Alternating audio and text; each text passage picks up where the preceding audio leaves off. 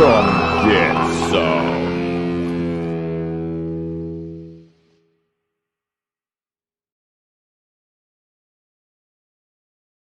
Hey, yo, guess what time it is?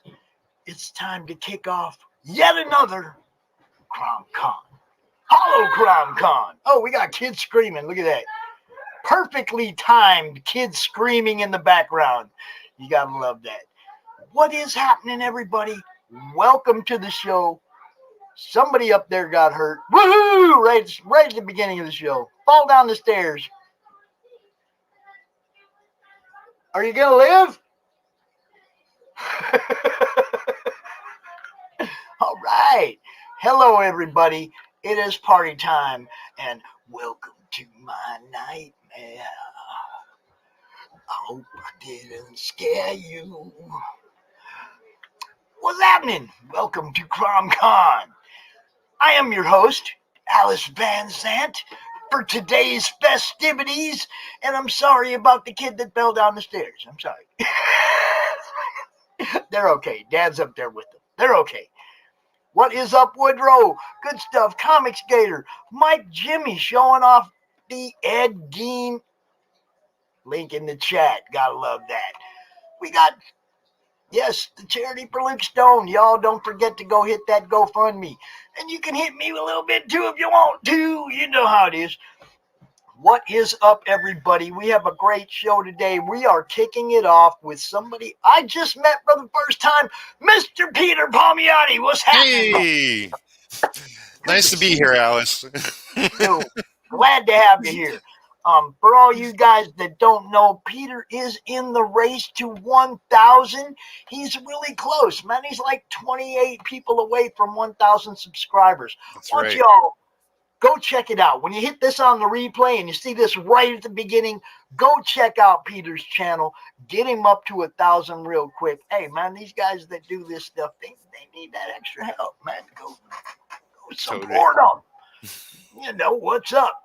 Also, we have the Mr. Lucifer Storm. Y'all know him from Lady Satan, but now it is new. It is Ed Gein Demon Hunter. And look, if you haven't heard the story about, oh my God, you're going to be blown away. You're just going to be blown away, I'm telling you. I was blown away. Look, I seen some of the stuff you had going on in the book, and it was like, these guys are taking actual stock photos from like the arrest and stuff, and drawing it out in the book. Like, oh, this is so good. Adding actual historical documentation, whatever you want to call it, to the book. I love that kind of stuff, man, where you can fall back on that. What is up, Intense Finance? Mike Jimmy, I know, man, he was hiding for a while, wasn't he? Luke was hiding for a while. He was working. Yeah, and you just need to remember, if you want to summon the devil, you no longer need to like sacrifice a chicken or a virgin. You just DM him on Twitter and then I pop up. That's what happens. That's what happens. Sometimes he gets angry too.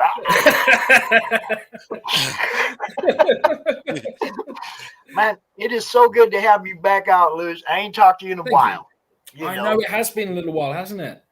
Yeah, well, I mean, when you first put up the sign-up sheet or the sign-up page, I was like, dude, you got to come out on the show. And he's like, no, I'm working. I ain't doing nothing. I'm working. All right, cool. Let me know when you're ready. Let me know. And then CRoM Con sign-up came and went, and he didn't sign up. And I was like, oh, man, he's still working. But look, then this spot became available for this opening panel. I was like, yo, Luz, come on. But I was like, I'm there. Yeah, and Peter responded right away. He was like, sure, I'll do it. I was like, man, you guys, you don't know. I've been following you for so long and seeing you promoting everybody, you having everybody on your channel, and I figured I'll wait until like I have something really going on. I'm just working on my book right now, working on a ton of other people's projects. But it's great to be here. It's great to celebrate Halloween with your fans and you and Lucifer, you know, who I've seen in a while. Yes, it has been a while. Yeah, we got a little short story we're doing together for an anthology, and I'm sure we'll be doing more in the future. And I just saw his project, man. The artwork on Ed Gein is gorgeous. If you haven't seen it, go look up the link in the chat and go check it out and buy a couple copies for your mom. Oh yeah, and your clergy. Don't forget them. It's an amazing looking book. Now, when did you launch this morning, last night? What? Well, it would have been around lunchtime here in the UK. So only about 4 hours ago, maybe a little bit longer, and we're already on 30% last time I checked. 30% of the way there for a humble £666 goal. See what we did there? Look, y'all. This is one of the nicest looking books you're gonna see this year. Yeah. I'm telling you, just straight up. Look at this. The boy, what they call them? The untouchables are there. Look. But check out the detail in the background of this. Just that one panel right there. Yeah. Yeah. It's gorgeous. It's gorgeous. I mean, you know. Look at the detail, the stuff on the desks, the garbage, the books, just everything, right? A fly. I like it. It's awesome. The old school ride. Check that out. I want a car like that. Oh, yes. Just amazing looking work. Christian, you're killing it, bro. He is. I don't know if you're going to be able to get him out.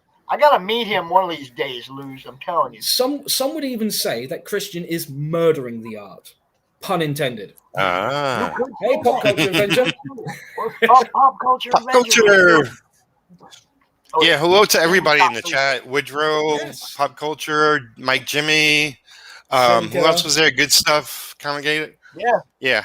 All kinds of we got Marv. Yep.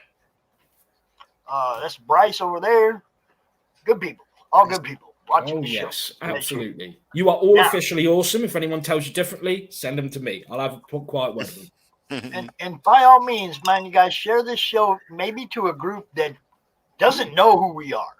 Yeah.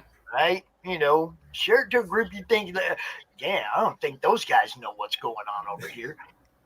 Don't share it to the same old groups because I probably already did. You know what I mean? Share it to some obscure places, man. The horror groups. Let's branch out. The sci-fi groups, all the different groups that have comic, that have a spot in the comic world. They're a genre of it. It's like they'll like us too. We just got to be seen there. Man, you guys don't know how hard I try to get these shows seen by as many people as possible. And all help is appreciated by everybody that comes out to the shows. You know? So it's all work. We love it and we keep doing it. We got Demetrius is in my chat. He's like, I'm ready for today. Cool. Good stuff.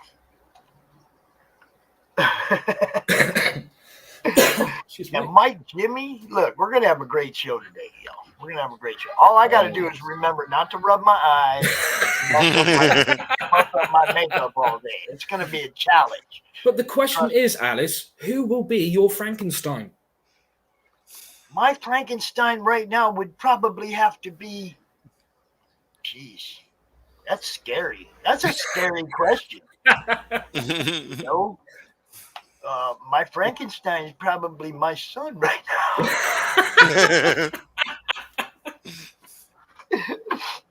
And that's just the way it is. No, I have people that I care about a lot, but I don't have time for all that right now. I don't have time for a Frankenstein, man. Maybe someday.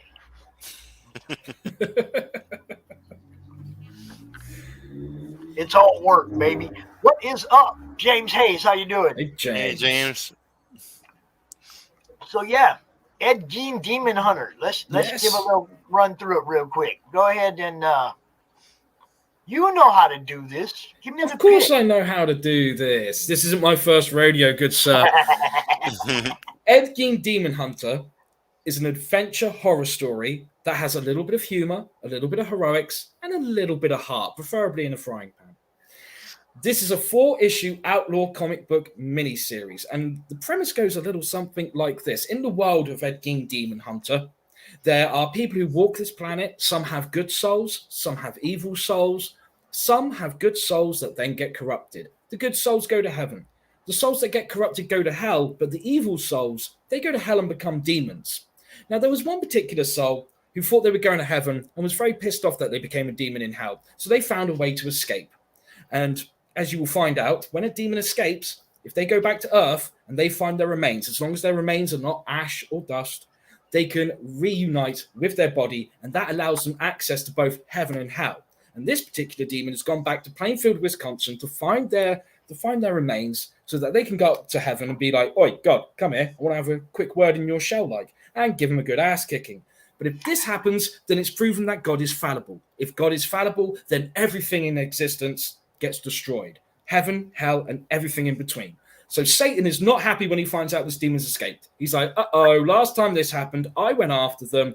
Everyone here started a holy war in heaven. I got the blame. I'm not letting that happen again. So I need a demon hunter. Who's a good choice for a demon hunter? Well, clearly a serial killer. Of course it would be a serial killer. But you put Bundy out there, you put Speck, you put Ramirez out there. They're just going to go, screw the demon. I'm going to have some fun before the world ends. Yeah. So he realizes that maybe the best option he has is Ed Gein, because he has enough guilt to want to come back of his own volition once he's caught the demon. However, Satan's right-hand man, Ezra, is like, oh no, I don't think he's a good choice, and speaks back to Satan. And Satan is not happy about this. So Satan convinces Ed Gein to go back to Plainfield to hunt, capture, and return this demon. However, in order to punish his sidekick, he sends Ezra, his right-hand man, with Gein and disguises him as a bloodhound. And as we soon learn, Ed needs to learn to tackle his internal demons before he can capture the external one. Love it. Man, you got a great imagination, my friend. Well, I like to try. My therapist doesn't call it a great imagination. they call it a paycheck, a steady paycheck. Somehow you made the HallowCRoM Con edition of the news up at 12:30. Are you ready for that? Are you ready for that, Dark Gift? Make the news. I love all the new news shows. Well, they're not necessarily new, but the news shows that are like, they have some skit material and some, promotion, and it's like they're fun. And I keep trying to tell people they're supposed to be fun, and everybody wants to burp, burp, burp, burp, burp. And it's like, no, it's supposed to be fun. Y'all ain't getting it. So, that little let me call it rapport between those two news shows is awesome. Anybody who isn't paying attention needs to subscribe to both those channels, Dark Gift and Good Stuff Comic Skater, and you'll be in the know of what's going on in that little spat, that little feud, that little friendly, fun feud.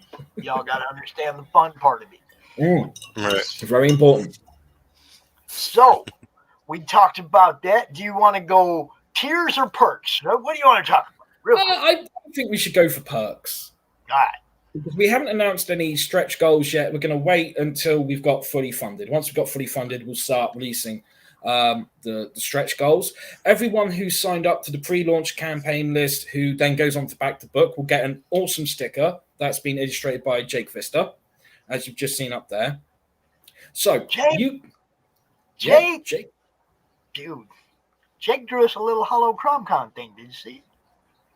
No, please show me. Oh, let me see if I can grab it real fast. Keep talking. I'll grab it. He's a great artist. Absolutely great artist.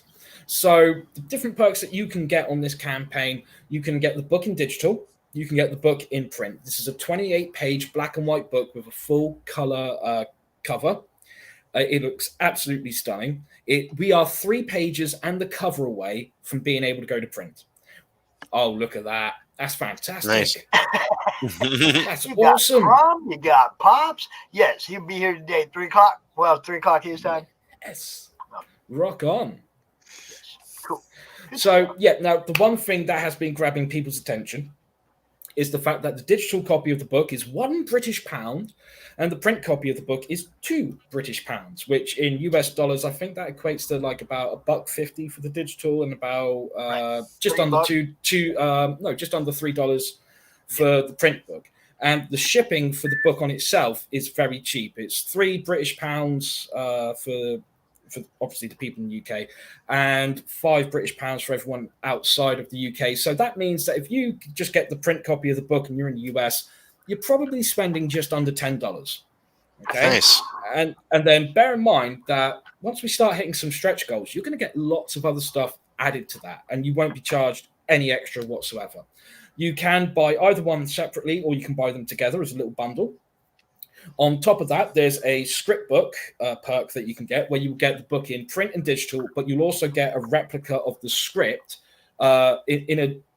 I want to make it limited edition, but I don't think I will. It'll basically be the comic, but on one side you'll have the comic book page, on the other side you'll have a page of the script so that you can reference the script as you go through it, which is great for people who want to learn how to write comics. I think that will be a vital tool for them.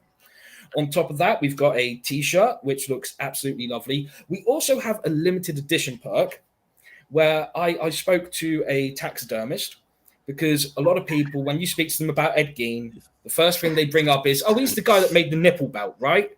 And yes, he was. So there are 10 taxidermy nipples that you can get. You can just buy the book and the taxidermy nipple. There's 8 of those perks available. The other 2 nipples we added to the mega bundle, which is where you get an original page of artwork, you get the book in print and digital, you get the script book, you get the t-shirt, you get the nipple, and you also get illustrated as a character in issue 2. So that's an option. And there's a retailer bundle as well. So for a slightly discounted price, if you're a retailer, you can back that perk and you will get 10 copies of the book in print shipped to you. Let me see. We've also got original artwork. So much original artwork. We've put up 10 pages altogether. And depending on how quickly they sell or how popular they are, we will put up the rest of the pages as well. So things like the mega bundle and the original artwork, these are high price items. If you've got extra money to spend, you don't mind spending it, you know where to go. And for everyone else, the main thing with this book and most of the books that I work on, I want to give you the biggest bang I can for as little buck as possible. And I feel that I have been able to achieve that with this campaign. You do that Incredible. You did that with your first campaign too, my friend. Yeah. Now look, I gotta ask right here. Okay. What's the estimated shipping on the retail bundle? December. No, I don't mean. I mean, what do you think it's gonna cost? Oh, the shipping. Right. So I think it's going to be around about £5 So, so $30. About $30. About $30. Cool. All right. That's what we're talking about, y'all. 10 books, $30. Yeah. Now look, I know there's retailers out here watching. Yes. Danny, I don't know if you're with your grandpa right now, but you'll be watching the replay. You know what's up. This here, Will, you know what's up. This right here, Pop Culture Avenger, you know what's up. And you want to get on it, because I've already had someone get in touch with me who runs a comic book store in Seattle, who's interested in taking copies of Ed Gein and Lady Satan to put in their shops. So nice. You don't want to miss out. You want to join in as well. Have you talked to, there's a guy named Adam Watson. Okay. And what they're doing is he put these spinner racks in dispensaries. Yeah. Weed dispensaries. Oh, very nice. And they have comic books on them. Lovely. And he keeps them stocked. Okay. Nice. I'm going to be hunting him down. Yeah.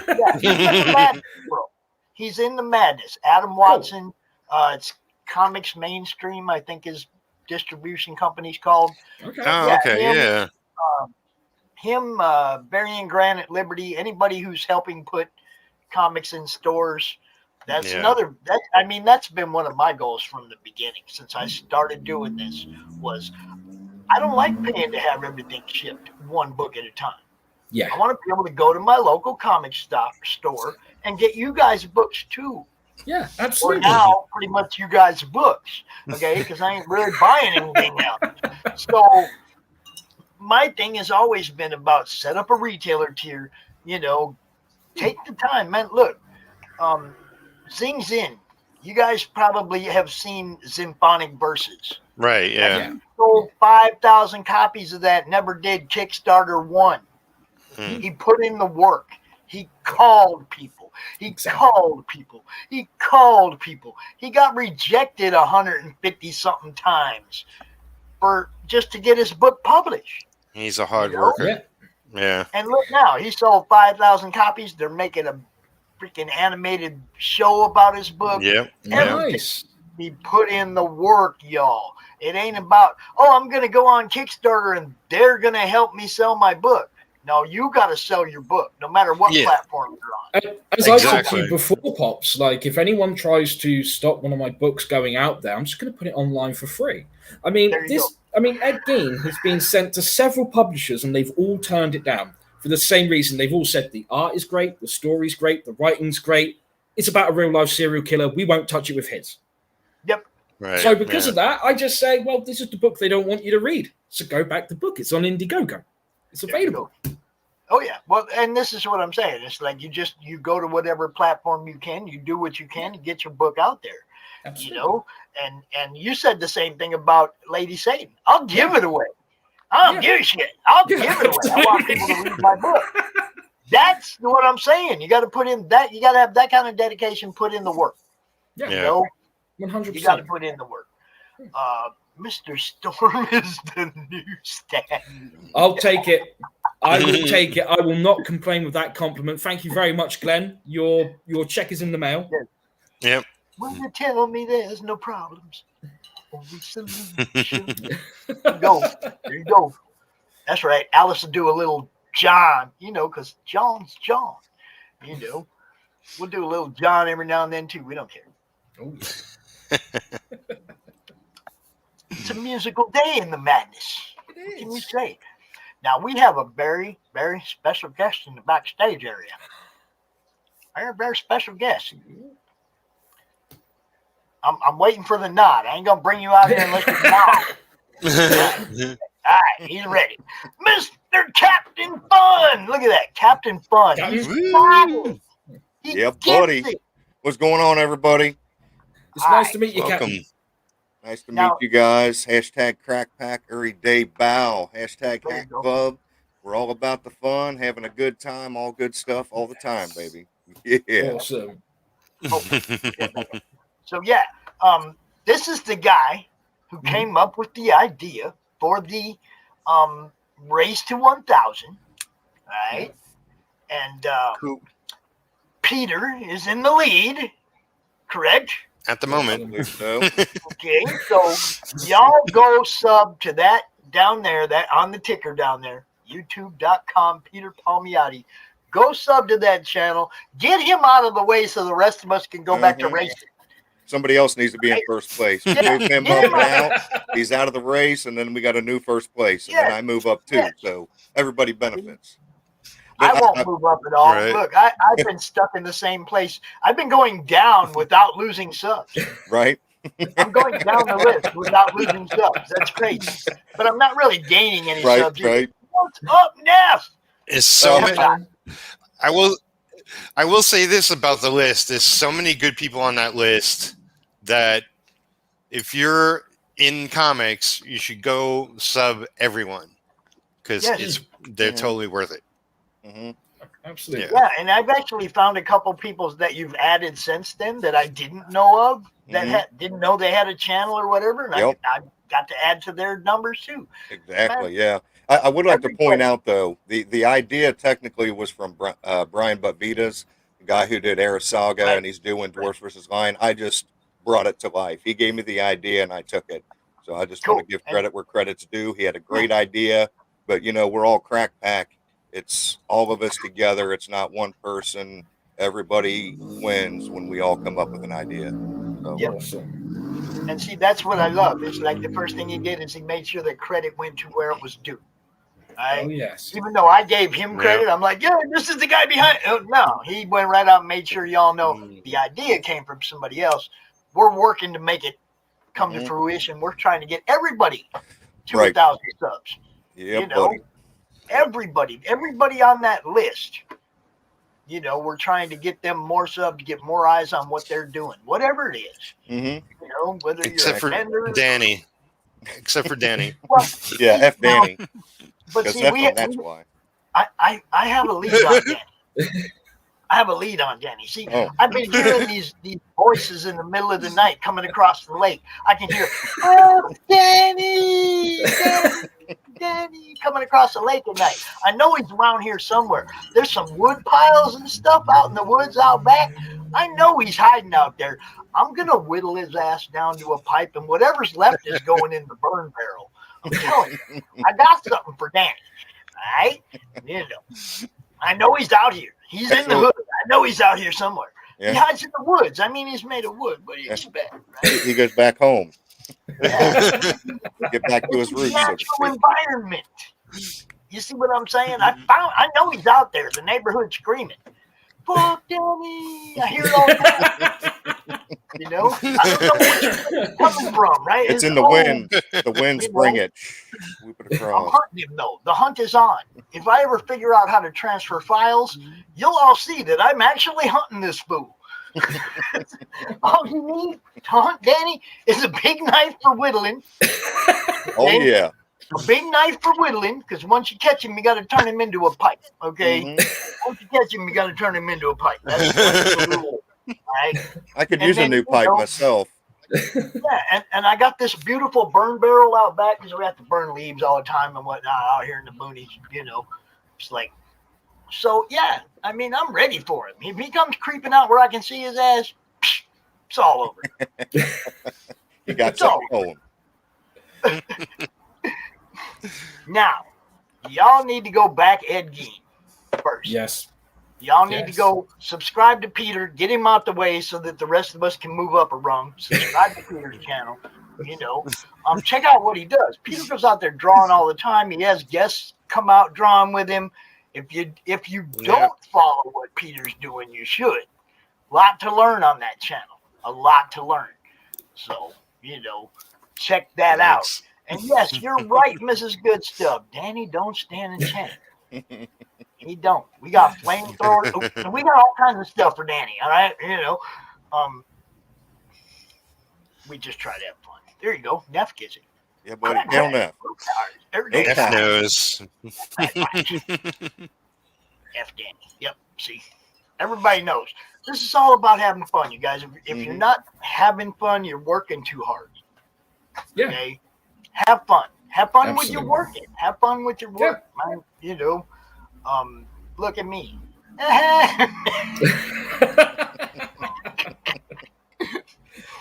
Shameless plug.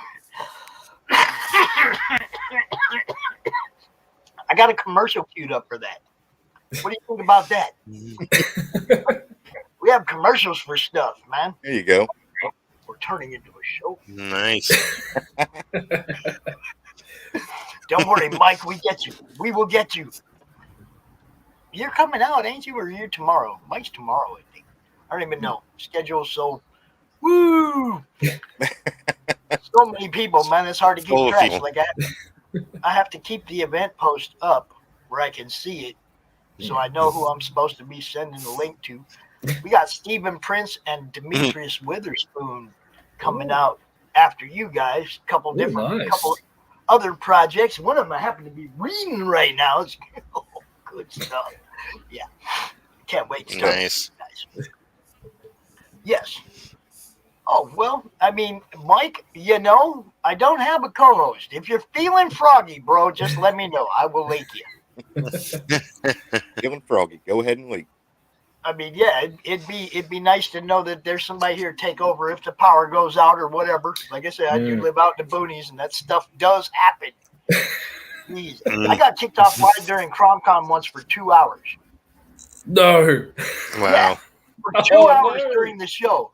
And because I had Phil and Pete, you know, it's like they just kept the show going. They just, you know, went right on with rolling. And it was like, man, if I didn't have Phil, you know, what? Damn. Right. You know, Will, Phil, Pete, all those guys, really good co-hosts, man. It's like, you got to have a good co-host. You got to have somebody there to pick it up when shit goes to hell. God, yes. You gotta be prepared. You like how I segued into goes to hell. And you can go to hell. Oh, I know. I picked the right costume for today because I got a lot of different projects that will segue into Cooper songs. Excellent. You know, like this one, even this one. Yeah. I love the dead before they're cold. They're brewing flesh for me to hold. Yeah. Hey, you know what? That's another thing you're going to love about this book, because there's so many songs and movies that have been written and produced about Ed Gein. You're going to see a lot of deep cut Easter eggs in the first issue alone. Like hold up, like that one. Yes.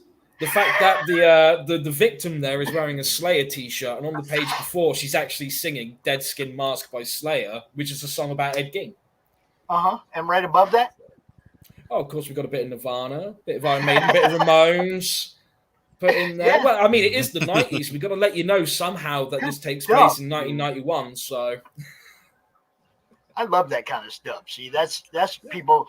One thing that changed the way I read comics when people started adding Easter eggs and stuff. I'm a story guy. Okay. Yeah. If the story's good, I'm buying the next comic. I don't really care what the art looks like. If the story's good, I'm hooked, right? Yeah, absolutely. So then people started adding Easter eggs and stuff, you know, and I was like, man, now I really got to look at the art. I don't want to miss anything. You know what I mean? Christian sent me a batch of pages for this book just a couple of days ago, and I'm looking through them, and I'm like, the artwork is great, and I'm showing a friend of mine, and they looked at it and went, have you noticed something about that panel? And I was like, what's that? And they were like, that's you right there in the panel. I was like, shit, it is as well. I never asked him to do that. Thank you, Christian. You put me in the book. Come on. He's done it so many times on different pages where he's just hidden little Easter eggs that I am completely oblivious to. Someone else goes, have you seen that? And I'm like, oh, God, yeah. People are going to love this. I'm going to love it, and I'm probably going to figure out a way to get that one on the list. Yes, that's what I like to hear. You know, I mean, it's on the list. I just got this one thing I have to do before I can back books again. Yeah. You know, I had my hard drive's going, basically. I was laying here last night and it's going. Right. Yeah. I don't think it's been doing it for a couple of weeks, so I know it ain't got much time left. So yeah. That's my priority right now is getting a new tower. But then after that, I can back books again. Woo-hoo! Yes, come on. Whoa, Mike Jimmy. Look. Mike, how the devil art thou? It's Pirate Mike. Arg, mate.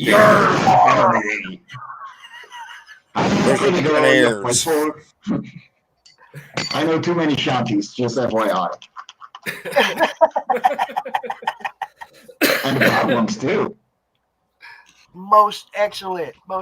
Now we also we have something here. In what are you trying to share? Are we ready to go? Good stuff. Ready whenever you are, man. All right, we're gonna run with this. You guys are gonna like this. I promise. Most likely. I hope so. I hope you're gonna like it. This is a special edition HallowCRoM Con news from CGNR. That's the show that I'm part of, the CG News and Reviews. You're going to get to see Titan Donati in his Halloween costume. And we're going to basically try to highlight as many people as I could in the crack pack to give you guys an idea of what we're about. Cool. So let's check this out. Stay tuned Excellent. for a special CG News Report with Titan Donati. Welcome, CG I am Titan Donati, and I am bringing you the news as I know it to be. Okay, what we got here, folks, is we got a special edition of the news. We have a special HallowCRoM Con edition of the CG and I news we got going on for you today.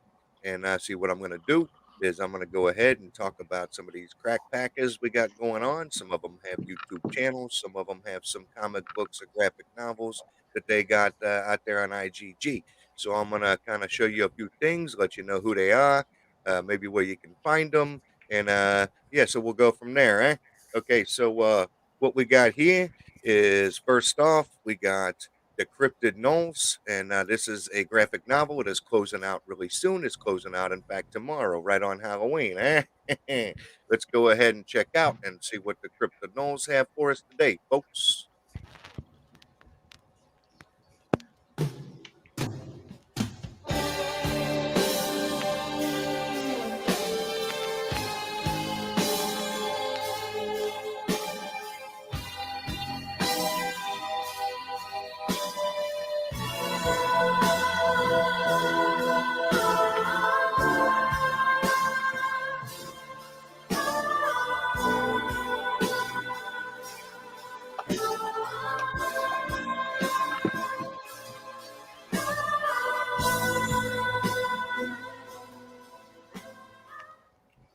All right, folks, that was some good stuff. That's what good stuff would say anyway. Kill me. I'll tell you what, I'm funny. I can't help it. You guys love me. I don't know. Anyway, up next, we've got Dwarfs versus Lion. That brought to you by Brian Butvitas, the guy who had every saga. You know what I'm talking about? With that hot chick. It's got some boobs and butts, and it's got some stuff going on in there with her tearing people apart and whatnot. It's good stuff. Anyway, what you got here is you got 50 battle dwarves. They're going to fight a big, huge lion. And what happens is we got a bunch of CG celebrities that are these dwarfs. And what you can do if you want to become a dwarf is you sign up at this sign up stage here on IGG, Indiegogo to you and me. And you get your chance to win to become one of these dwarfs. This book looks really awesome.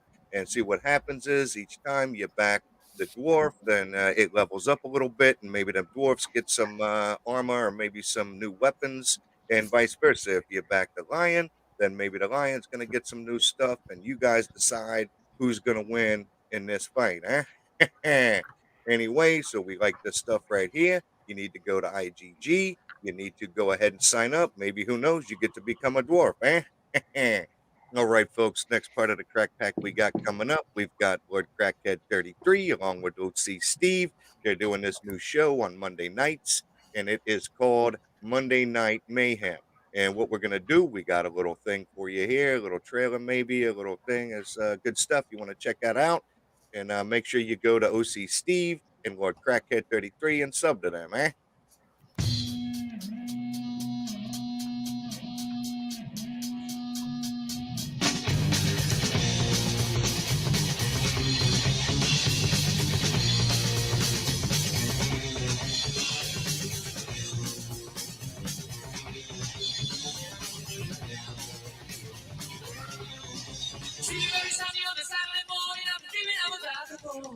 There's a rumor going round on a clear out of town, yeah, sounding like a driver's storm. Here come the law, gonna break down the door, gonna carry me away once more.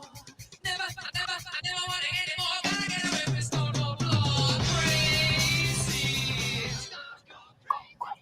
All right, yeah, that was good stuff. So what you want to do is you want to go to OC Steve, you sub to him. You go to Lord Crackhead 33, you sub to him. And on Monday nights at 10:30, you tune into Lord Crackhead 33's YouTube channel, and you get to watch that show. It's good stuff. I saw the first one, and I was liking it a lot. I think you guys are too, All right, folks, next up, we got Rich Ayala. He gets on that new show, CG News and Reviews, and he does what he calls the Krusty's Raw stream. And let's check one out and see what you think,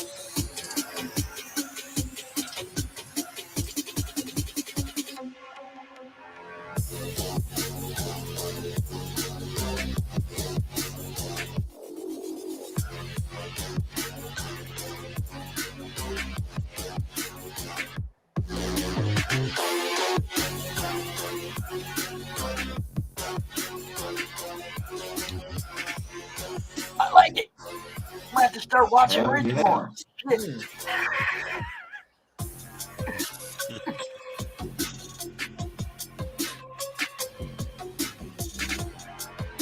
F Danny on the bottom.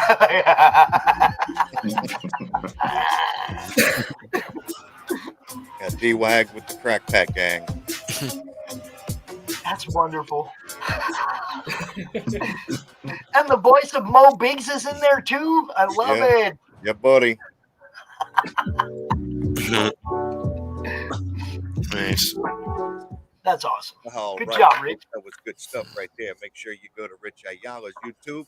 You sign up to him, and you get to check out some roach balls and other stuff he's got going on there. Eh? All right, folks. Next up, another part of the CG News and Reviews show. You've got Arrogant Ape, and what he does is he does reviews on his YouTube channel. So you make sure you want to go check out him and sub to him. But what he does for CG News and Reviews, he takes those and he shortens. Let's go ahead and check one out now.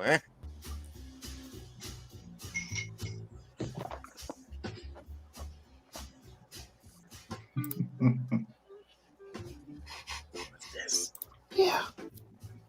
This looks like it could be. Beanie's book. Oh, yeah. Well, there's an apple. Okay, here it is. And I'm here with another fantastic little book here called Fiendish by Irene Striss. So,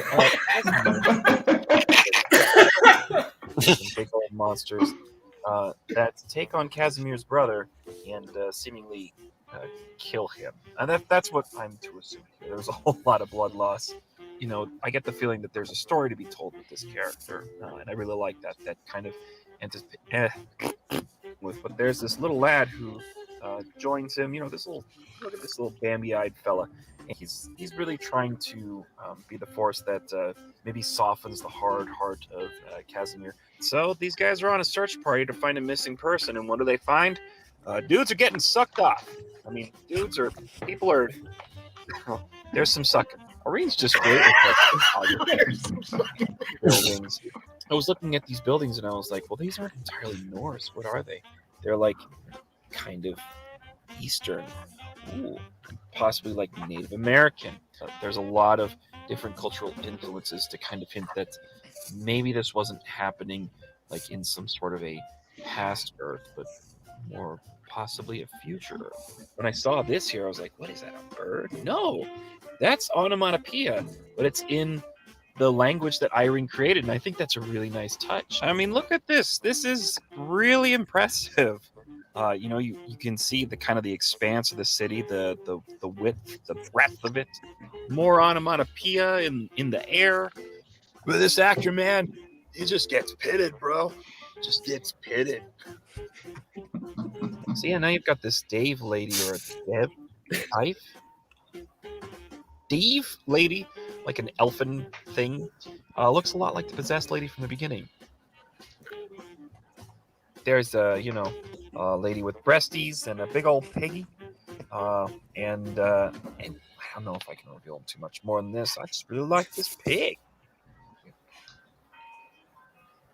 All right, folks. Yeah, that was good stuff too. I tell you what, these crack packers, man, they got some good stuff going on. I guess that's why they call them the crack team, the crack pack, because they're the greatest at everything. Anyway, folks, what we got next? It's our final edition here. What we're going to talk about. We've got that show, CG News and Reviews. It's currently got Good Stuff Comics Gator, Steve Worcester, your boy D-Wag, and you got a couple other Crack Pack guys in there throwing in some videos. We got a lot of people to help out. Lord Crackhead 33, Dean James from Comics Mate. You got Rich Ayala, Arrogant Ape. I hope I'm not forgetting anybody. There's a lot of people to help out with this. Mrs. Good Stuff, Little Good Stuff. Yeah, it's all the good ones out there, right? It's the whole Crack Pack. Everybody comes together collectively, creating just awesome stuff. So let's check out a trailer for this show, and we'll talk about that afterwards, eh? You just have to subscribe to Good Stuff Comics Gator. That's comics with an X for extra street cred. Then hit the bell for notifications.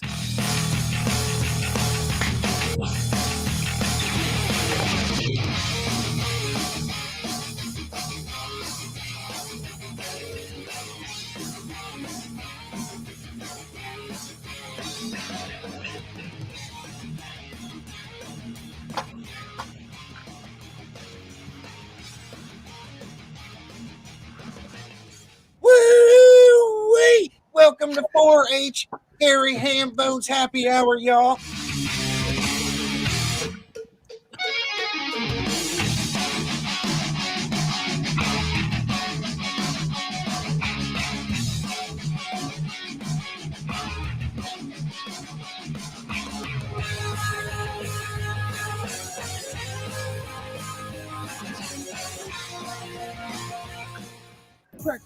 Crack, baby.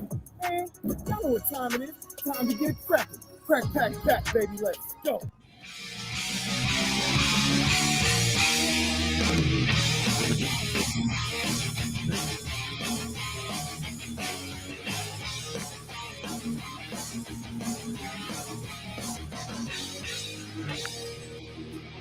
What's up, Brian?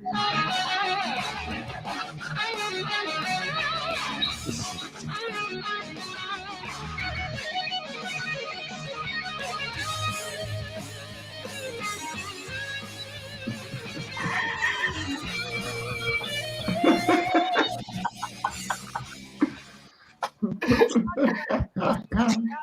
isn't what we paid for. We want Luke Skywalker, Leia as a slave. We want Jaina. Her tweets weren't even all that bad, but every movie's like soy boys. Mary Sue ripping up Sith Lords, not trained Jedi's dueling with lightsabers. She's not trained. Training doesn't need to be obtained. Disney ruined Star Wars.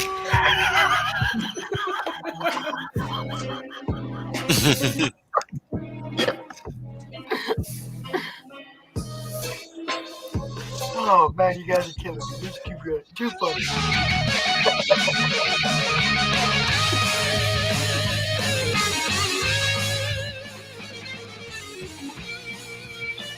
Hey, everybody. Welcome to Men on CG, where we give you campaign reviews from a man's perspective. I'm over here in Crack Rock fucking mountain, bro. Crack, he found it. He found. Look at the bar.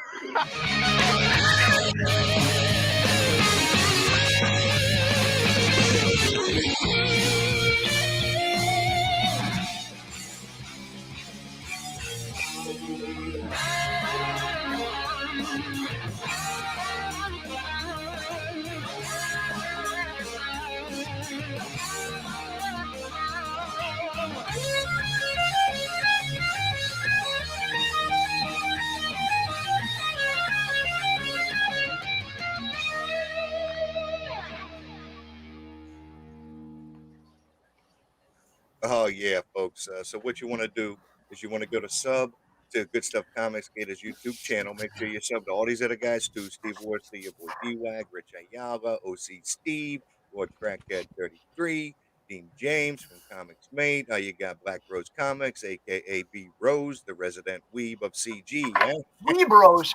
Well, folks, that show was on Sunday nights at 9:30. It's like a skit comedy show. It's like an old school SNL, or maybe not necessarily the news, or even in living color, right? I'd also like to point out that Dark Gift Comics, he keeps accusing me of stuff, saying I don't have the realest fake news around. Well, where's he at on this here Hallow CRoM Con, huh? I don't know. I got the spot for the special edition here with the news. I don't see his news anywhere. We already got his Russian syndicate newscast over there for his misogyny that he likes to do. He doesn't respect women. I don't know, but well, that's all I got for you today. I want to thank everybody for hanging out with me during this special HallowCRoM Con news edition from CGNR. I'm Titan Donati. My Halloween costume, if you didn't know, that's Darth Maul right there. But you know, that's when Star Wars was good. Now Disney Star Wars sucks. You can always look at an interview with that Star Wars boy to find out how how that goes. But thank you, folks. But I'm Titan Donati, and I gotta bounce. This is CG News. Now I gotta say, y'all, what you put that together in like a day? Wow. Yeah, I did that. I woke up at about 10 this morning and did that. Dude. Fair play to you.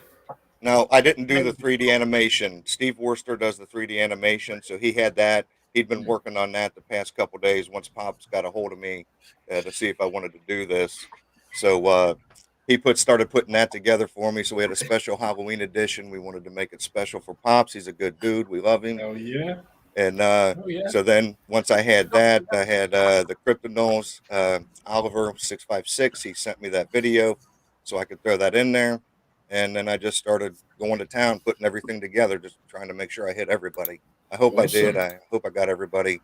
Everybody's great. They all help out so much. Without every one of them, I don't know that that CG News and Review show would happen. Hey, you did great on that, man. I mean, I was like, Yeah. come on, help me out, fill up this time a little bit. And when I was panicking. Okay, when Danny let me know that he couldn't be here, I was like, oh my God. And I just like went public, everybody. And then I got like way more people getting back to me than I could actually bring on in the first hour. So I ended up having to sign up a couple of special editions for later in the week. What can I say? You know, we're gonna have a good time. You know, we're gonna keep doing what we do. You know, dude, that was amazing. Well, thank you. We still got a little bit of time. So, Peter, give me a secret. Yes. What are you working on? What are you working on? Come on. Well, besides retro, my own creation, which I plan to do this whole superhero universe eventually down the line, with seven characters, then a team book, so 8 books altogether. Starting out with retro, I'm working on a graphic novel called Designated. It's 110 pages. Mark Torres wrote and created it. I've just almost finished the first issue of 5. It will be released digitally as issues and then printed as a graphic novel. And that's with Apex Comics Group. And they're doing a ton of books that they're just leaking out right now into crowdfunding stuff. I'm doing an anthology, Wildcat, with Lucifer Storm. Wrote it. Abel Parsons penciled it. I'm making that. Just a whole bunch of things. I got 7 covers with American Alchemist. This anthology, wrestling themed. I've been doing covers for, I did one for Global Frequency. I'm doing Tragedy. My art rep is Philip Russert. Tragedy goes live. Issue 2 goes live November 1st. Just to promote my brother, Jimmy Palmiotti. Yes, we are brothers. He's got Painkiller Jane on Kickstarter right now. I had nothing to do with that. That's his problem.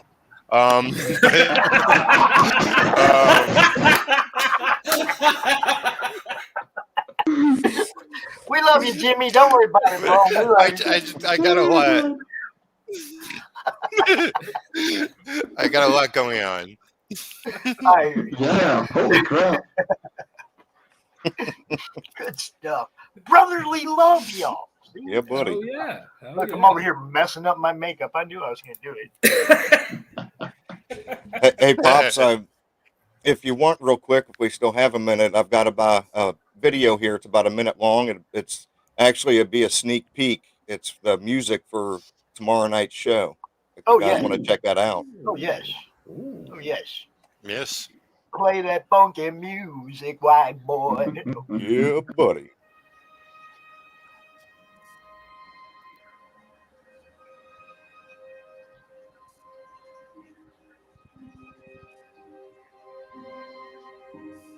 I did all of these instruments. Is that Cornelius? And Gaius?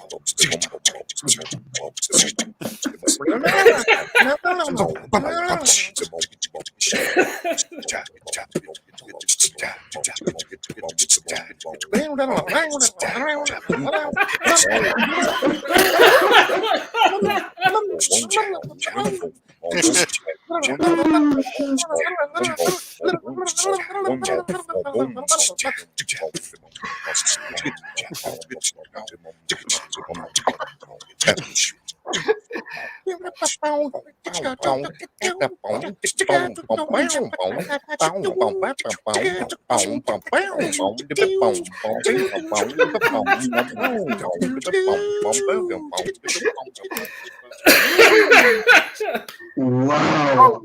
Crap, where'd you find that? That was beautiful. Absolutely beautiful. Like, I nearly cried. Oh, I haven't been moved by a song like that in years. I thought my heart was dead, but you just proved me wrong. Thank you so much. That is something I so needed in my life. Thank you. Oh, I practiced. I've listened to that song so many times. I love John 5 and the Creatures. That dude's phenomenal on the guitar. And I tried to mimic what he was doing as best I could. You didn't just mimic it, you owned it. You made it. You are clearly classically trained, and I admire any man that is classically trained in so many instruments. You are a beautiful human being.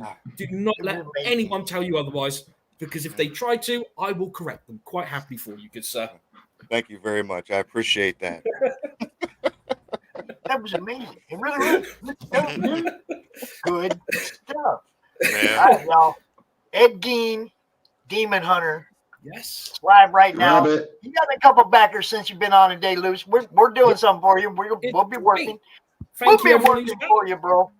You know what's up. Peter, thank you so much for answering the call. And I'm so glad I finally got to meet you, man. You know, keep doing what you do, man. We appreciate you. Thank you. For Thank sure. And again, Captain Fun. Yeah, Captain Fun gets it. Look, it's about it being entertaining. It's about having a good time. You go, you check out his show, and you giggle, you chuckle, you laugh a little bit. We don't get near enough of that in the comic industry. Okay, we don't get near enough of that giggle, chuckle, have a good time. You know, so. If you guys are missing that part of comics, try to remember why you loved comics when you were young. Mm-hmm. Just try to remember that feeling, because that's what I try to bring to it every time I read a book. Is this what I got out of comics when I was young? Am I having a good time? Because I had a great time when I was young reading comics. Yeah. All right.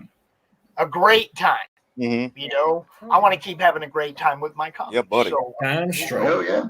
And by the way, everybody, the Crack Pack is not an exclusive club. No membership needed, no payment. You can be anybody, male, female, black, white, Mexican. It don't matter. Everybody's welcome as long as you want to have fun. That's what it's about. Be Hat Club and be part of the Crack Pack. Exactly. Be Hat Club. Exactly. You know, I mean, no, it's look. I look at what we got going on, the madness and what you doing, and it's more like family. It's not community, industry. Mm-hmm. It's like you guys actually give a shit about each other. Oh yeah. Oh my God, what a unique concept. Anymore it is, I think. You know what I mean? It's like care about each other, man. Give a shit about what the other guy's going through. Help each other out. That's all I see when I look at what you guys do, you know, that's how I see it. It's people having a good time and trying to support each other. Yeah. And that's all I want to do. And that's all I want to do is have a good time and help support what you guys do. That's why I'm here. You know. Oh, we got Zayd. What's up, doing Zayd? so well. Thank you again. Thank you again for hooking me up with Zayd and filling that spot for tomorrow. Oh yeah, man. For sure. See, that's what I mean. It's like I had a couple people cancel, you know, had things come up. I threw out the call. The call was answered in so many different ways, man. You know, so Crack pack backs every day bow. Yeah, buddy. There you go. Yes. We have. I want to introduce you guys to this guy because I'm reading his book right now. All right. Hello. Hey, everybody. Hey there. How's it going? That video was amazing, by the way. Oh, thank you. My life. It changed my life too. Thank you very much. I appreciate that. That was great. See, you need to keep doing what you're doing, man, because you are changing lives for the better. One by one. Every little bit counts. So, this right here, this man right here, Mr. Stephen Prince, is the creator of Monster Matador, and I'm a little over halfway done with book 2. He sent me all 3. Dude, I'm having a blast with these, man. I'm taking my time with these because I like it. Thanks. No doubt. Thank you. If y'all aren't familiar with it, here's a little sample of some art. A little sample of some of the art. Oh, look at that! Look at that big ugly thing right there. That's right. That's the queen bee. Yeah. It's like kaiju insects and kaiju monsters, and Matador's kicking that ass. Good stuff, man. Nice. Good stuff. Good stuff. I love it. Steven, introduce yourself. And this is Captain Fun and Peter and Lucy and Mike. How's it going, everybody?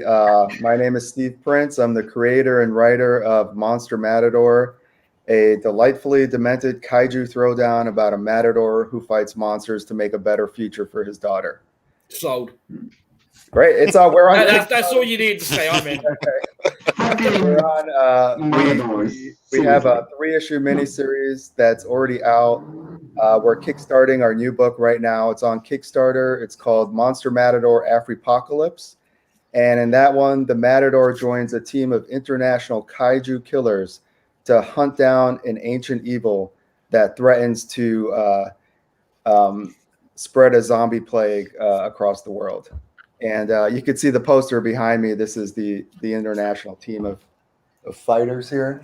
If you love, it's kind of a mix between Predator meets zombies, I guess is the best way to put it. Nice. Oh, cool. Fantastic. Bunch of badasses. So if you love Predator, if you love action movies. Hold on. Put that back up. I'm sorry. I was off the screen for a second. There you go. Let people get a better look at that. There you go. There we go. That's awesome, man. Yeah. Oh, yeah. Get that right there. Let everybody see that. Now, this is some good stuff, y'all. It really is. I like the story. I like where it's going. Like I've said, I'm a story guy. So, you know, that's what's going to get my first attention. Yeah. I'm not going to pick up book 2 if book 1 sucked. Yeah. Obviously. Yeah. I mean, So it's good. you know It's a what I'm good saying? thing you're in book 2 right now. So I'm reading book 2 right now. Exactly. That's the point I'm making. It's like, it's good stuff. I went, okay, I want to know where this is going. Hey, real quick, Pops, I'm going to have to jump off here. I got a lot of work to do for the show tomorrow. Same here. But I want to thank everybody. Nice meeting all of you guys. Nice meeting you, Captain. Hell, everybody. Awesome. Yeah. Everybody. Wow. You guys saved me. I appreciate you. I appreciate you, Pops. Thank you very much, man. All right. Talk later. See you later, buddy. I've got to shoot as well, Pops. I'm really sorry about that. But, Stephen, it's really nice to meet you real quick before I go. Your book sounds awesome. I'm going to do what I can to back it a little bit later for you. Thank you very much. I appreciate that. Anytime. Mike, pleasure to see you again. Sorry we didn't communicate more, but that will change. Peter, love you. Awesome person. And Alice Van Zant. Awesome. I loved you in Wayne's World too. I really did. It was one of your best movie roles, even better than when you were in John Carpenter's Prince of Darkness. And that's one of my favorite movies. I cannot thank you enough for everything that you do for everyone. You are a wonderful person. I want to get you back on the show, Luce. You know that. Oh, you will. About halfway through this campaign, you know I want to see you. I want to see you in your own studio, though. Our boys need to chat. Okay, Of course. Our boys need to chat. Right? We'll arrange a play date for them. Don't you worry. All right, gentlemen. Take care of yourselves. Thanks, man. Take care, man. Take care. Good stuff. And now let me drop this. So I might as well head out too, because I got a full day of work ahead of me. But Pops, thank you so much for the invite. This has been a super pleasure, and I got to get you on my channel to promote you and all you do. So we'll be talking. Man. And Mike, Jimmy, good to see you again, and Steve, nice to meet you. Totally. And everybody in the chat that's been watching, thank you all for being a part of this as well. And subscribe to my channel. Okay, I'm out. Yes, subscribe to his channel and mine too. Now, the banner across the bottom is the short address. There's also a link in the chat if you guys want to go check this one out. Look, like I said, it's how good the story is tells me whether or not I keep going. Now, that's not saying I won't buy a variant cover by an artist that I like or something down the road, but actually reading the books, okay?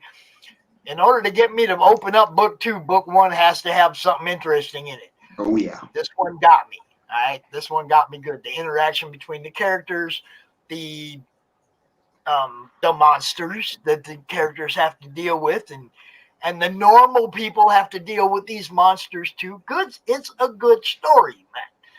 I'm impressed. Thanks. Steven, you're Yes. kicking ass, dude. You're kicking Thank ass. you. I like it. Yeah, and the art on the book is amazing too. This is the last Kickstarter campaign. Oh, what? How come I? You got the old used one. the wrong link. That's why. All right, there it is. Okay, watch this. Bam! It suddenly changes. So yeah, the art's amazing. It's by the same one who did the first series, Fabio Alves, and he's been nominated for Ringo Awards. And he brought this new style to it. You scroll down, he's got a real Bill Sienkiewicz influence to it. Let's see, it's like the team of killers. And You want to throw the pitch?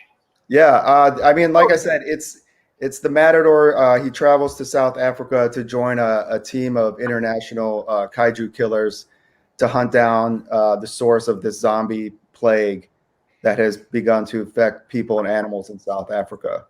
And they head into the forest, and they are, they've got to fight zombie animals, and they come upon this giant kaiju monster that they have to fight.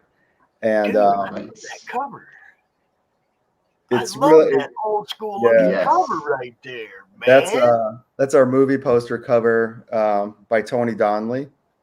Dude. Really, See, and I'm sitting here saying, I like the story. The art doesn't give me that. I like that because that's old isn't that cool? I was really influenced. I wanted to do a kind of like Dirty Dozen type of movie, like Dirty Dozen, Predator, those man on a mission type movies. Yeah. So we kind of took influence from those old 60s movie posters.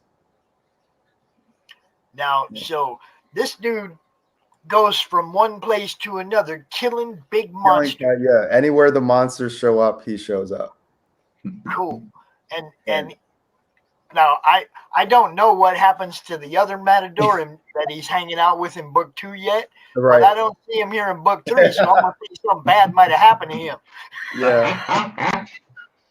So yeah, that was kind of like, in that first book, I wanted to, introduce the character to everyone, but I didn't want to do a lot of exposition.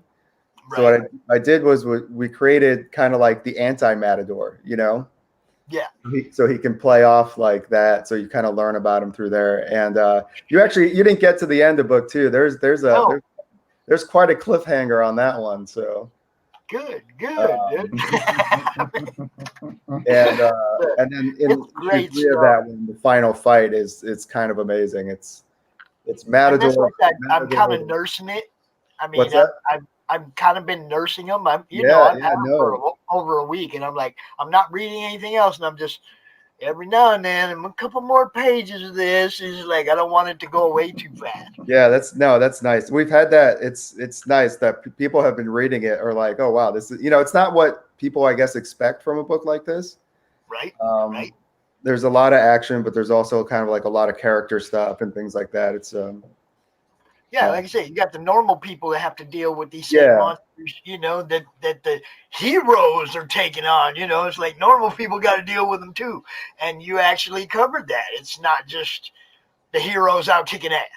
Yeah, it's one of the nice things about comics is like with Mad Max, you got to focus on Mad Max, because you don't have the budget to do like everybody else or whatever. So in the comic, what's nice about comics, you actually have the time and you can actually kind of like explore those like post-apocalyptic worlds a bit more. Because for me, I'm always curious about, well, what else is happening, outside of like that little like desert patch in Australia, how is the rest of the world dealing with it? So what was nice about this is that we actually get to take this character around the world to actually see how people are affected by it and how they're kind of dealing with all these kaiju. So like I said, in this new one, now we start to learn there are other people that are actually like fighting these things. So, now you've got this big team of killers and there's kind of like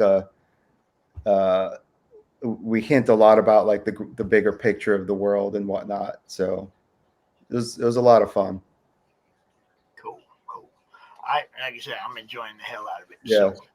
So, if anybody in the chat has any questions, Mike, you got any questions about this? No, I'm really drawn into the art. I'm gonna throw some money at this once I'm out of my current financial situation. Cool, But this looks awesome. Dude, I love that one. Yeah, I love the movie poster cover, man. Now I gotta look. What cover did I get? Well, no, this is the new one. This isn't out yet. Oh, that's right. This is the new one. Yeah, okay. So what's the third one that I have? That's issue 3. So this Kickstarter it's a brand new book. It's a 64-page graphic novel. All right, cool. So you get the whole story in one book. Oh, all right. Yeah, we did a little differently this time. And these are the previous. These are the 1 through 3, and then we also had variant covers. So those are like that one and that one and that one. I got those 2 right there. Yeah. Good stuff. Yeah. And if you mention Pops and you back it, I'll throw some extra stuff in there. There we go. CRoM Con exclusive. Pops does so much for us, so it's always a pleasure to give back in any small way. Also, I have to thank Christy Shin because I wouldn't know Steven if it wasn't for Christy. All right, that's one good thing Christy did. Christy does lots of good things. Did you see her last night on the ladies' night opening show? No, I missed it because I was on another podcast, so I missed it. Yeah. You got to go watch the replay. It was great. Was it cool? Yeah, she's fun. Yeah. She's a lot of fun. They were all fun, man. Lola and Feline and Mrs. Good Stuff and Piper came out and Allie came out. It was just awesome. I even told there's Feline right there. See, there we go. Look, I even told them ladies they can have the kickoff show CRoM Con anytime they want. Man, they were entertaining. They were fun. Hell yeah, had a great time. And look, I lost all that gray hair one night with them, and all that gray hair went away. You lost your mustache. You lost your mustache too. Yeah, the beard, all that white beard just disappeared, man. Look at that. You regressed. Look at that black. Just overnight, man. I got 20 years. What will do for you? Yeah, it's a good time. So what you're saying? If I watch that, I'll lose my gray hair too. You could. Oh, I'm gonna do it. I'm not gonna try because I still got all my hair in the same color I was born with. I don't know what kind of effects it might have on me. You know, it was funny because yesterday I gave the kids that white can of hairspray, you know, the hairspray paint. I gave the kids a can of it and covered my face. And just let them go crazy with it all over me, man. They got my beard, you know. I was whitehead. I used to laugh when people look like that. Never, I am one. But yeah, Piper hadn't seen me in a while. She comes out to the show, and she hadn't seen me in a while. And I told her, like, partway through the show, I'm like, this is paint, Piper. I haven't like just suddenly gone gray since I. Because she even questioned it. She's like, damn, Pops, what happened? Life traumas. You try and promote someone for 2 years straight. That'll get you gray. Yeah, I mean, I've had so much fun this weekend, you know, with the kids and stuff. I let them paint my nails. I just let the kids do whatever they wanted to help me get my costumes ready, you know, and hell, that's why you have grandkids. Remember I said about fun, y'all? See, they will help. Your grandkids, include your kids, you know, if you're a kid, include your parents. Okay. You know? Yeah. I mean, hell, my mom's 80 years old. She's got a comic with me in it. That's cool. You know, nice. She's like, it's not really my thing. I mean, it's like mom's all churchy, and it's like a very like voodoo-based story that I'm in. Yeah. Not really my thing, son. It's like, you know, it's all about having fun. Yeah. This right here is a fun read. If you guys are looking for something that's, you know, not super powered so much as just super skilled. Yeah, no, I'm gonna grab one of these. Definitely looks like my thing. Yeah, thank you. Oh, what's this glow in the dark stuff? What do we got? We have an add-on, like you can add on stuff in the after you get it. It's a 9x12 glow in the dark print. Nice. Nakatomi Print Labs. They're one of those like Mondo out of Austin, one of those big. They do all those movie posters, and we've got a foil cover too. So, all right. So, signed edition, $25. Regular edition, $20. Double trouble. Yeah, and these are it's 64 pages, so it's a 64 page like little graphic novel. And the signed one is signed by me. It's signed by Tony Donnelly, who did the movie poster cover. And then we actually have 3 comic creators who guest star as kaiju killers. So it's signed by them too. Ryland Grant, who does Suicide Jockeys for Source Point Press. And then David Schrader and Christian Horn, who created Baby Badass, which was from Action Lab. Cool. So you get it's signed by all 5 of us. And there is a whole enchilada. Look at that. The whole enchilada. You got the Michael Watson postcard. I like Mike. I ain't seen him. Yeah, he's great. He's really talented. He did a really great drawing for us. I actually have an unfinished drawing by Mike around here somewhere. Oh, really? Yeah. It's like a partial work in progress. That's cool. So you got Fabio Alves, yeah, he was nominated for a Ringo Award in 2020 for best cover artist. He was nominated for that, and you could just see by the work that he did in this book. All right, so I might have some of Alex Zeef's work because I'm a Hatchet fan. I have. Yeah, she colors Hatchet, and the artist of Hatchet, Puis Calzada, did a variant cover for Monster Matador, #2. Nice. Yeah, she's another really talented colorist. I have another good friend that's done some art for Hatchet. Let me see. Yeah, those are really cool books. That's Andrew Mangum right there. Oh wow. Ooh, nice. Yeah. And that was published. That was the first piece of published art I ever got. That's cool. I'm going back to darkness. Woo! Yeah, that's a fun book. I discovered that book through her. Yeah, good stuff. Those are really fun. If you like that, the horror stuff, the movie stuff, that's good. Mm-hmm. And then Tony Donnelly, Katrina, our friend Katrina. Oh, you know Katrina too. Yeah. All right, everybody knows Katrina. She works. Everybody knows Katrina. Yes, cool. Yeah. Yeah, she's been on the show. Actually, my grandson has a piece of fan art in her Back to the Toy Store book. Oh yeah, the new one. Yeah, that new book she did. Yeah. Thanks for reminding me because I have not backed it yet. I have to have a copy of that for my grandson. He's got fan art in it.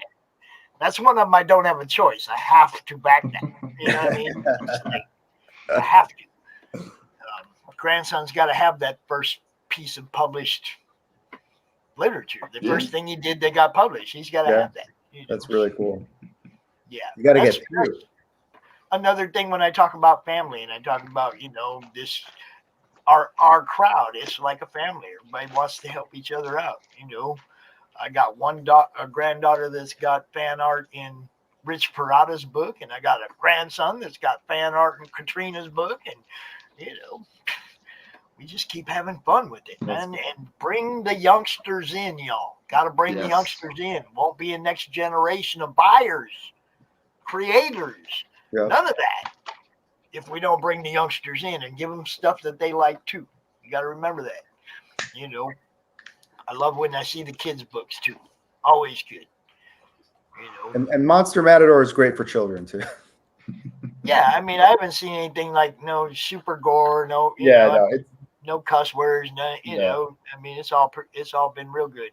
And actually, my oldest grandson, he's 8. He already asked me, "Can I read that one?" I mean, they're on every package that comes through the door. They know Grandpa got a new book. I mean, they know. They're down here. When we get Grandpa, I have to check and see is there something they can see, But and thanks for coming out and doing the opening with me. I love doing comic. Oh yeah, that was a lot of fun. Live, Yeah, man. I love doing that live, showing everybody, what you're getting, opening it up. I appreciate that you took the time to come out with me for that. That was fun. That was it's always nice to see people's reactions. But it's funny because when I was a kid, you'd always read this kind of stuff. But now you're older and you have kids and you're like, am I going to be the one to corrupt them, or should I just let someone else do it? You know what I mean? Like you feel this weird kind of like tension of like. Just leave them on the table until they flip them open themselves. I kind of did the same thing to their dad, though. I mean, I have a picture of him. He's like 2 years old reading a Ninja Turtles book. Turtles came out, 84, 87, somewhere in there. Yeah. And he was born in 90. So in 92, he was sitting on somebody's lap reading the Turtles book. That's adorable. Had him playing EverQuest when he was 7. I mean, just. Yeah. He turned out okay? Oh, yeah. He's there just fine. It's all right. Actually, he's turned out way better than I did. Kid's got a real job and a house of his own. And, I mean, hey, what can you say? And most of this back here is his. Most of it, not all of it, but most of it. When I started collecting again, he was like he wanted to get involved, and then he started having extra kids. And that'll ruin everything. He's not as much involved anymore as he used to be. He's just like now he watches or listens to comics explained, right? Rather than actually reading the comic because he doesn't have time. So like on his way to work, he'll listen to that show, Comics Explained, and know what's going on so we can talk about it, but it's not the same. It's like This is why, like, I always have my like couple of minutes before bed when I read something, like whether it's a comic or a book, don't care, you know, gotta read something, get the mind off of everything, and just enjoy myself and reading something. Well, mostly by you guys, honestly, you know, the indie comics, if I can help it. Yep. Yeah. For me, it's all I always try to quiet the mind. It doesn't work, but I try. There's so many good creators now, indie creators. You know, I feel like it's kind of like a golden age of that stuff. So many good books that are coming out outside, you know, the big two and whatnot. Especially like through Kickstarter and all the crowdfunding stuff. They're just, I mean, the level of talent's really great right now. So it's great to be a part of that. So much good stuff. And speaking of so much good stuff, our next guest is somebody that I met at a con. The first con that I went to as a press rep for the Madness, you know, and it was awesome. I got to go around and meet some of the more local people that I didn't know, you know, and I got to actually meet them in person. I met Varian and Randy and Brandon and Lola from Indie Volt that day. You know, I had a great time. It's changed so much since April 2020 when I did the first CRoM Con. It has changed so much. I mean, out there, in here, you know, online, on YouTube, the whole game has changed so much. And you just got to kind of roll with it, you know, and keep rolling into the right spots, promoting what you do. I'm always going to have a platform here for people to promote, always. Whether it's the Facebook group or the Twitter or the Twitch or the YouTube. When I'm gone, my grandson wants to take over. So the madness ain't going nowhere, y'all. You know, use it for what it's for. Promote, network, make sure people see what you're doing. Invite your fans to see what other people are doing in the madness. That's how you do it. You know, the larger it gets, the more eyes are on everybody's stuff. Everybody's. That's the goal. Eyes on everybody's stuff. This one, y'all got to check it out. That's all I can't even say more. It's just good stuff. Steven killed it, knocked it out the park with book 1.5.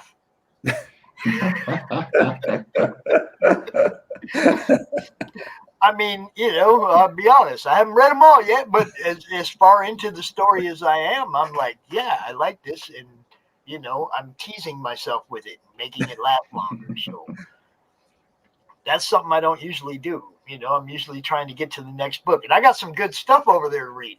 I haven't read Beard Zerker because God. You know, I'm taking my time with it. Huh?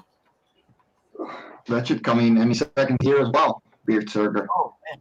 I got that, and I had won a adolescent radioactive black belt hamsters #2 signed by Don. Oh, and then I'm shit. here on a stream the other night, and I kicked this box at my feet, and I start looking through it, and there's #1 and #5. So, you know, I was like, cool. I even have part of that collection. Right. We just roll with that. Now then, Stephen, I want to introduce you to Mr. Demetrius Witherspoon of the Submerged Universe. What's up, everybody? How you doing, sir? I am on top of the world today. That's awesome. That's the good stuff. Yeah. Always good to hear that. Now look, this guy's dressing out for it. He's got the poster behind him. He's got the hat club. You got to have the hat. And look, he's got the Submerged Universe t-shirt. He's got it all. Only thing I need. I sleep in this stuff, just in case. See that, y'all? See that, y'all? Always prepared. That's what he said. I'm always prepared.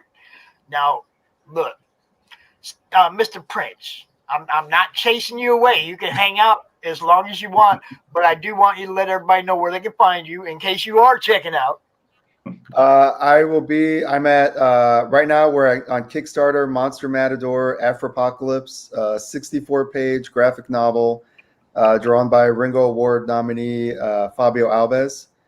And we've got about 2.5 weeks left on our Kickstarter. So try to check it out and spread the word. Thank you very much. And Pops, happy Halloween. Thanks for having me. Mike, nice to meet you. Demetrius. Yeah, definitely, man. All right, Stephen. That's the right one, y'all, for this book right here. That's the right link. I just dropped it in the chat. Go check it out. And you've got the Pops seal of approval for at least the first 1.5 issues of our first miniseries. Hey, the Which Pops is as good seal of as approval any, is yeah. just as subjective as anybody else's. Okay?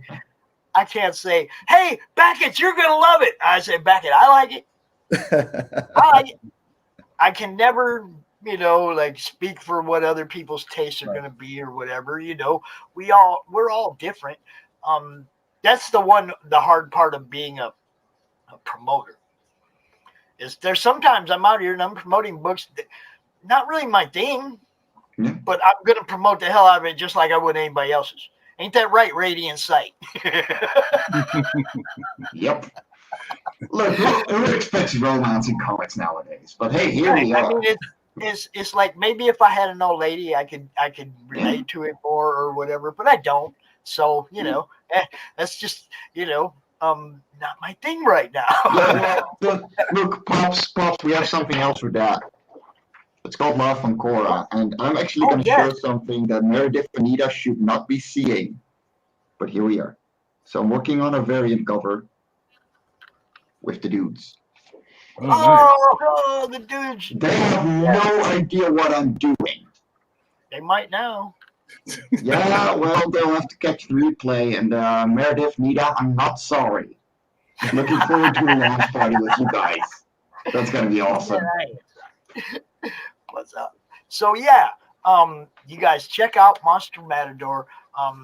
Mike, Jimmy, you're going to be with me for a little while. We'll probably cover everything that you're doing throughout the day, But right now, you guys have to. Oh, you checking out, Steve? Yeah, I'm gonna watch from the stands, from the peanut gallery. All right. All right. All right. Take it easy, man. Pleased to meet you. Yeah, nice to meet Thanks for everyone. coming out, man. I appreciate you, bro. All right. So I'm going to share the screen for this other project that we're about to talk about. Let's see. I think I got the store, the store site is what I got here.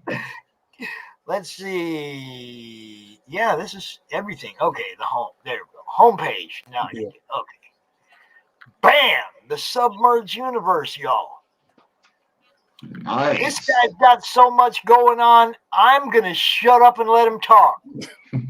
And we're off to the races. No. My name is Demetrius Witherspoon, and I am a writer, director, and producer of commercials and film. But I have a sci-fi series called Submerge Universe, and it has 5 films in it. It's about aliens doing experiments in multi-universes, and Nairi finds herself thrown into in that multi-universe, and she has to find her way out and find her child. And so that's kind of how we started. So 5 films in, now we have award-winning animated pilot, and also I am working on right now a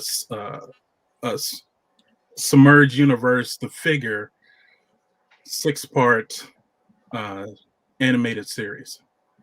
Nice. You just got it going on. Busy. So where do we start? If somebody wants to get involved in this, where do they begin? Well, they start with the Nairi Reborn there on the page. That has episodes 1 through 3. They can either download it or they can buy the DVD with all 3 movies there. So it has episode 1 through 3. And then the next installment is the episode 4, which is Echo 51, which we've won a lot of awards on, and has these films have been picked up in Japan for small distribution, and we even have a card game based off of Echo 51, which is on the page also. Wow. There are comic books. Yeah, there's comic books. Right now, the latest one is Submerge 51X. It's a new character, 51. She is an android, and she goes on mission and comes up against a seemingly unstoppable force while dealing with fighting her humanity, trying to find that as an android. And so that's the first in that edition. And our next, I'm already writing the next one in that series, but also to go along with the figure animated series, I'm writing a comic that will kind of come before the animated series comes out, which is, we're looking at 2022 for that to come out. But the book, trying to get that done at least by this year to come out, and it's one of our fan favorites. The figure, he doesn't say much, but he has this presence that when I go to cons and film festivals, people are like, so that figure in episode 5, I want to know more about him. And so I was like, okay, well, let me write a comic to kind of show where he's come from, where his people come from, and his dynamics of what his suit does and where he is in the stream of characters that he'll be joining. So people can see him in the films. He's also in the films, but we go deeper into his story in the comics and the upcoming animated series. Nice. Dude, you're busy. Holy crap. I wouldn't touch movies with a 10-foot pole. That would make me go insane. Holy crap, man. That's awesome. Keep going. Well, thanks. It's a process. I've been doing this a little bit over 8 years. So when we started the first film, there's probably 8 of us. I never really wrote anything. I did a music video, but never really had wrote anything. And I liked Star Trek and Stargate, all those different sci-fi films, and I was like, okay, hell yeah. Let me see what I can do. And me and my 14-year-old daughter will watch YouTube on how to use a camera, and I started learning how to do visual effects by YouTube. This is 2013, around that area, and so we did the first one, and then it got picked up in film festivals, and I started getting really good positive feedback. And most definitely the best thing was people saying, don't stop, and so I just continued to go and started to create this universe, because a lot of people say, well, you can't do anything with a short. And it's like, I love when people tell you when you can't do something. because you fucking can. Prove them wrong. It's the best feeling in the world. Yeah. So we have the comics right now. And our very first comic was the Light comic, which kind of that is a character that shows up in episode 4, where we kind of go further into the the Submerge universe. And because of this Submerge experiment, Light thinks she's the last of her species. But when she finds this android, things really get going from there, where it leads into another series that we're working on. But I wanted to tell her story, and so I started with her in the Light comic, which is on Comixology and our website. And that was actually the first time the figure showed up in the comics also. So people want to get that, because that's the first time he shows up before we get into the bigger story. Dude, that's awesome. I mean, I'm a giant sci-fi nerd myself. you might not see it, but with the pirate shirt on, but like, the comic I'm creating is a sci-fi world building series. So in short stories, follow new kinds of creatures. You know, I'm a huge sci-fi nerd, so this looks right down my alley. This looks really good. Yeah, sci-fi, you know, it can be a mix of so many different genres. Yes. But I love the sci-fi feel to it. So, you know, of course, you know, I was first in the theater to see Dune, you know, at the IMAX, because I was like, you know, just give it to me. I'm a sci-fi junkie, you know, and so that is me. right. I need my fix. So I enjoy that. It inspires me, you know, and all different kinds of parts of sci-fi. And so that's how we're continuously building this world out. Between that, and then we have the novel that's on Amazon Prime of Echo 51, which Arthur J.F. Allen, John F. Allen, he came to me at a Comic Con. Well, it was actually a sci-fi convention, and he was like, "I love your universe, and I want to write in it." Oh, that's awesome! Yeah, so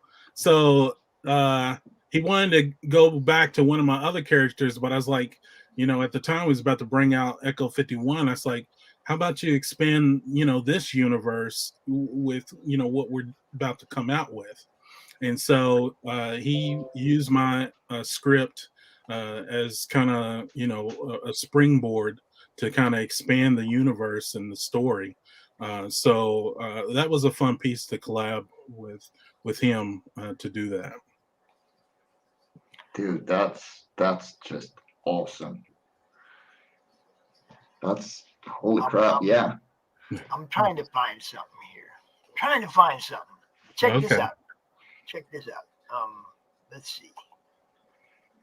Let's see if I can find this. Because the day I met you. Oh yeah, there we go. The day I met you. Bam! There it is. There I am. There he is.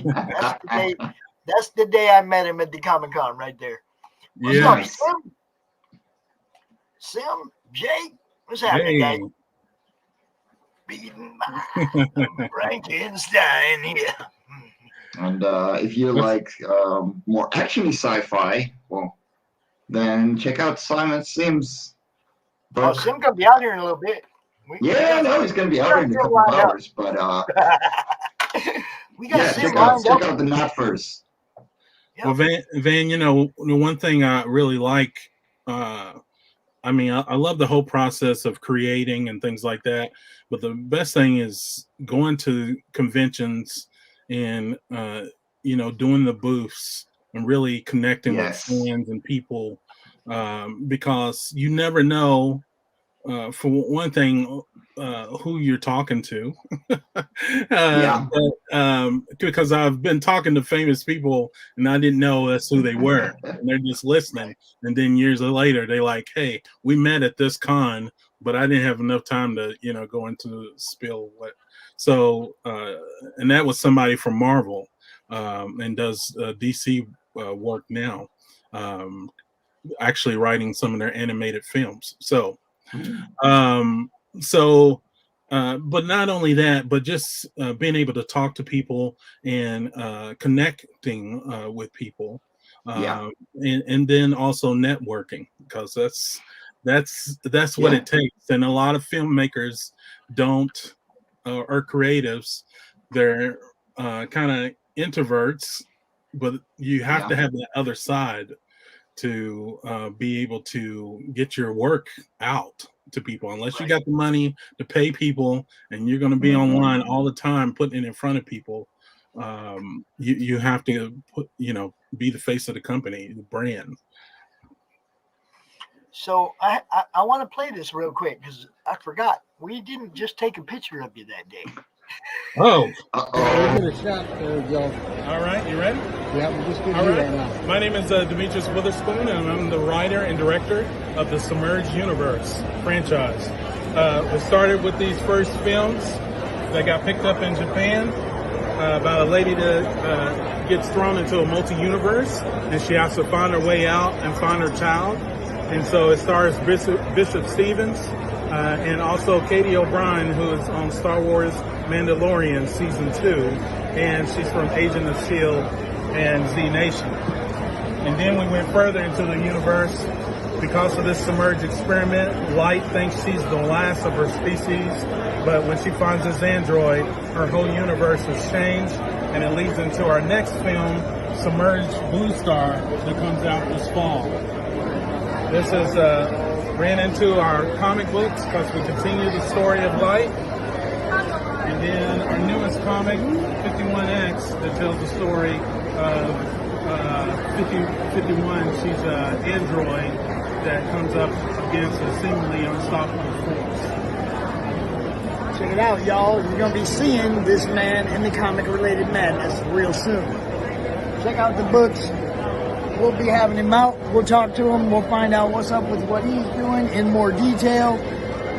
Thanks, man. Appreciate talking to you, brother. Thanks for getting submerged. You bet. All right, we'll give it a shot there, Joe. All right, we'll give it a shot there, Joe. Hey. No, it's fine. It's fine. Easy. That was awesome. That was like one of my very first live interviews right there, dude. And it's like, You did an awesome job. You did an awesome job. I didn't do anything but go, eh? I played You like Vanna Vanna White. White. You're like, see and see. Good stuff, man. Good stuff. Let's see. I met Mobius as a young man and did not even know who he was when he introduced himself as Jean Girard. Yeah. Yeah. Wow. That's awesome. Dude, good stuff. Yeah. That's it's all part of it. And it's it's just gratifying, especially when after you do it for a while, then you start to have people come back through that they're fans now. So they're like, okay, oh man, I seen episode 5. It was awesome. When is such and such coming out? It's like, wow, they've been following me, so that kind of puts the, keeps the fire going to keep creating and, do what I can to bring more content and story to people. And I'm glad I got to keep my word and make sure that the people of Madness got to see you, man, and got to meet you. You know what I mean? It's like, I'm sitting there at a con and I'm interviewing somebody that I just met. I didn't know Demetrius. It's not like we had a previous friendship or anything. It was the first time I met him, and I'm like, I looked at the camera and I said, and you're gonna see this guy in the Madness, because that's my drive right now, is the same no matter where I'm at or what I'm doing, is how am I going to get more eyes on this guy? Okay. We did that little video. I think we showed it the next day in the group, and told people about it. Now I think this is the second time you've been on the show with me, right? It's like, if I find you, this is what I'm going to do. I'm going to bring you out here in front of the people, that's my direction. And we appreciate that about you, because a lot of people don't do that, and if they do, they have alternative motives, but it's genuine what you do. And whenever I have my podcast going, I want to have you on my show and talk about what you do, because that's what it's all about. And I try to tell other creatives and things like that, you need to get on and support these shows and things like that, because it's not only helping you, but it's helping them also.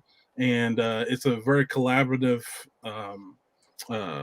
process, and it's a good time.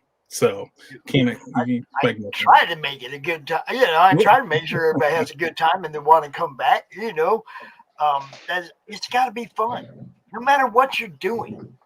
No matter what you're doing, I don't care if you're a mechanic. You got to love to work on cars to be able to get up and go do it again tomorrow. Yeah. Right? You got to love it. Love what you do, you know, and find something to do that you love.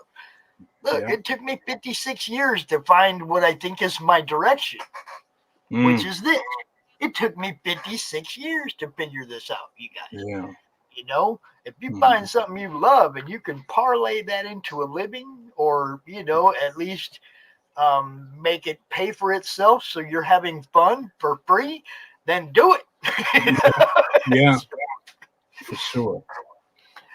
I mean, dude, this stuff is all amazing. I got to stand at the table. Look, the game, everything, they got it all. Man, they have it all for this universe.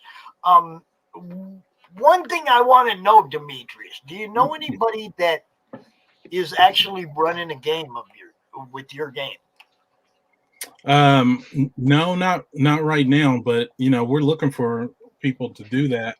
And I'm trying to get some more shows that are more game oriented, you know, by the end of this year. So, well, I was going to say, I've been trying to find somebody to run a game that I can do once a week on my channel.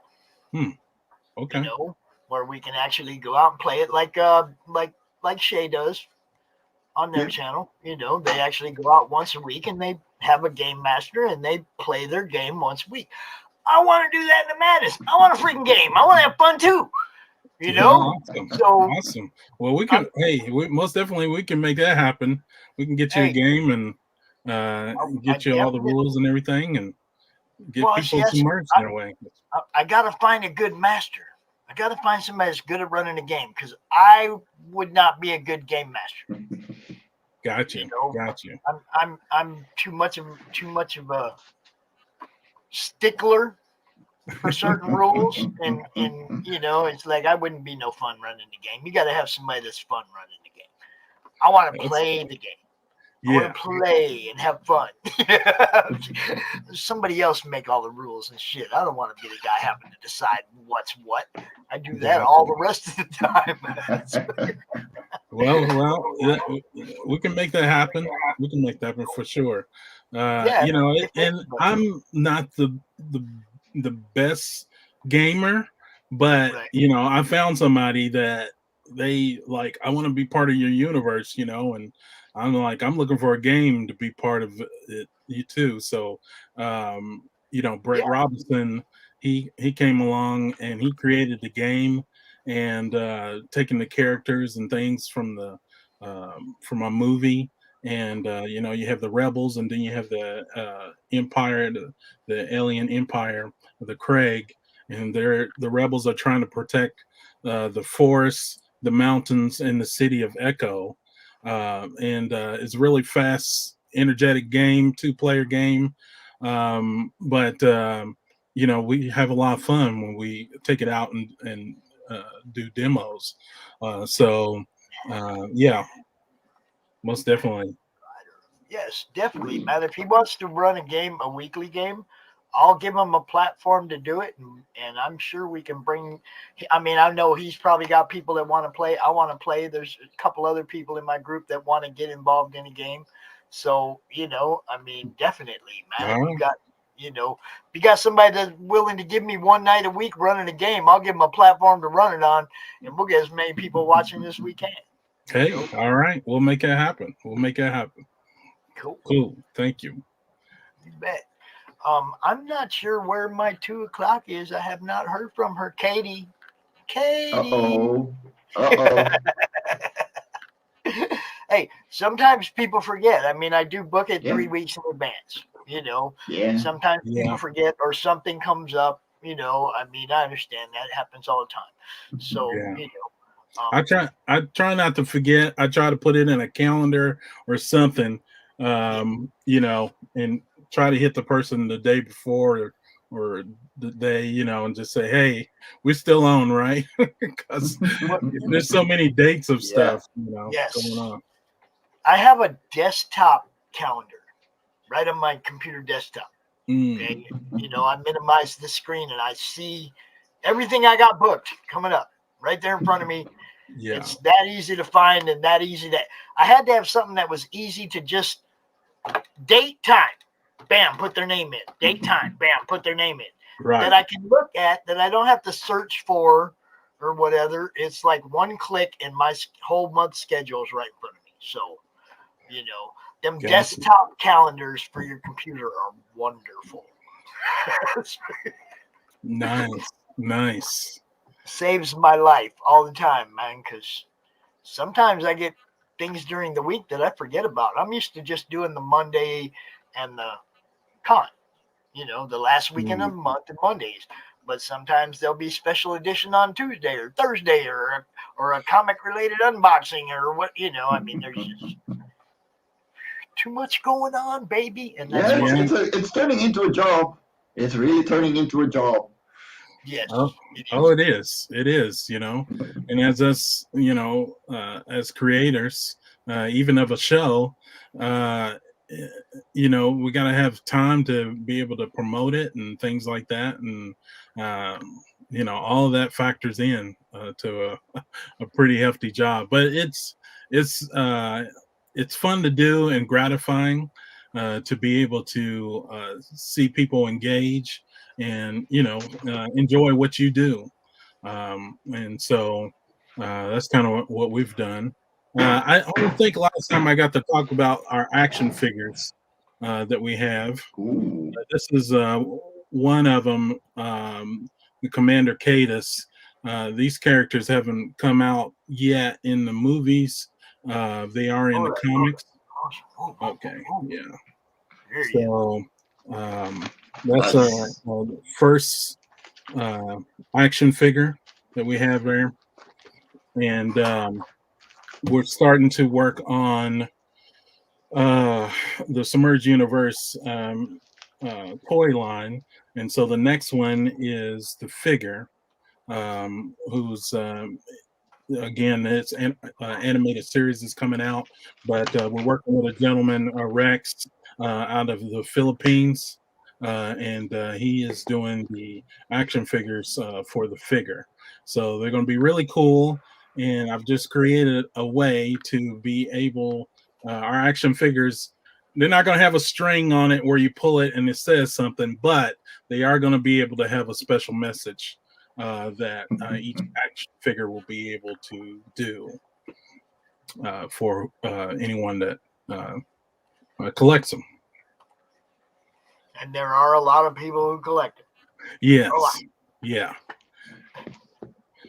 So we got more of those coming up, and we got our pops, custom made pops that we have of the characters. But I'm looking forward to the animated series because of the storyline and everything like that. It's just really really cool to work with a story and start to see other artists make your your figures, your characters start to come to life, in such a dynamic way. Stuff that you can't do in a film, you can do in animation. So that's really sometimes a challenge for me, because I have to think in an animated way, in the sense of writing, because in film I kind of think of my limitations. So I was like, okay, we might be able to do this effect, but with my budget.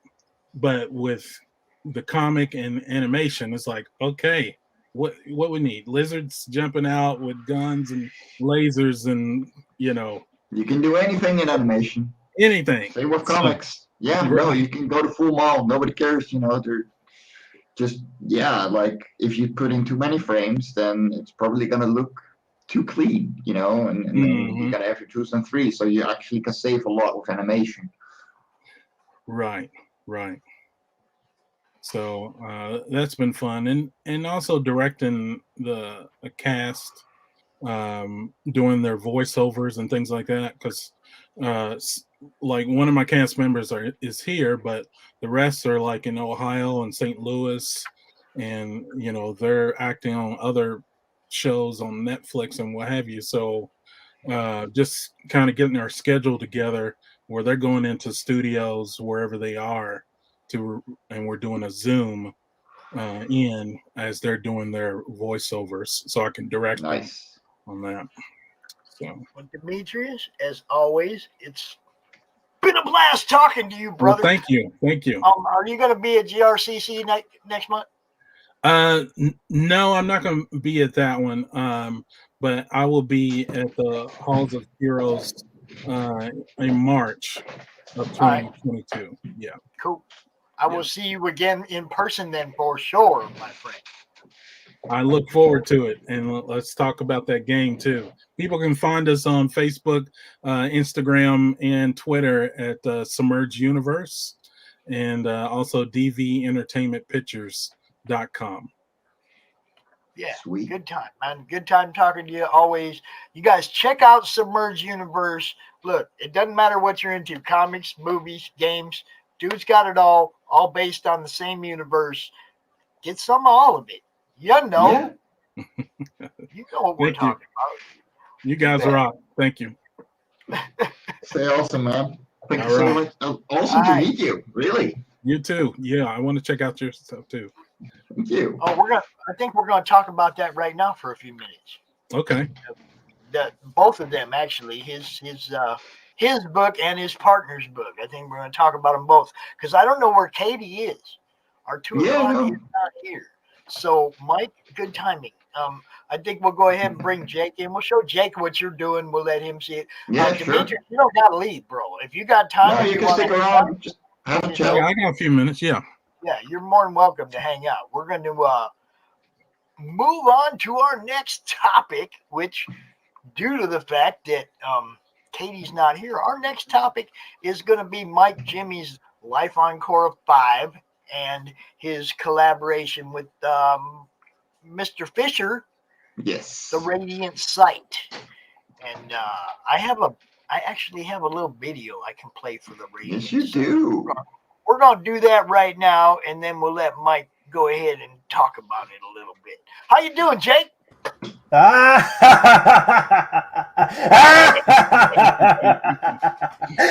think we have to call the white coats. Take me away. Take me home. Take me home. Look, how you doing, fellas? White coats right now, Mike. They'll take us all, bro. Strap me in, boys.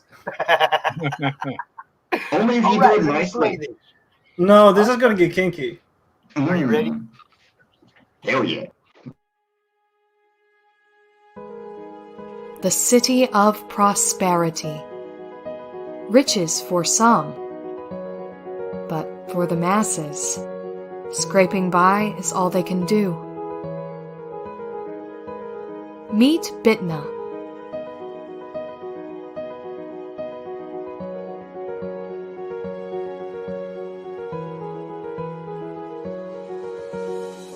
It's a rough life, with an even harder reality.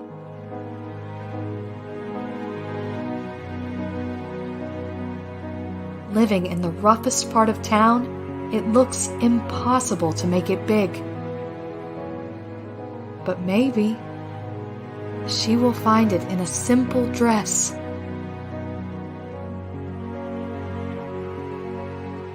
The Radiant Sight, a new romance story by Martin Fisher, now on Indiegogo.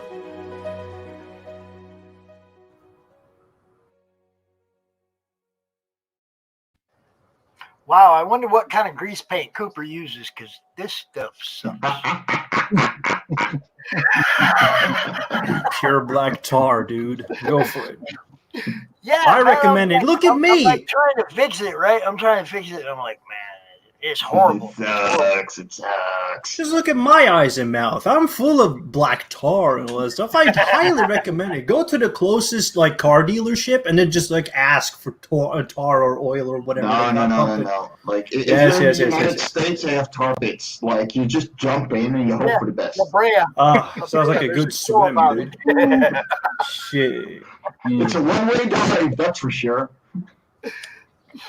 So, Jake, how you doing? I'm actually a little bit early, aren't I? Yeah, you're early. It's like hey, we had a guest that isn't here, so we got 30 minutes to fill. So we're gonna just wing it.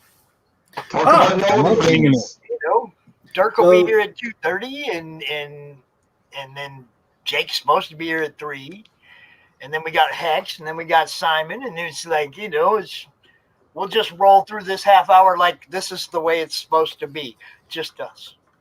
Okay. Nothing is going on. It's not Halloween or anything. It's fine. It's fine. It's fine. Yeah. It's a regular sausage party. All right, I'm good. Yeah. No, did you watch last night, Jake? No, I was working. Sorry. I know. Bummer. You need to go watch the replay of last night if you're worried about the sausage fest, because last night wonderfully full of ladies. It was awesome. I missed out then. Shit. Yes, it was a great show. Here I was expecting I could do pop. Sorry, Demetrius, what did you say? You'll have to catch reruns, I guess. Yeah. Fuck, and I was hoping like for shots and belly button shots and toe shots. Dude, we saw scars. We saw all kinds of stuff last night. Wow. Fountains? It was cool. Lady scars. Ooh. Shit. It was cool. Wow. I feel like I missed Mike's fur ball just walked by. Yeah, so to show you, she has a new spot. So when I watch movies, I put this poof under my desk, and she loves being there. This is a new standard spot. She hasn't started playing with wires yet, so I guess it's okay. But yeah, she is something. Right. Nice. Mike, do you want to share your screen? You want me to? Yeah, you do it because I'm on Firefox and things explode otherwise. All right, so this right here, y'all, which just went into its second 30 days, is the radiant site. And we're lagging behind a bit, guys. We can do a little better. So, Mike, tell them about it. The Radiant Site is a Korean drama-inspired romance series. So this is part 1. We've got a completely new creative team. You know Martin Fisher from Laugh and Court at 3. So you know that he's a good writer because that one blew people away, and it's still doing so to this day. He's writing Laugh and Court at 5. Well, he's already written it. I'm drawing it. But he came to me with this idea for a K-drama. And so that's what I did. What we did, I found a new artist, Arch, who is doing a fantastical manga style. And yeah, like this team that we got going right now is just incredible. You got Martin Fisher doing the writing, Arch, who doesn't want to be known by anything other than that on the internet because he's shy, and I'm gonna respect it. Doing the art, the pencils and the inks, and then you got Yannick Leipzig and Ellen Kutze from Germany doing the coloring. And yeah, they're just rocking it. The production value of this is incredible. Everyone is being paid fairly, and that's why the goal is a little higher than you would see for Laugh and Cora, where I pay out everything out of my pocket. Martin and I are paying everything out of our pockets for this one as well. So this is going to be a guaranteed publication. So like, no matter how much we raise, this is going to come to you in January. It's still being made. It's not what you're used to with Laugh and Core. We get everything done, but we need a little bit of financing on this one. Yeah, we're lagging behind. We've got only 215 euros or 250 USD race so far, but it is an incredible romance story. It's a Cinderella story. It's about Bitna, a girl from the slums who inherits a magical dress. And when she puts it on, she becomes irresistible. Nice. And is she going to use it to grow in society? Is she going to use it to find love? Is she going to be corrupted by it? Because that magical dress has a personal agenda as well. Nice twist. I like that. I'm super excited for this. The story is finished. Martin wrote everything. It's just a matter of drawing it out. It's going to be 6 issues of 32 pages each. Ooh. And yeah, he's an incredible writer. I gave him this job because he's proven himself time and time again with Love and Korra. He is working for the Legos magazines in the UK and the rest of Europe. He has done a Transformers animated episode. Like, this guy has done a lot of work in the last like 15 years. He is absolutely incredible, and it is a blast to work with him. And yeah, like, I am so happy to be able to expand Fairies and Ends, the publishing company that I created 4 years ago. We started with Love and Korra, we did some anthologies, but to actually go and make a complete new series, those are goals right there. And the people that have seen the preview, they're like, okay, when is this coming out? We want more. Give us this thing. But there aren't that many backers yet, and I really hope we're going to get some more because, yeah, we're going to make this happen. We keep our promises. We have done so every single time, and we're going to keep doing that. I guess it's just finding the right group to drop this in.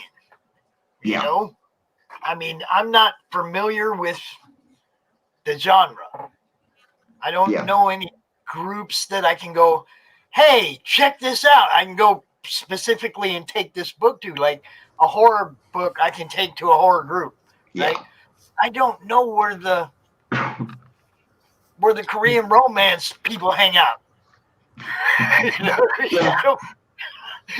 I don't know where those groups are, because if I did, I'd know where to promote this book at, And I mean, I want it to be successful just like every other book. It's just finding the audience. Where's the audience for this book? There's an audience for it. Oh, yeah. Romance is one of the biggest selling things in novels. It's not like there's no romance readers. That's what I'm saying. It's like, just that where romance, are those buyers? Yeah. Michaela J., the female authors that write all these cool books, I think they would like this stuff, Yeah. Oh, Katie, are you in my chat? Oh, you're late though, Katie, you're 15 minutes late. Come on in, Katie. Get out here. Get out here. You are late. There we go. Wrong time written down?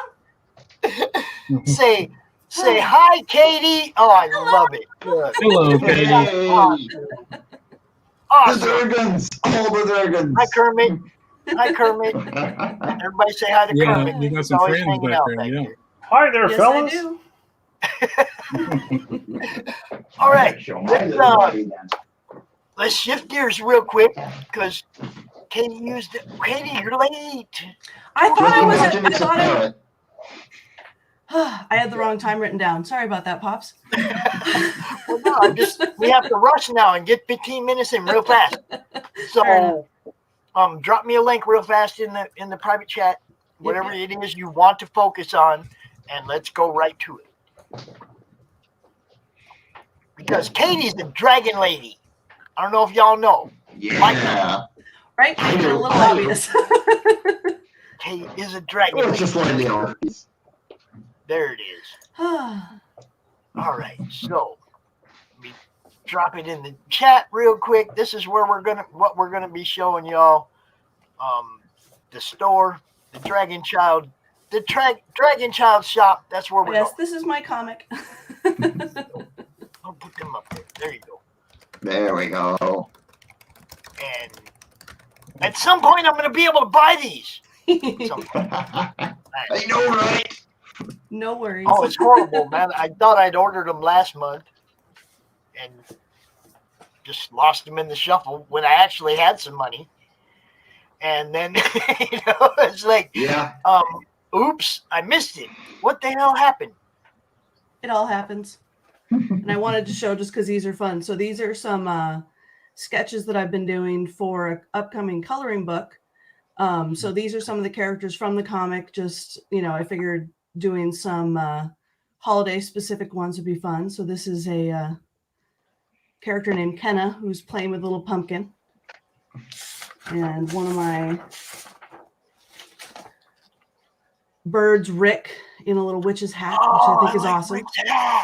Isn't that fun? But I gotta ask though. If Yeah. it's avian wearing a wizard hat, shouldn't it be an owl?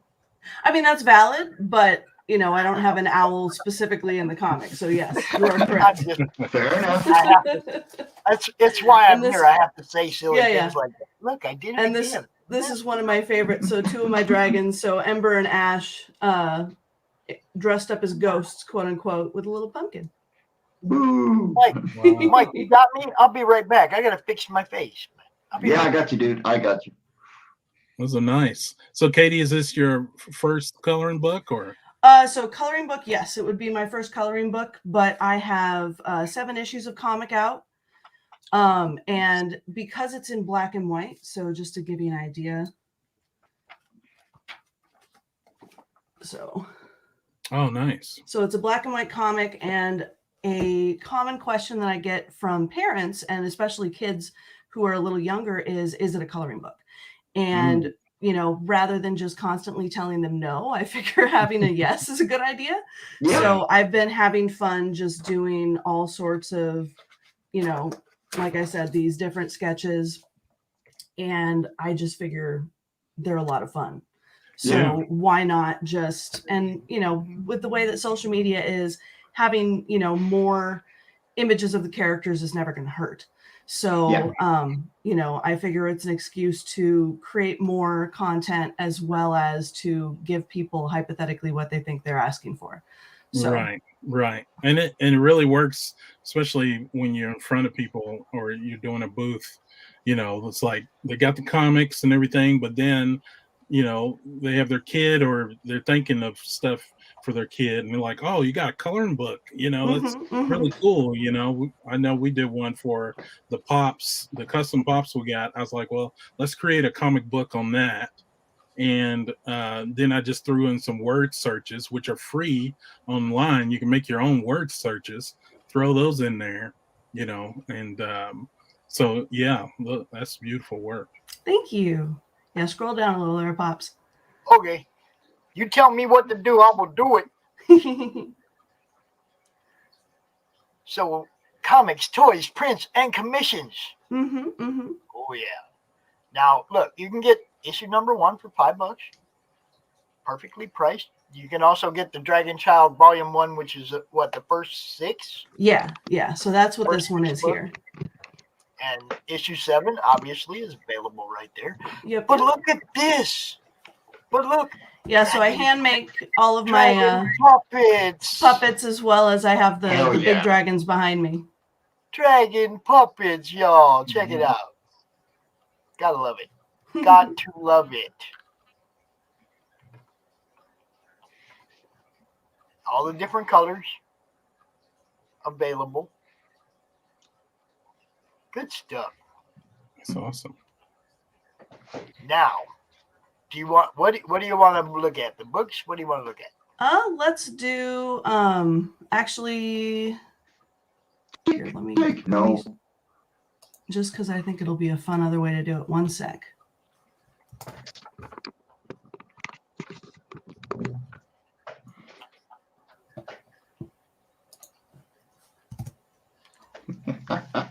Jake, you're awful. It'd be cool to spew fire from the hands with that for the fireplace, Mike. For the fireplace. Yeah, totally. Yeah, yo, totally convinced here. Yeah.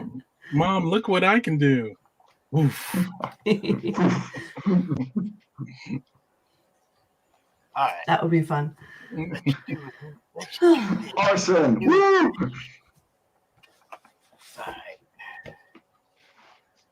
Share a new screen. I'm learning to do this stuff. Look.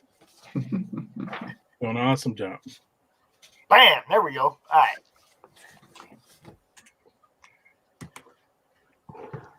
There we go. Yeah, so the first 3 there, you can read the entirety of the comic. So if you want to just click on one of them, it'll show you the various pages. And then you just click on it or the numbers and they take you to it. It's got all the different pages. Sweet. You can look at the art. Read the story right there. Mm-hmm.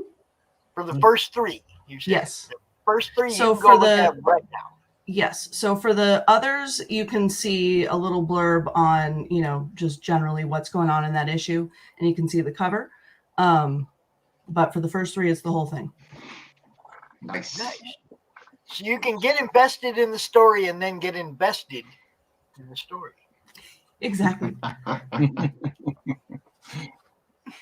how we do it, man. Hey, Pops, I gotta hop out. I'm starting to get a raging headache from my headphones for some reason, so I'm gonna call That's it why a I night. don't wear them things, man.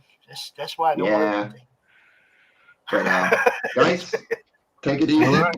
and I'll probably hop into the chat. All Stay right. awesome, I'll talk to guys. you, bro. Thanks for coming out. Yes, any day, man. All right. And Mike will be here with us tomorrow, I believe, at 2 o'clock or 1 Nice. o'clock or something. I don't know.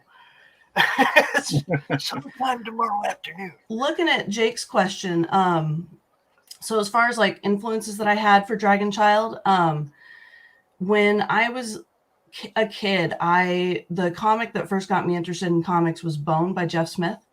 But then I was also influenced by various, anime and manga when I was 14, just, other black and white comics. And I was like, oh yeah, this is a fantastic way to, just read a story. And so specifically things like Slayers, Dragon Ball, various just shows that were out in the 80s and 90s that I was just like, oh yeah, no, this is super fun. And just, I love just comics as a way of just telling a story, with obviously a very heavy visual portion of the media. And, before that, I knew that, I liked telling stories. I was, the kid that would always be, trying to find new fantasy books in the library, whether at school or otherwise. And, while I loved those, I was just like, well, I wish that it did have more of a visual element. And I was living at the time in Green Bay, Wisconsin, and there really just wasn't a ton of comic stores anywhere near there. So, other than what I could get in the newspaper, I didn't really realize the full breadth of what comics could do. And so when I discovered Bone, I was like, this is exactly what I want to do. And visually, just, personally, I've always found it very difficult to draw people. And so animals, dragons included, are much easier for me to do. And when I, discovered things like Dragon Ball and such, I was like, oh, this is a much easier way of drawing people. And so, the humans are definitely much more anime and manga inspired, whereas my animals are, like very much in the vein of, say, like Don Bluth, Disney, that kind of stuff. So, and, obviously grew up loving puppets too, since I make those. Into the Woods. Into the Woods seems like a pretty general theme right now. Yeah. I mean, the other thing that I did a lot as a kid, we had in Green Bay, we had a backyard that had 2 ravines that basically you could go on either side, and it led to both connected and then led to the Fox River. And so I would go and, just be in nature, wander around a lot. We had hello. We had a frog pond next to us, so I would go and play with the frogs and that sort of thing. So you know, this whole concept of just being around, walking in nature and stuff, you know, definitely has always been a thing that I've enjoyed doing. So yes, it's a part of the comic too. Cool. Awesome. Plus, I figure, you know, if you're going to be a mythical creature trying to hide from humans, doing so in the forest or in a cave or that kind of thing, it's an easier place to hide. You're going to need a forest. It's great because, like, we live out in the boonies. There's patches of forest all around, you know, and then little houses here and a house there and a patch of forest and a little house. Oh, yeah. You know, that's kind of the area we live in. And every morning we got deer out there eating our trees. Oh, and, nice. You know, Nice. I mean, there's 2 lakes that you could throw a rock at from the house. Yeah. One out the front door and one out the back door. You know, it's like we're kind of on not a peninsula because it goes all the way through, but, you know, like just a little alley that runs between 2 lakes, kind of like a migration area for deer and whatnot. Beautiful area to hang out in, man. You know, I love it. So Into the Woods is like, yeah, kids, get in. Exactly. Well, and like I said, that was exactly what I did as a kid. So it's funny because as a rings kid, I true would have there. explored every piece of forest around here, and as an adult, I could care less. I will admit that when I'm, you know, looking at various places, because now I'm in California, looking for places, whether it be, you know, renting a house or renting an apartment or, you know, looking at places to buy, that kind of thing. I'm like, if there's not enough trees, I don't want to be there. Completely honestly. I'm like, if I can't see a tree, not going to be there. Nice. So I'm bummed out that you didn't get out here a little earlier. We didn't get to talk about this enough, I don't think, but you guys need to go check this out. She's got cool stuff, toys, you know, everything that goes along with the experience. It's not just a book, you know, it's an experience. She's trying to build a universe that's going to serve you in all different ways, you know, just like what Demetrius is doing. Same thing, you know, it's like branching out beyond just the book. And we look forward to seeing you again next month on time. Sounds fantastic. Like I said, I had, you know, the half hour written down instead of the top of the hour, so I don't know how that happened. I'm just messing with you. You know that. No, I get you. Definitely. And anytime during the month you want to come out, just let me know. Sure. You know, I mean, you don't have to wait for CRoM Con every month to, you know, you can hit me up to be on the Madness or a special edition, or if you're releasing a new issue, whatever you're doing. Yeah. No, because it's you know, this last month I've been, unfortunately, I had a bunch of different shows that we were doing, and my body just basically said, nope, you're sick now. And so luckily it wasn't COVID, but I just had a really awful cold, and it pretty much the entirety of October. Yeah. And it was just yep, you're not going to get any work done because you are sick. Yeah. And so definitely plan on getting you out in November and getting you seen a little more. Oh yeah. But issue 8 is very close to being done, luckily. So as soon as that is happening, I'm going to be, you know, looking you guys up as far as help with making sure that I can get my first crowdfunding campaign set up. Oh yeah. Because I have zero experience with that. We got you. We got all the best in the world. Exactly. So that's the next thing is going to be between that, and then right after that's going to be for the coloring book. So those are the next 2 projects. All right. Well, I'm again, as always, love to see you and look forward to seeing you again. Hit me up if you want to be on the show. Demetrius. Yeah. It's always great talking to you, sir. Yeah. We're going to switch gears now. We're going to switch gears for a minute. Next Tuesday, not 3 days from now, Tuesday, but the Tuesday after, signing back up for November CRoM Con. Not sure what we're doing quite yet because it's Thanksgiving weekend, but we're going to figure something out that isn't, you know, like too messed up on people's holiday, where we can still get, maybe we'll do one of those 15-minute elevator pitch cons or something where I don't take up too much of somebody's time, just come out and pitch a book real fast and then go. You know, maybe one day, all day, or something. I don't know. We'll figure something out for November. It'll be cool. You guys are invited. All right. Sounds good. Just let us know. Perfect. Nice meeting you, Katie. Likewise. Good to see you, Demetrius. All right. And check out your work. All right. Y'all have a good day, man. All right. Peace. And our next guest is one of our regular sponsors, even. What do you think about that? How you doing, Dirk? What's going on, bro? Hey, Pops, I like that outfit. That's pretty cool. Hey, did you see me last night? I did. You're bringing it. It's good stuff. Is that like a complete switch up or what? I like it. I like it. And you pull these looks. You pick really good things and you pull them off. I think that's cool. We did a yes. I mean you look like Alice Cooper. I get it. We did a show on Tuesday night, and I didn't know what to wear. I have no idea. This doesn't translate well to Halloween stuff. Oh, dude! I mean, it's scary every day, so I don't know necessarily what to what to do to enhance this to make it. I'm pretty sure we can figure out something that fits you without even too much additive. Someone suggested Hellboy. I kind of like that idea. He's kind of got he's got the bald head and the goatee. It's like, I think I could do Hellboy. That's cool. See? I mean, it's just finding your thing. Okay. When I was young, this was really easy to pull off. Right. I mean, you're pulling it off now, though, Pop. And actually, I was looking at pictures of Alice because I didn't want to screw up the makeup or anything. Not that I did a great job, but I'm looking at pictures of him and I'm like, damn, I got to go meet dude again because I've met him a few times. Yeah. Okay, I worked for Z-Rock in Phoenix, and he used to be everywhere. He'd stop in the studio. He'd be dropping off, wow, album or CDs to play. I mean, he'd be at all the Coyotes games.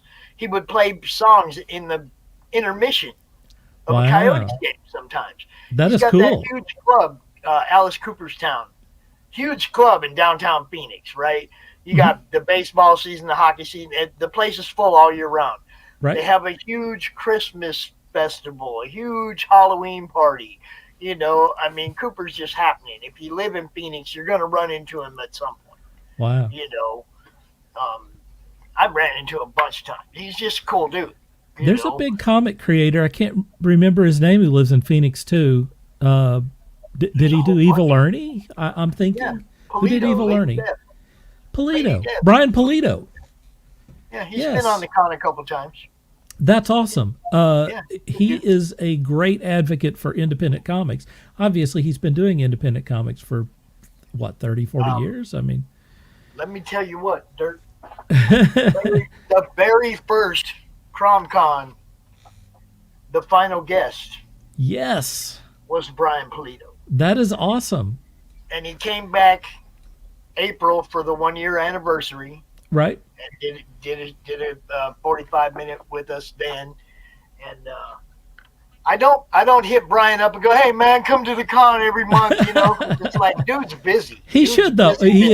Listen, and he has really jumped, with both feet into the Kickstarter thing, and really figured out how to offer his comics, directly to the public in a way that, I mean, very few people have.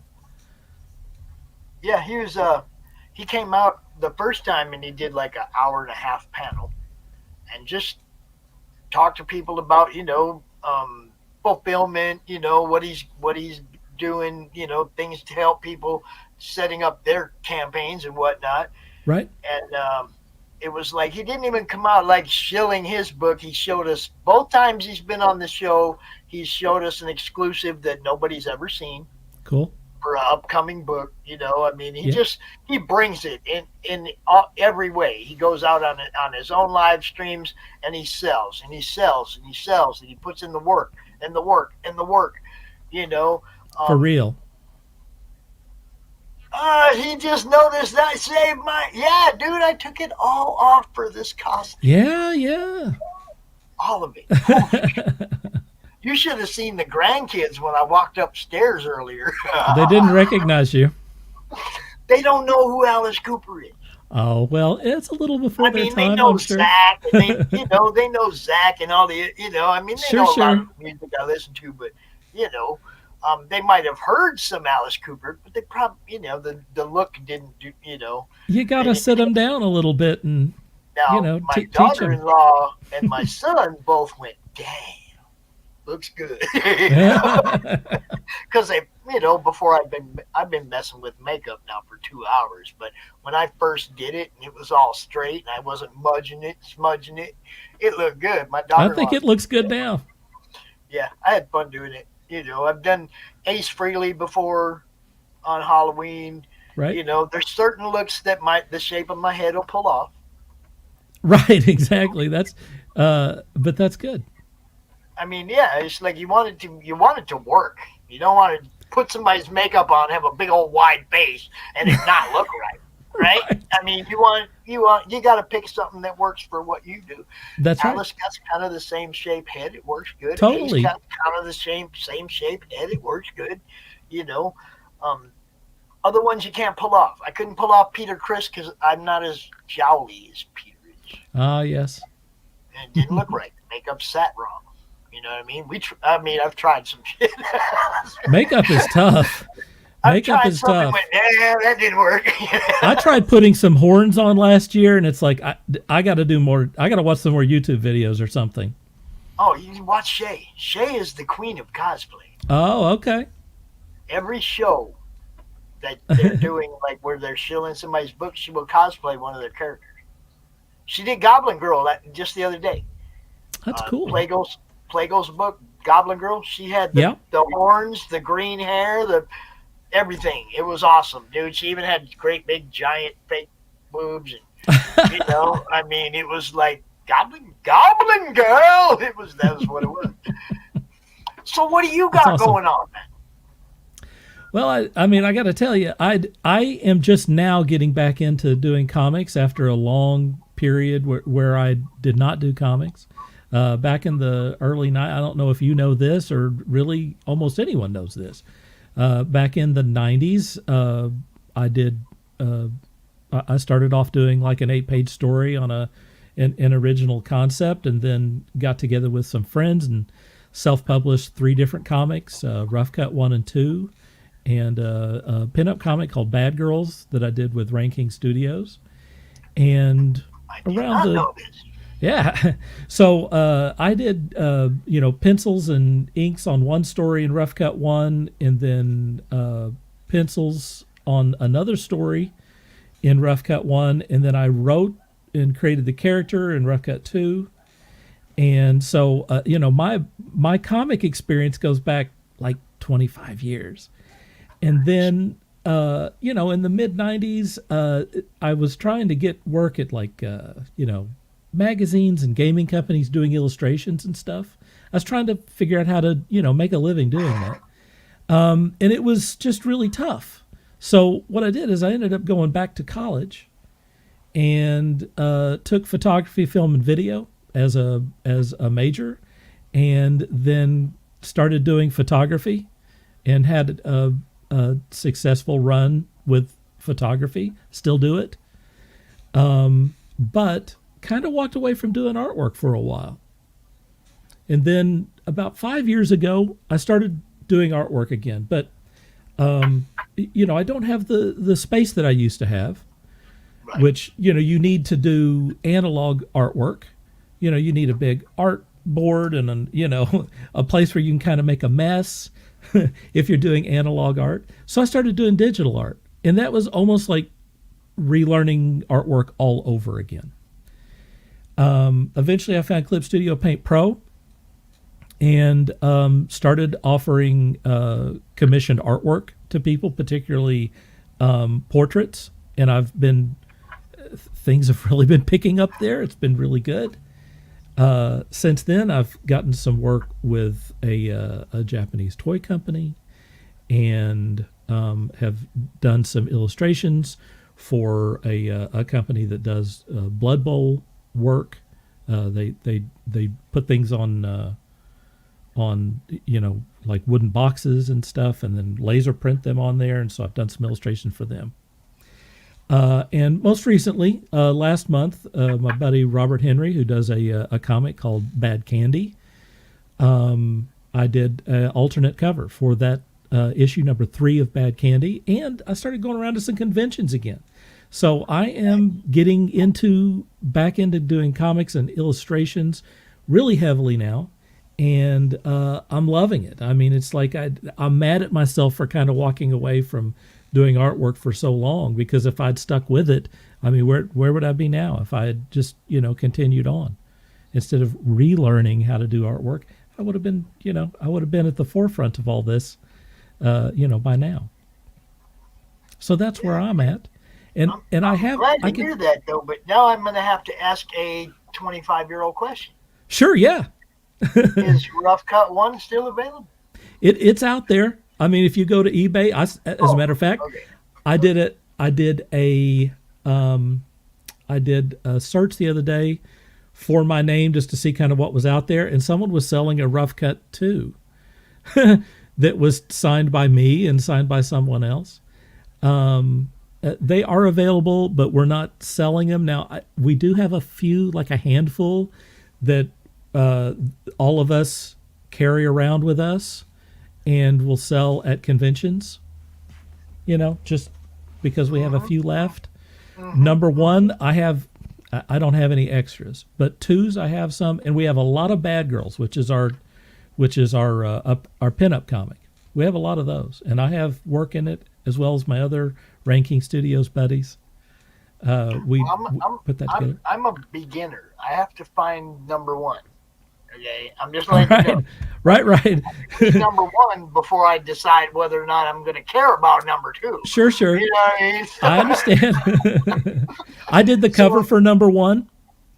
Yeah, this will be one of my goals now, is to figure out where I'm going to get my hands on one of those. They're out there. They're not expensive. If I could find one for you, I'll sign it and send it to you. Cool. That'd be cool. And let's see. What time is it? I want to check my time here. All right, we got plenty of time. All right, so is there anything? Go ahead, Pops. I was going to say, is there anything that you want to focus on, that you want to send me a link to, that we can zoom in on, or did you want to share a screen and show I have a screen that I can share some artwork with you if you want me to do that. Let me see if I can. It's your time, man. Show us whatever you want. All right. You know what's up. Show the people what you got. Then I can yes, I was committing to the role, and I planned it very well. And I even have a good costume for tomorrow too, y'all. Oh, look at her. That's Anya Taylor-Joy. I did that. Most of the stuff that I have on this is just artwork that I've done this year. Try to keep everything current, and because my stuff is changing, so my stuff is evolving right now because I'm learning so much stuff and putting stuff together. This was a successful painting. I don't do a lot of paintings; they take forever, but it sure is fun to do this sort of thing. And that is my piece that I did for Anya Taylor-Joy. That was something that she wore at the Golden Globes, I think. And anyway, I was really happy with that. That was a big step forward for me. Where'd you go, Pops? Oh, I'm here. Don't worry about me. Okay. That was the piece that I did for the alternate cover for Bad Candy. That's a kind of an alternate take on that character. Bad Candy usually has kind of a kind of vegetation for a body, and since that character, by the way, Bad Candy's been around since about 2016. Dude, look, that guy and the guy up in the corner. Oh yeah, look, there's definitely a similarity. These two need to hang out, man. They certainly could. They look like they'd be buddies. Dude, and I happen to know both artists. Right. Yeah, you're offering that as an NFT. I'd like to talk about that later before we get done with this. We can talk about that anytime, my friend. Actually, cool. We have that as an NFT. That's called CRoM in Judgment. Cool. We have the comic-related unboxings. See, the Monday Madness and the comic-related unboxings, we did a whole bunch of so that we could give them to guests of the show that have a wallet. We can, oh, you were on Monday Madness here. Let me drop you one of these Monday Madness NFTs. Thanks for being on the show. That's but cool. They got to have a wallet or I can't give it to them, right? Right. I mean, and that's the thing. I just talked to someone today about NFT. I mean, I'm absolutely, I guess like everyone, pretty much almost totally brand new to NFTs. Oh, yeah. And, I found someone who's been doing it for about a year, and she is very much, into it. She knows it backwards and forwards. She has all of the connections. And it's like, I got to talk to you because there's very little information out there about NFTs, but they have, look, at NFTs right now are where the internet was back in the early 2000s. Yeah. It has all the potential in the world and could absolutely change everything that we do, but not a lot of information out there, and you really got to get everyone on board with these things. You talk about having a wallet. Most people, when you say you got to have a wallet, have no idea what you're talking about. And that's why we did a stream when the team approached me. Okay, we did a stream right away. What is an NFT? How to set up a wallet. We actually gave some away during the show to Robert Shepard because he set up a wallet that night. Right. So, we was like, okay, here's a couple free wallets. You set one up. The whole thing is we're trying to get people to understand how it works, That's the thing. You got to get people on board or you can't do anything with it. And I do have a great team. This guy right here, and his dad's been writing code for 30 years. Okay. Wow. The metadata on our NFTs is way more extensive than most people. That's awesome. And 98% of most people's. Sure. Dude's writing like lines and lines and lines of metadata code with these, and they're serial numbered, they're time stamped, they're time locked. That's the great thing I like about them is if you're the guy that drew this picture, and you said, "Pops, make us 10 of them, make me 10 of them," okay? And I make you 10 of them, and you sell 9 of them to somebody, and you allow those people the permission to resell them, you get money every time that thing sells from now on. Yeah, I told people last night. Every time somebody sells it, you get a little piece of that. That wouldn't happen with analog art. If I did a piece of art I sold a piece that I did at a convention the other day on a piece of paper. If that sells tomorrow for $10,000, I don't get a dime of that. If I sell an NFT and it sells again, I get a cut. Yes, every time. Hello, is anyone paying attention? Is this thing on? Is this thing on? And this is what I tried to get through to the guys I work with. It's like, I'm not so much going to be out here able to talk people into buying NFTs, but I might be able to talk some artists into selling NFTs and having them minted and using a marketplace. If we can build some kind of a marketplace like we have built the Madness for comics, if we could build a marketplace the same way for NFTs. Look, you build a marketplace, I will come. See, that's what I'm talking about. I don't think, and I will help you promote it. And that's what you need. Just like with your comics, everyone, it's about promoting it. But you can. The cool thing about the NFTs is you can make one. And this is something else I want to encourage people. Like he's showing this image right here online. Everybody can see this image. If you're going to do NFTs, don't ever show it. Don't ever show it online. Make something super nice. Don't show it until you're selling that NFT.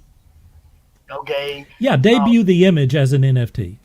Yeah, okay, as an NFT. Sell that piece, okay? And then it goes away online. It's not like it's out there for everybody to make a copy of that image anytime they want to. Use unique stuff. And how many you print just depends on what do you feel like? Do you want it to be super rare? Do you want there to only be one, and when somebody sells it, they're selling it for a chunk, so you're getting a chunk? Do you want to make a whole bunch of them and just throw them out there cheap just to get your work out there and seen and people knowing that you're in the game, which is kind of what we're trying to do. We're just trying to show people we're in the game and that we have access to major great artists. Yeah, but here's the thing. Again, if this is at the beginning of the process, stuff that's offered right now will be collector's items 10 or 20 years from now. I mean, it will be the stuff that people are buying. This is the other thing I'm trying to get through to artists. Some of the stuff people are buying ain't nowhere near what you guys are doing. Not even close. No, people are selling digital rocks. Like, this is a rock that is in, yes, this is a rock that's in a video game, right? And you can own this rock if you pay me $500 in Ethereum.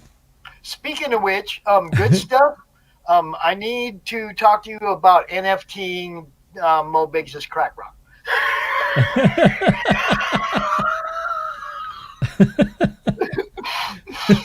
What the hell, right? I mean, yeah, this is the whole thing. What I'm saying, it's like, I'm astounded at the. I might not have the people that want to buy them, but I damn sure should have people that want to sell them. For sure. You see what I'm saying? Even That's if what you I'm don't get sales right now, get your feet in this pool. Jump into this. Get involved in NFTs. It's the most. Look, I see a lot of stuff out there, to do. A lot of things that people tell you to get involved in. Figure out how to do this and just get into it, because if it takes off, you don't want to be figuring it out 2 or 3 years from now. And you want to already be in there. And we're already behind. We're already behind. Absolutely. You see what I'm saying? We're a year or two behind already. And I admit that I'm not an expert, but that's my point. In 3 or 4 years, I will be an expert on this. Now's the time to get in on it. I'm trying to work with these guys and trying to explain that, what I do is talk. What I do is promote. Okay? The more I know about something, the better I sound promoting it. Right. Okay. Right. I'm real good at promoting comics because I know comics and I know the people that are making them and buying them and drawing them and writing them and editing them. And you see what I'm saying? It's a lot easier for me to sell a comic. Yeah. It's also a lot easier for me to sell the idea of making money to an artist than it is for me to sell the idea of NFTs to norms. Right. Just know that there's, for artists who are watching this and are interested, just know that there's money out there to be made, and in some cases, a lot of money. I mean, and I realize that you're trying to both find people that are interested in this and people who have the money to invest in it. Well, see, that's not easy right now. I don't worry about so much the money to invest in it. Supposing you want me to do this for you, and how many copies would you want? Right. I will offer some stuff. Answer it hypothetically. How like right, you want 10. me to do these? How many? 10? Okay. Can I do 5 for me? Right. I see what you're saying. There's my cut. There's my money. Right. I got some to sell. I give you some to sell. Now, if you want me to sell your 10 for you, right, then it would be a percentage off a sale, right? Right. But it don't have to be a percentage off a sale. There don't have to be no money between me and you at all. You could just allow us to mint some for ourselves to sell. Right. We'll make our own money. You see what I'm saying? Sure. We're not trying to get people to invest in what we're doing. We're trying to get people to invest in the idea. Yeah. The idea that this and now's the time to get on board. Now look, I'm going to read this shit. Twitter is implementing NFTs. Coinbase is building an NFT marketplace. Facebook is all in on the metaverse. GameStop is building an NFT marketplace. Nike is working on NFT verification of shoes. Warner Brothers is looking to release music NFTs, and the NBA is also looking into the use of NFTs. This does not sound like something that's not going to have a market. This sounds like something that's going to have an exploding freaking market. It's happening right now. The NBA has already made a lot of money on NFTs. I'm just saying, you guys If the are NBA is in, you better be in too.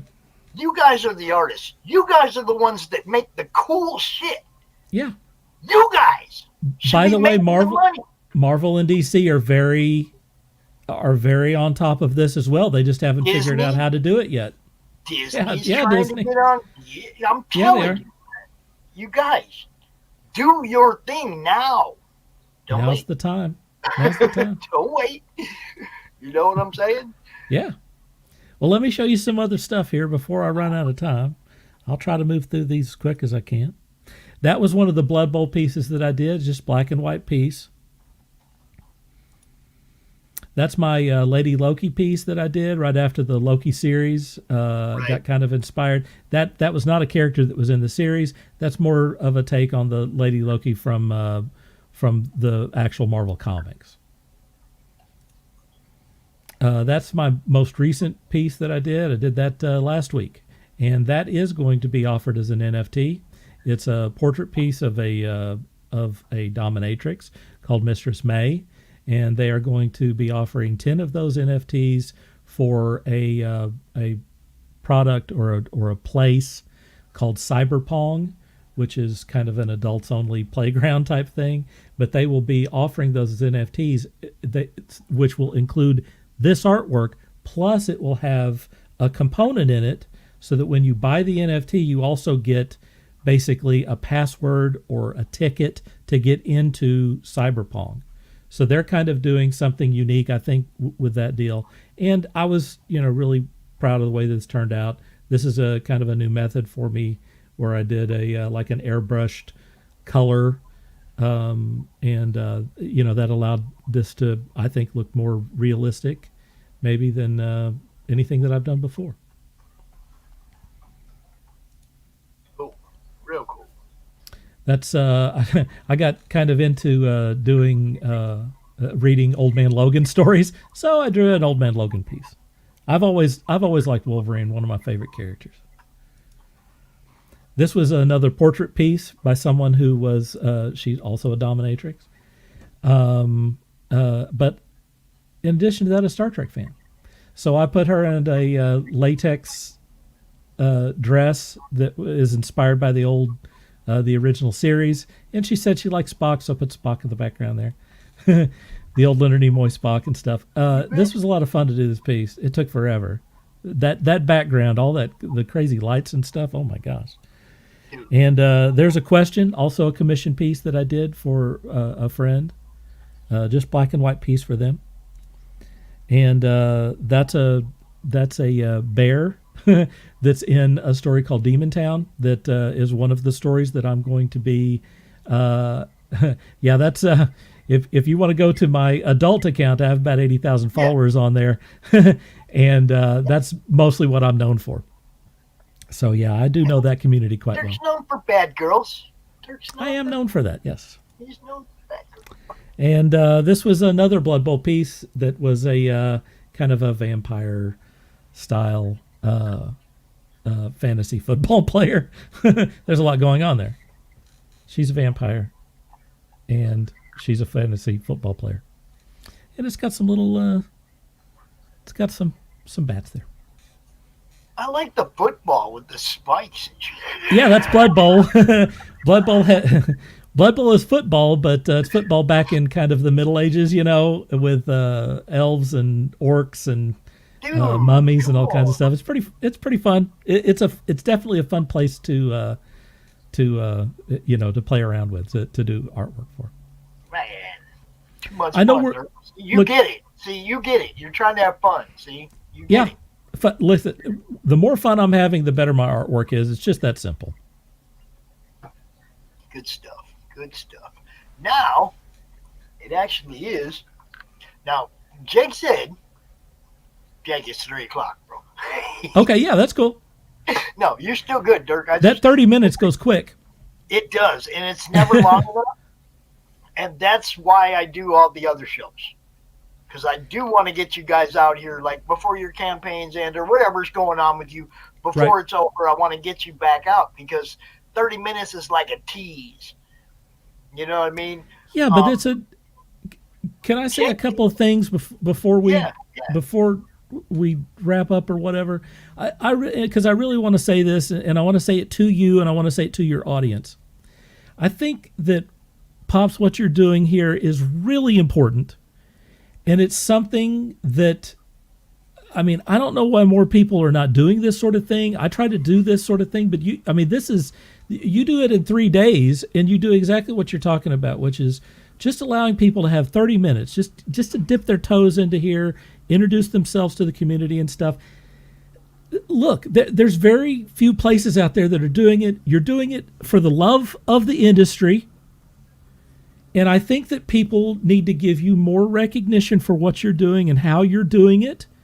But more importantly, I mean, look, you've got a GoFundMe campaign, and by all means, people should help you out on that. You have a sponsorship deal, which I participated in, and hopefully other people will too. People should be sponsoring what you're doing and not whinging about paying for promotion. That's the most ridiculous thing I've ever heard. There's nothing out there that is not paying for their time and effort through advertising or through Patreon accounts or something. Yeah. If you are providing something of value to people, people should be willing to provide something to help you out to continue to do what you're doing. So that's the first component of what I want to say. Be excited about helping financially people who are helping you promotionally, okay? I mean, because if you don't, maybe your computer doesn't work anymore and this goes away. How would you feel if this went away? That's the exact problem. I don't know if you can hear that, but that thing's grinding. I know exactly. I mean, it's I understand. been a couple weeks. I've had a couple of blue screens. I've had a couple of real scares. I know how it is. I don't have the money, I really Back don't up have all your the money. stuff. Back up all your stuff. Oh, yeah, we already did that. Okay, good. Right away. Right away, actually. I've had 2 computers crash on me, and I lost 2 years of photography. I will never forgive myself for that. Always back up your stuff. Anyway, let me quickly say the second part of this thing, because it's very important. I see post after post after post on comic-related madness of people who are trying their best to get their stuff out there, but they are singularly focused on themselves. Hey, look at my stuff. Hey, here's my stuff. What about my stuff? If they just spent 10 minutes a day going through everyone else's stuff that's posted on there and leaving a like or sharing the stuff to their own page or to their own groups or whatever, Their share button is so it freaking would powerful, man. It would help not just you out, but it would help all of those independent creators out so much. But all you have is each other. That's all you have. If all you are doing is focusing on yourself, then you are part of the problem.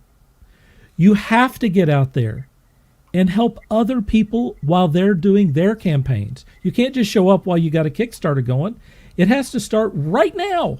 What are you doing today? You got a Kickstarter coming out next month? Start right now making connections with people, helping people out. Help them out.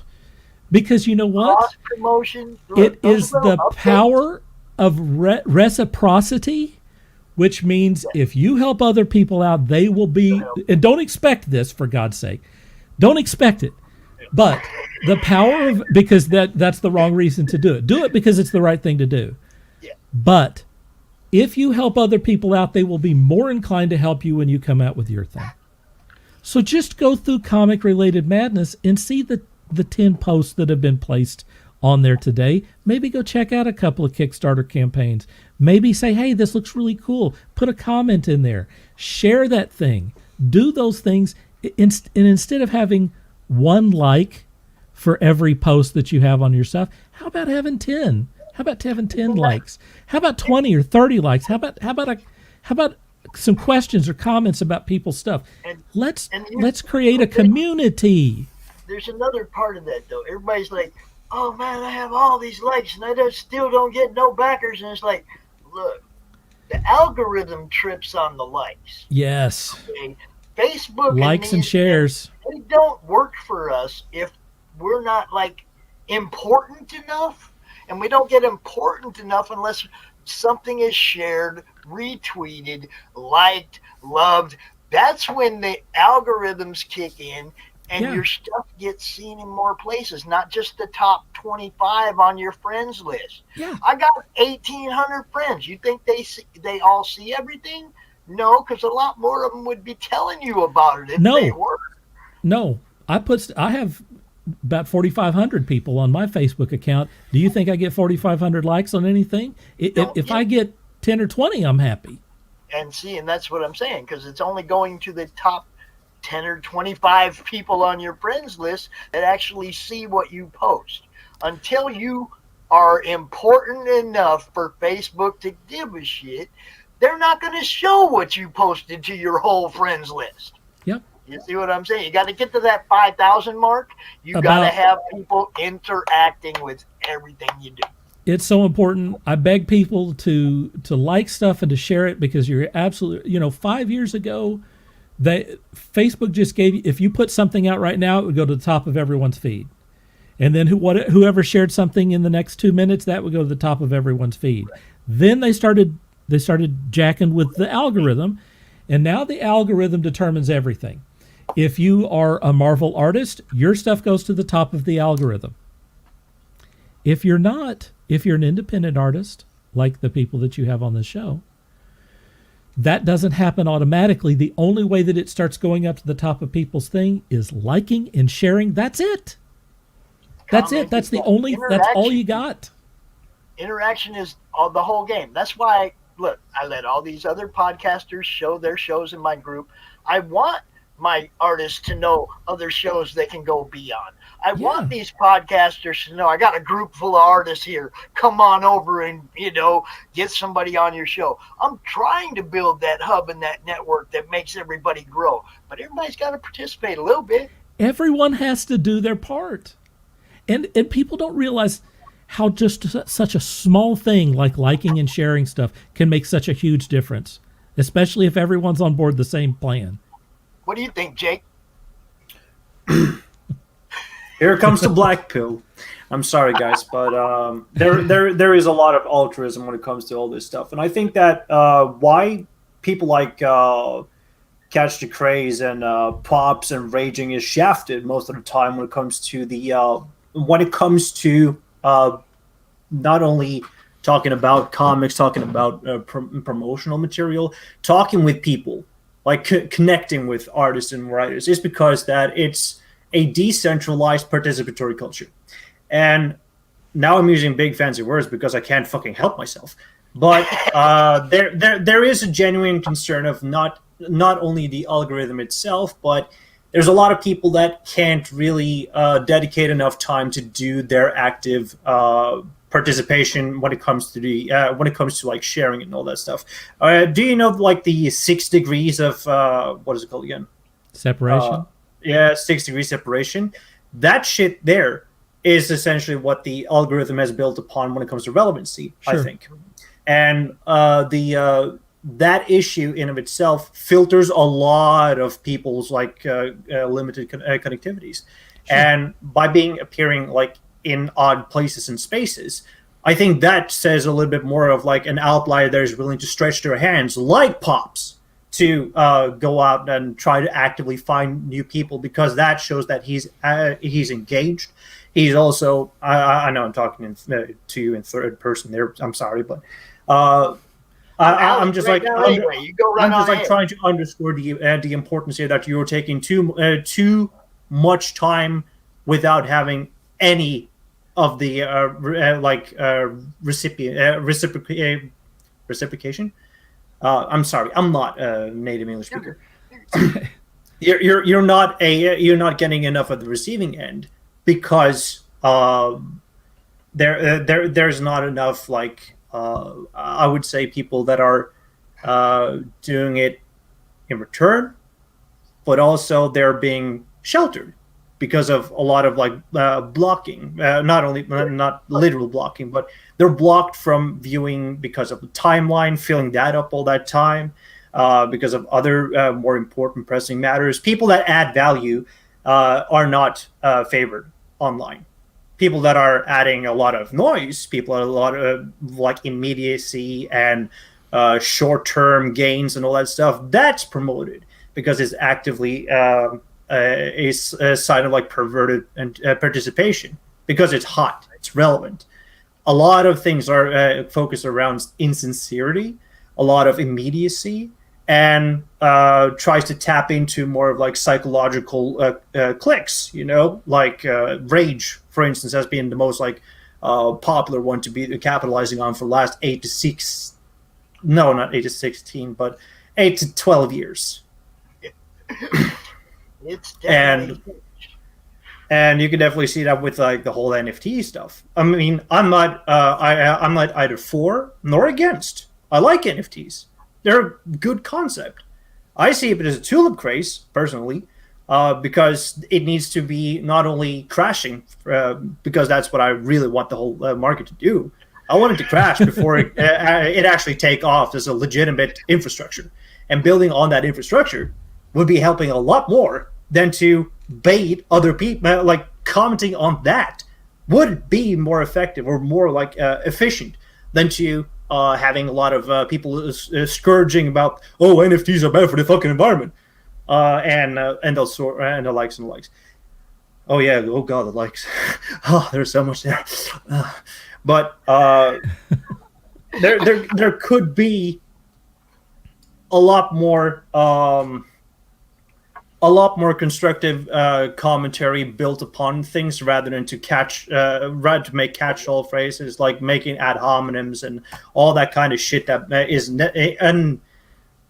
unnecessary, just trite. And fuck, I'm glad that people that are expressing themselves, of course. The only issue is that can you do that a little bit better, more effectively, and a little bit more with decency? And I think that goes a little bit further than to just like go on about tirades and all that stuff, and just like to gain a massive amount of attention to stay relevant, because that is liquid. That is liquidity. Relevance is liquidity, and you could dry that shit up that fast. You know, it's not necessary in your life unless you're actually providing value. NFTs provide a value. This is the one of the things that I try to explain to people is like, if this computer crashes, I'm out of the game. I don't have a backup. I don't have I got a Galaxy 3 phone, y'all. If the computer crashes, I'm pretty much out of the game until I get a replacement. You know, I see that there's a problem. I'm trying to get a replacement before that happens so that I can continue to do what I do without any breaks. I know if I had to take a month off, it would hurt.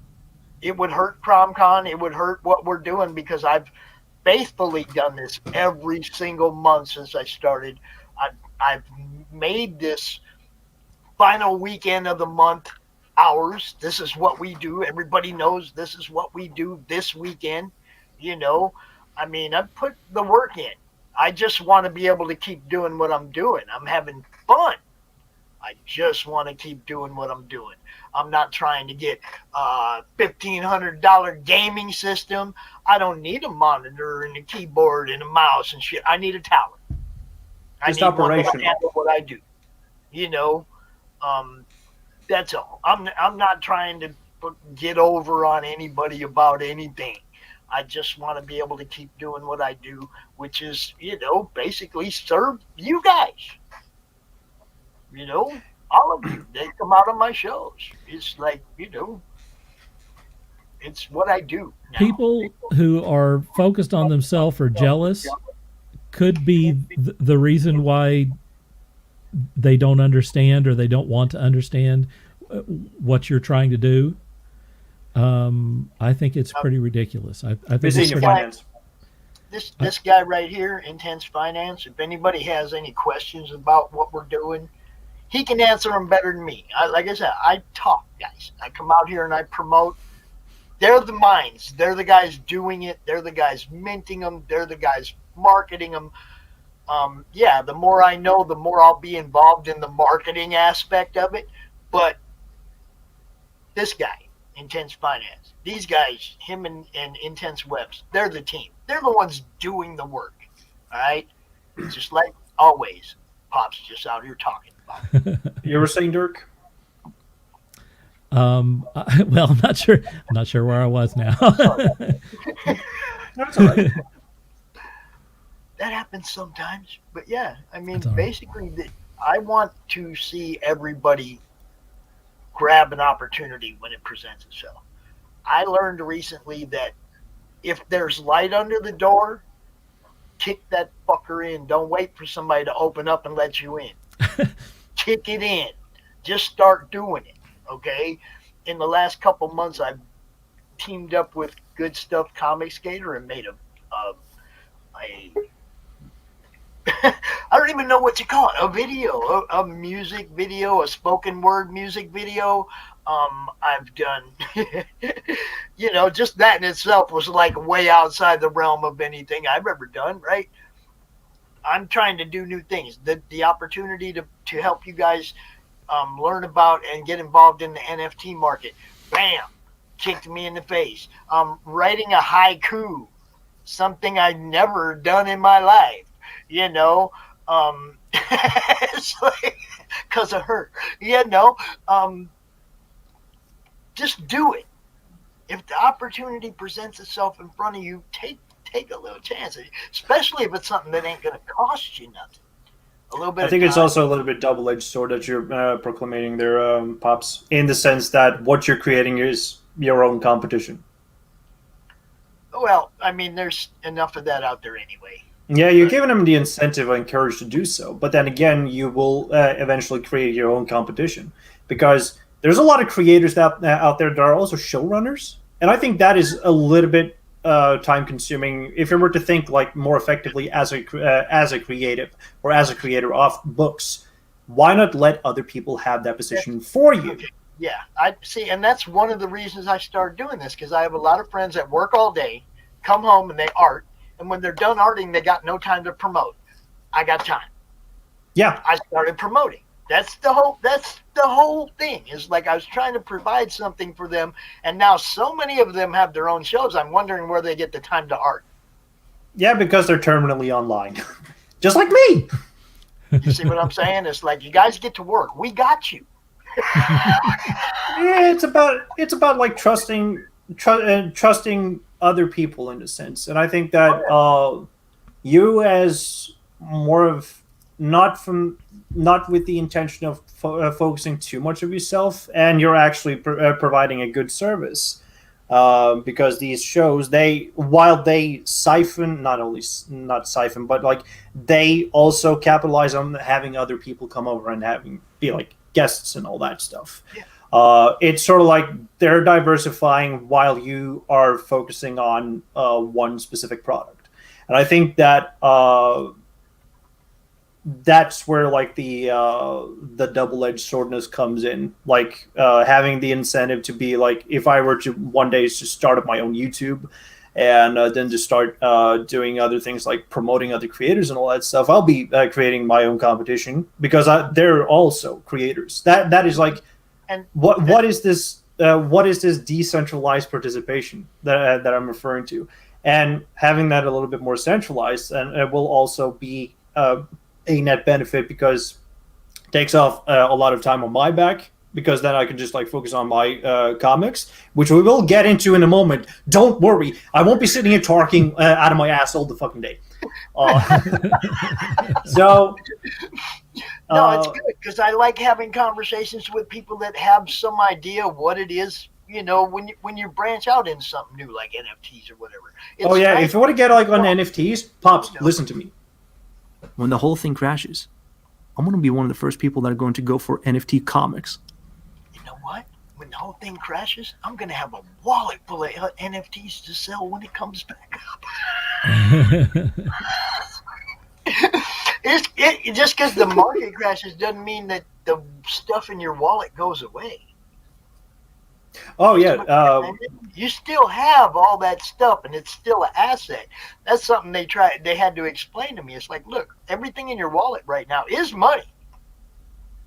Once somebody buys It is bull market, but there's that whole like deficiency of like gas money.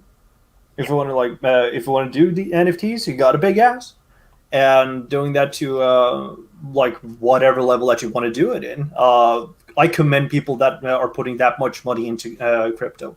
Fucking hell! I wish that I had that kind of cash so I could like make my own business and pay up my loans and shit. Sure, but yeah. I just wish I had all that knowledge. Because if you had the knowledge, you could do it. Man, and see, because I'm trying to learn, but I mean, it's all that stuff's way beyond me. This guy's Linux code been doing this stuff for decades. I'm never going to be able to duplicate what he does. So I'm not even looking at it in that aspect. It's all about promoting and, just, hey, if you're an artist, take a chance. Sell an NFT or have 1 minute, see what happens. Have talk to any of us, we'll do our best to make sure that you get something that works for what you want to try. And hey, test the waters.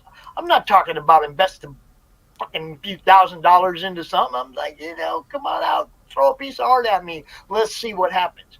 Like we've already had a few people do. Throw a piece of art at me and we're going to see what happens. They're for sale right now. If we do good, we do good. And then I can go to other people and say, look, I sold all these. I can sell yours too. Give them to me. Bring them to me. Bring them. Let's make some money. That's all I'm trying to do. Same as always, make people money. It's selling your comics, selling your art, whatever, And if you want the rarest NFTs, do as Dirk says, don't post them. Just keep it on a hard drive somewhere. Yeah, that's what I said. Just like do something that nobody's ever seen. Don't release it until, don't show it online until the day you're putting it up for sale. Those people that buy it are going to have it. That's all. Just put it on like a you can do like a surprise mechanic. Wow, I can't imagine I actually use those words. But you could load storage facilities with a lot of SSD disks, and just like having people buy lots, and then they can crack open the storage, and you got like storage hunters, so just loading up the boot drive, and just checking what it is, and then just say bunch of NFTs. Yep. And like I said, anytime. You see light under a door. Facebook user is my favorite person, by the way. Oh yeah, Facebook user. I love Facebook user. That is a real great guy or girl. I'm gonna have to find out now because who is Facebook user? Now I'll find out if this is even playing in the madness, see, because I ain't even been paying attention over in the group. What's up? It's Demetrius.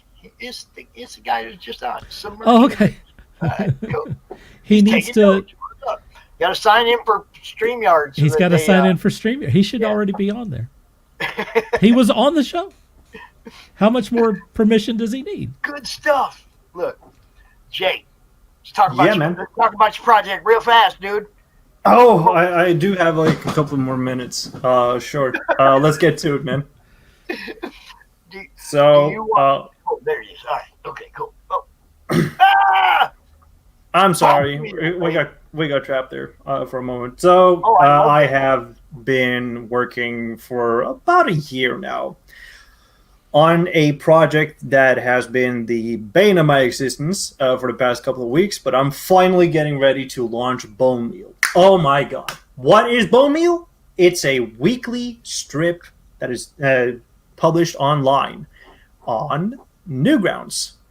And you might be familiar with Newgrounds if you are of my like a kid of my age, getting on late 20s. I was going to say 70s, but that's only mental age. Yeah, Bone Meal is a quirky comic that I came up with during the pandemic about the afterlife, actually, just dead. And there was a lot of talk with death, and I thought that, hey, the grieving process of death is very finicky, and I think that I haven't been touched by it, and I haven't been touched by it nor my closest. I know a few people that have got it, and it's really bad. I can't express how shitty I feel for some people, like in this moment, having it. But besides that, I thought, how about we lighten the mood by trying to cope with death rather than to fear it? So I then just started producing a lot of strips.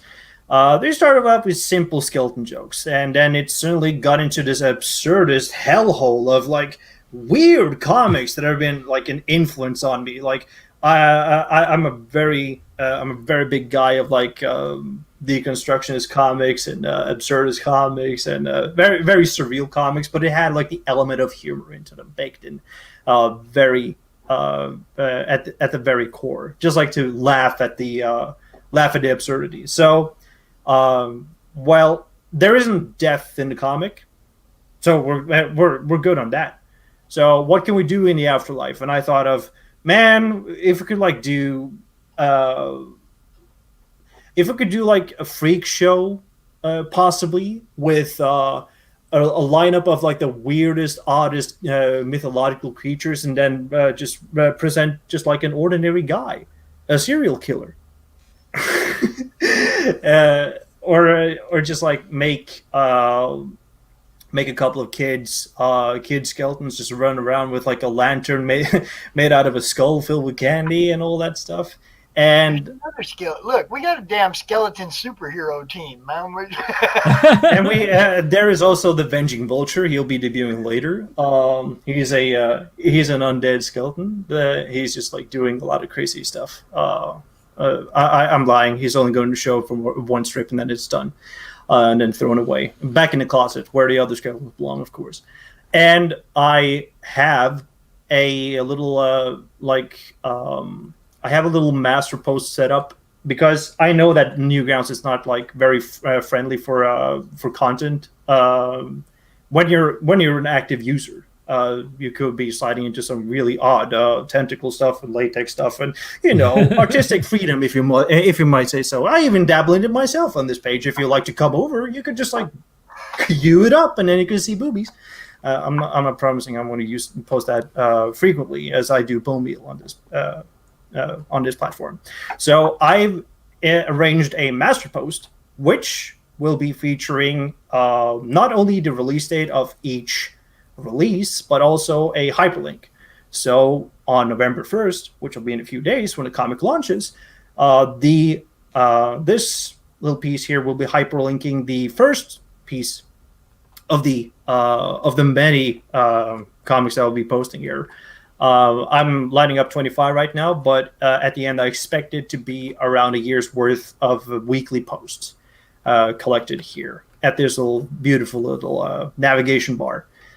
And if you don't want to, the latest art tab here will make it available for you to just like press and then you can just look after new comics that have been posted.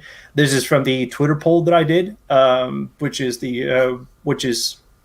among the skeleton polls, which will take popular skeletons from around like the media landscape and just like doing a spin on them. So this is Scorpion from Mortal Kombat. And here is the Revenant from Doom 2016. Just imagine like an apple shooter. I was planning on having like a caramel core so that he could like dip apples in them, but I messed that up, so I didn't do it. You can find new announcements. I got a letter. You can find new announcements of the comic on my Twitter page if you're interested. There is... I should probably link this. Infinity and beyond. Infinity. My eyes, the goggles do nothing. You'll find the Twitter posting a weekly announcement, just like for this beautiful stream here with these fellows. That's so awesome too. I love that, man. Yeah. There's I don't know, maybe 30 different versions of CRoM now. Everybody's got a different version. They're all so cool, and you can tell they're all CRoM. Yeah, he's a very flexible guy to draw. I broke I really want to break his anatomy. So it's very off kilter and very crazy, but I think that is just like part of the madness, you know. Yeah, I love it. I want it to be like I want to think in that realm. So because and I just imagine like a jester of sorts, just like a crazy jester, just like ready to like break everything and bend and stretch and just like an ultimate terror in a sense. There is also another comic that I'm, or more or less a anthology that I'm partaking in. It's called the 9-Volt Anthology that is created with the AAA community. And we just released the holiday special, number 2, Mausoleum of Horror, which does feature 5 chilling stories. It's 98 pages, black and white, and it will shake you to your core. Not the apple core, of course, because those are all eaten. And I'm partaking in it, writing a story called the Trumpilel, which is done with my buddy on the art department, Sideburns Comics on YouTube.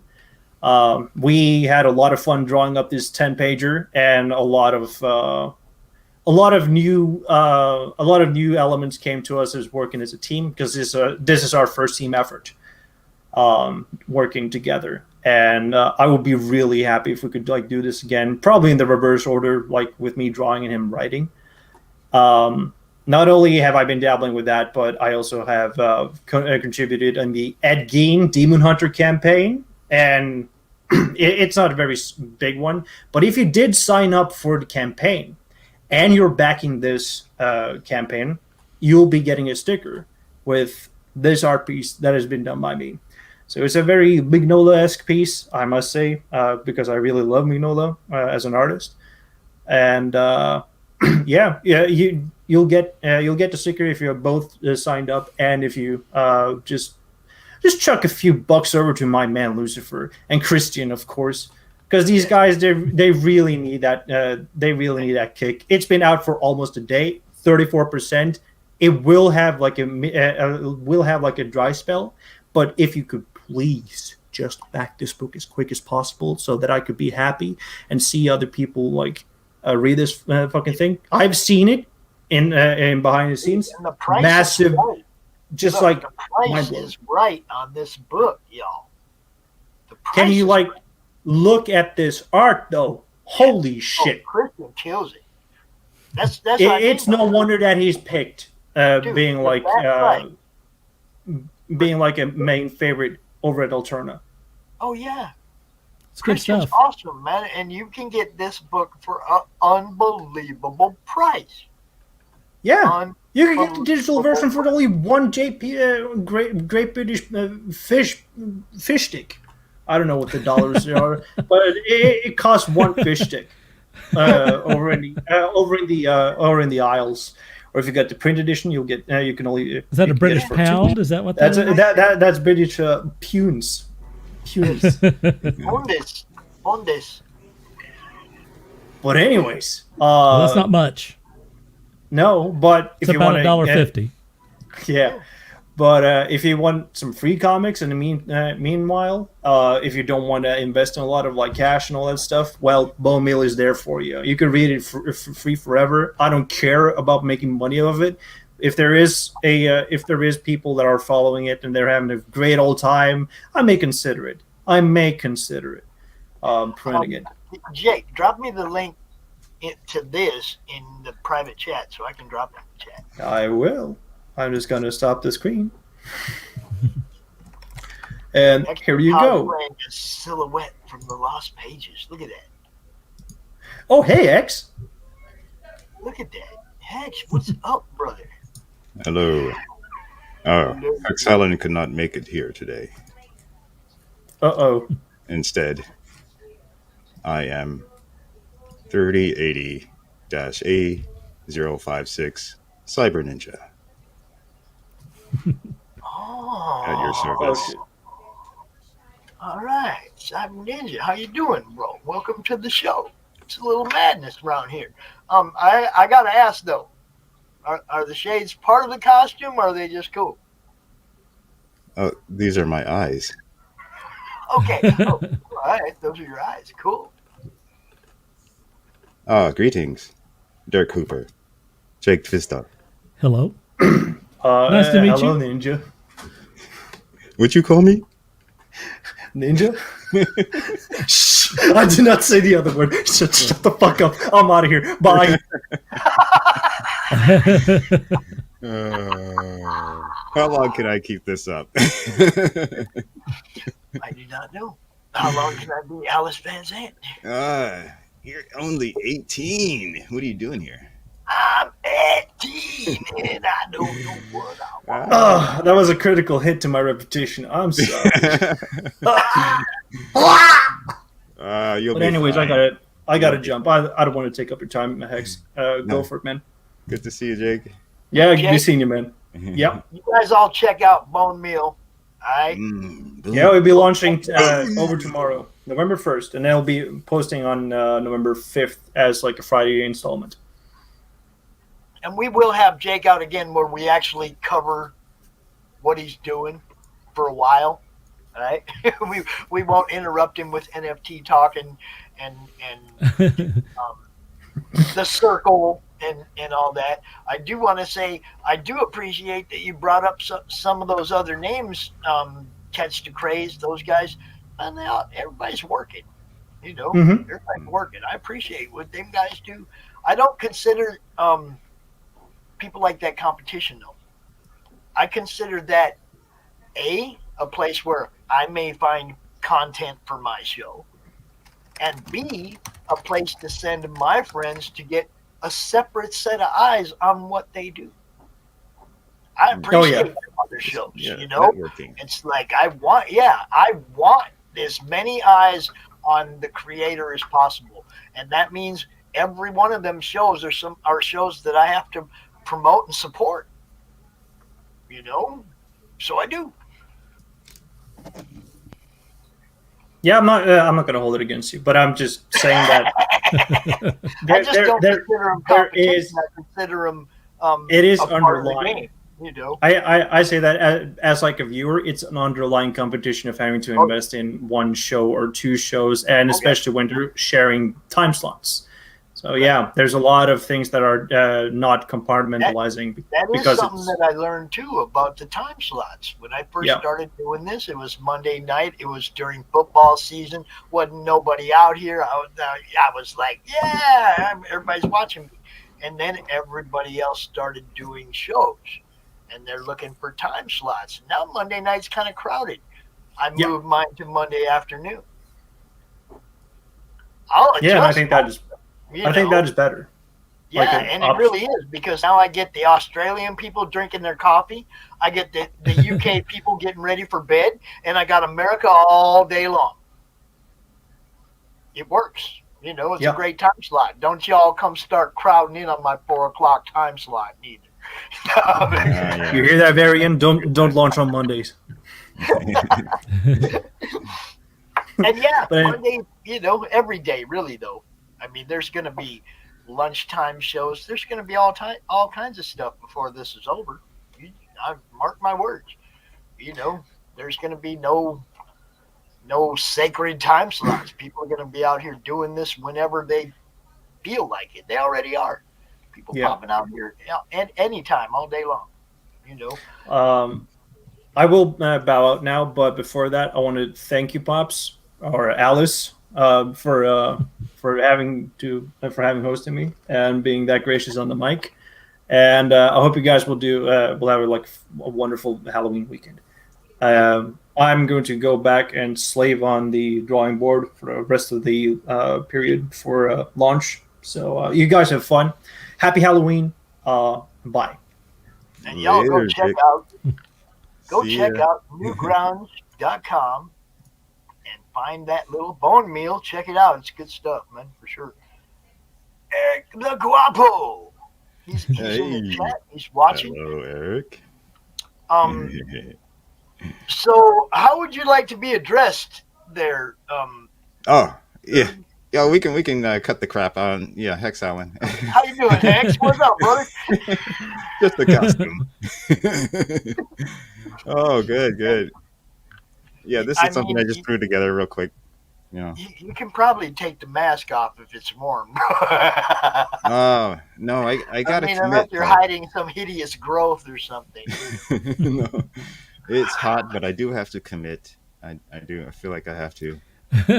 Yeah. Hey, it's for me, I got another good one for tomorrow too. Ah. Oh yeah.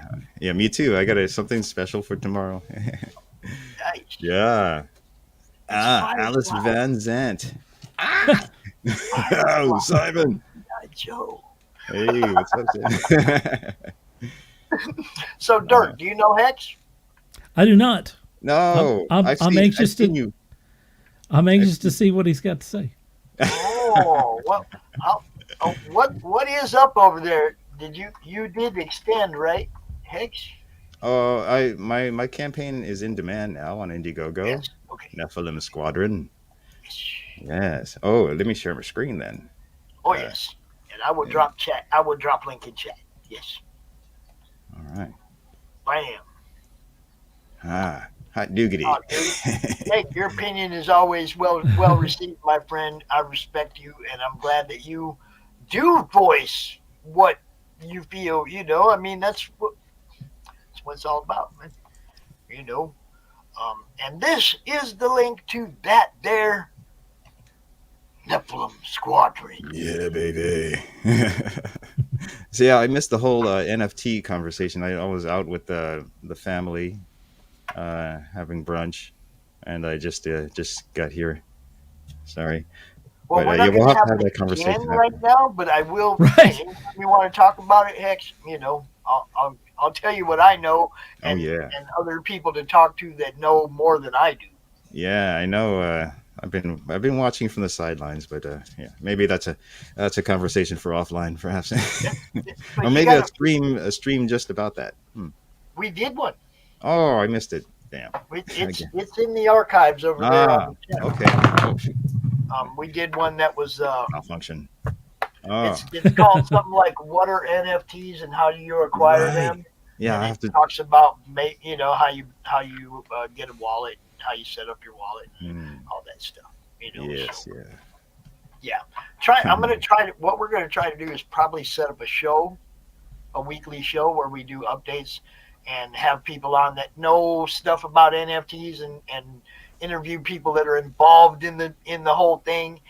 And that way, all I'll be doing on my comic show is saying, watch that show. I won't have to try to sell NFTs during comic time. Right. Exactly. I don't want one to step on the other, because I was doing this first. You guys are my fam, and you guys are the ones that I want to sell NFTs for. Make you some money that way. So, that's right. It's just another job, bro. It's like a second job now. Yeah. Hex, you've got a couple of things that you mentioned there in your deal. You mentioned Robotech, which is super awesome, and American Flag, which is one of my all-time favorite comics. Oh, excellent! Yeah, I'm a big Howard Chaykin fan. I am too. He is truly one of the greatest artist writers out there. Yes, and very much not. I mean, he's not really. No one, in the modern era really talks about Howard Chaykin, but that guy had put out some stuff that was way ahead of his time. Yeah, I know. People I think get hung up on his tone, his attitude, and his politics. Maybe outside of comics, maybe. Well, but then there are other people who just don't even know. They don't even know. Right. They might have heard the name of American Flag. Something like that. You guys do me a favor. Talk like I'm still here. I'm not going to be here for a minute. All right. Okay. Well, let's check out the. Oh, wait. Well, tell us a little bit about Nephilim Squadron. Is this it? You say it's volume 1. How long is it? It's an 80-page graphic novel, full color, perfect bound, offset printed. Cool. And includes 3 chapters. And the pitch is that it's like Robotech meets the satire of Howard Chaykin's American Flag. And bumps into the exotic sci-fi of Heavy Metal magazine along the way, It's inspired by 80s Nice. epic anime, space opera, and manga like Macross or Robotech, the Americanized version, Yamato, and Area 88, sprinkled with a dash of Neon Genesis Evangelion. And if you love It's all any good of these stuff. things, or even if you have never heard of any of them, then you should back Nephilim Squadron, because it's actually nothing like any of those. Is that what were you saying? Oh, I think that's all very cool stuff. I really like that stuff. Awesome. So you're right in the realm of stuff that I get a kick out of. Oh, Who cool. did this? Who did this piece of artwork here for the cover? Yeah, the standard cover that's done by me. Cool. And I have the Macross homage cover I did also. It's an homage to the Macross the motion picture from the 80s. Yes. Okay. Right. And this is the Dan Plagle, aka Boob Dan variant, very popular on the scene. Cool. I wonder why he has that name. Yeah, they're all over. They're even subliminally in the moons here. Yeah. Let's see. I get it. Yeah, but the backdrop of the story is that it's a science fantasy war epic that focuses on the personal journey of a clone pilot who desires a soul, and the story takes place on a planet colonized by humans in the 28th century, and civilization and nations have formed over time, but in recent years, where this story takes place, the civilization has been fighting a war with a quickly evolving native beings on the planet. And as this war has been escalating, a third party enters the scene, which are the Sol Interstellar Forces. And they're a Star Trek Federation-like organization, and they're sent to find out how and why the humans on this planet have awakened this strange species and started a war with it. Which is important because it seems that the prime directive of not interfering with intelligent sentient life has been violated. But we follow our protagonists, the pilots of the Sol Interstellar Forces, or SIF. They're in the Nephilim Squadron, and they start off at the top of their game, but quickly become affected by the scheming of the planet's dictator, Seaton Kokar. And as the namesake indicates, they're like you could say they're like fallen angels, or the result of being fallen angels, Nephilim. But also on a meta level, the story is an ancient mythological tale retold 700 years in the future and on a different planet. But that comes later. Right. Yeah, that part of the story. And here, look at some of the characters in the large ensemble cast here, and some of the TLDR character descriptions you can read later on. Some of the inspirations and influences, as mentioned before: American Flag, Macross, the Incal, or I guess in general, Heavy Metal Magazine, and anything written by Alejandro Jodorowsky. And Mobius, and the Area 88 manga, and the Crying Freeman manga are also big influences. And some non-comic stuff include, fringe science, actual science. Zachariah Sitchin. Oh yes, Sitchin, Planet, and mythology, and I know Sitchin from listening to many hours of Coast to Coast. Oh my God, yes, yes. I was a huge fan of Coast to Coast. Yep. Since me too. November of 1996 is when I first started listening. That's about the time I started listening to Art Bell Overnight. Yeah, when the Hellbop comment the Hellbop was all the rage, and right, that's when I kind of got into it. Sure. And I got some stretch goals here where we unlock a secret print at $5,000, and then some stuff later on. You said this is on demand. Have you already completed your campaign? Yes. Okay, so you're fully funded. This will be printed. Yeah. No doubt about it. And so now it's just getting some stretch goals out there. That's right. Yeah. Yeah. Cool. What kind of stretch goals do you have?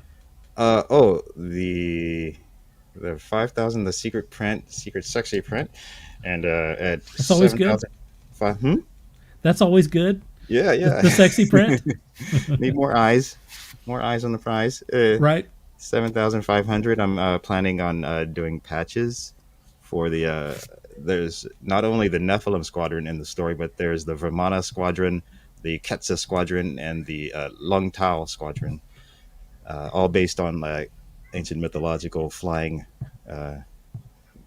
machines or creatures. Cool.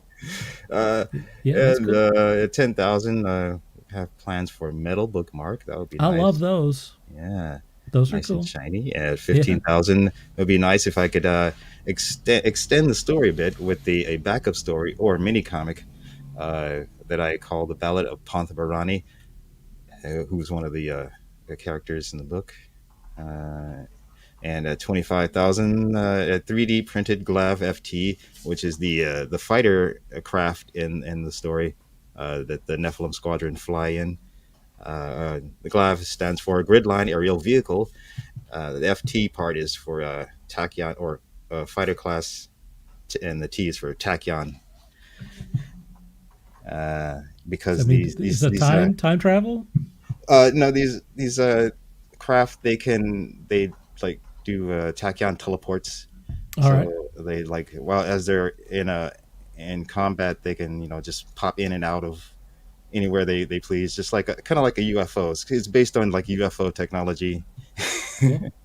That's where the there's a whole lot of backstory that we don't have to get into right now.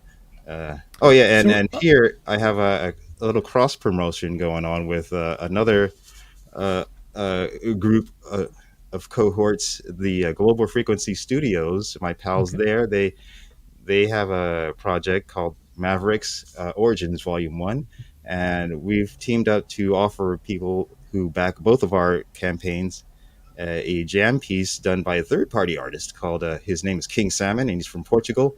Oh, and that's cool. He's did this cool jam piece print with my fighters from Nephilim Squadron and the Mavericks mechs. And very cool. I like that you're working with other people and putting this stuff together. It's nice fun. Piece. Yeah, a lot of fun. Yeah, and you can find they're on Indiegogo too and on YouTube. And finally, my variant artist Dan Plagle has a project on Indiegogo that just launched this week. This past week. The Goblin Girl. They were talking about that earlier. Ah, awesome. And then here's my own YouTube channel, the Hex Allen Comics channel. And I'll be doing regular streams again starting next month. So basically, there we have it. Michio Kaku, that's also yes. I love that stuff. We're dealing in this story. I do too. I do too. Yeah, I love Michio Kaku. He's great, and also a perennial favorite on Coast to Coast. Yeah. He was that's where I first started listening to him, and now he's like famous. And I'm like, he's blown up since then for sure. Yeah, I'm like, I used to listen to you way before you were famous, dude. For sure. So, are you doing Nephilim Squadron completely on your own? Yes, unfortunately. I mean, that's a lot of work. How long does it take you to create to render a page from beginning to end? Oh, well, normally it would take about to pencil. Depending on the complexity, I would say about 10 hours total, 10 to 12 hours maybe if I'm to tally the actual hours. Yeah. Right. And then but inking is relatively easy because when I try to do kind of detailed pencils in the blue line pencil, and I ink right over it. And the inking comes pretty quickly. I can ink in probably less than 8 hours, ink a page. And then you're adding color too. Yeah, that's where where Color's the a bear. tedium comes in. Tedium. Yep. I love the result, but the tedium is really in coloring or flatting the colors. So, how long on colors? I don't know. It's just 4 or 5 hours. Yeah, I would say that would be reasonable if I see. I've been doing it like an hour at a time at the most, Well, and then go do something else. The point that I'm trying to don't get know. to is you said 12 hours for pencils. You said the inks went pretty quick and maybe 4 or 5 hours. That was my estimation for colors. Maybe that or longer, depending on That's for about customization. 17 or 18 hours a page. People need to understand, and you've got an 80-page project here. People need to understand the amount of time that you not counting the writing or coming up with the ideas of the research or anything else. 80 pages of somewhere between 15 and 20 hours a page. Think about that. Where most people work a 40-hour week, I mean, that's 2 pages for you, right? Yeah. So people need to understand the amount of work that goes into a project like this. I think it's pretty amazing, and congratulations for coming up with 80 pages of work like this, fully colored, everything else. Oh, it's not complete then. It's about a third of the way. I understand. I mean, I think it's really cool that you're doing this, and I think that they should be supporting all of the work that you're doing on this. Oh, thanks. Thank you very much. I like it. Yeah. Now, It's definitely up my alley as far as topic and the ideas that you have here. Very, very much the sort of thing that I enjoy. Cool. Yeah. Thanks, Dirk. You're welcome. Oh, let's play the video since Pops, you can enlarge and go full screen from your side. I don't think I can. Can I? Hold on. Oh no. What happened? I just Watch your ears. Sci-fi fan. Are you finally ready to have your head explode? Never before seen sci-fi action. A strange new world. Exotic technology. Kick-ass characters. And a story that will turn your mind inside out. Nephilim Squadron, Volume 1. Available now on Indiegogo.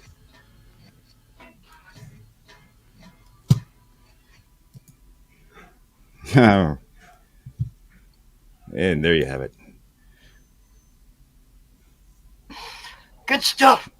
Good stuff. And I just added a new featured tier, which is just the Dan Plagle with the regular titling. It's not the Virgin cover, right? And all the fixins, the bookmark, the sticker, pin, and the digital download, just for $30. The Dan Plagle cover, and here's the PDF itself. I got Nephilim Squadron character sketch cards, only $23, and everything is an add-on at checkout too. Right. The Macross variant and the standard cover, Virgin variants. I call this the Heavenly Bodies series. Heavenly Bodies 2 and 3. Hello, Sim. Hey, Sim. Oh my God, it's Sim. It's Hi. Sim Killer. Hide! You can't see And, you. the Galactic tier here is the Macross cover with the sketch card and all the fixins. And same thing with the Interstellar tier, and the standard cover comes with a sketch card, a commissioned sketch card of your choosing, mind you. And for the Universal tier, at only $80, you get two books, the standard cover and the Macross cover, 80 pages, and the bookmark, sticker, PDF, and pin. And the transdimensional tier, this is the big one. Not really. This is 3 covers. This is the big one, the Big Bang. This is the original art tier of the 11 by 17 artboard page from Volume 1, and includes the book with a cover of your choosing. You could choose any cover. You get the holodeck, aka the digital download PDF, bookmark, sticker, and a pin. And and all these come with the stretch goal items. And I had a what I called the quantum entanglement tier, which was the drawn-in tier. It's sold out. That's And, good. Yeah. And I'll be doing some more streams sketching the character concepts of my my backers who jumped in on that. And one of them was our own Sugar Chris. Ooh. All right. Ooh. Did you bribe There we him? have it. That's Did you Nephilim bribe him Squadron by Volume threatening 1. him to put a red dress, Chris? Say what? So did you threaten him? Ah. That you were gonna put a red dress, Chris, if you didn't back it? Well, I did mention like a kilt. Hey, Pops, I'm going to wrap it up. All right, Dirk. Tell everybody where they can find you real quick. Find me at rankingstudios.com. That's RAINKING studios.com. And you can also find me at Dirk Hooper Plus. So that's DIRKHOOPER PLUS, both on Instagram now and on Twitter. Cool.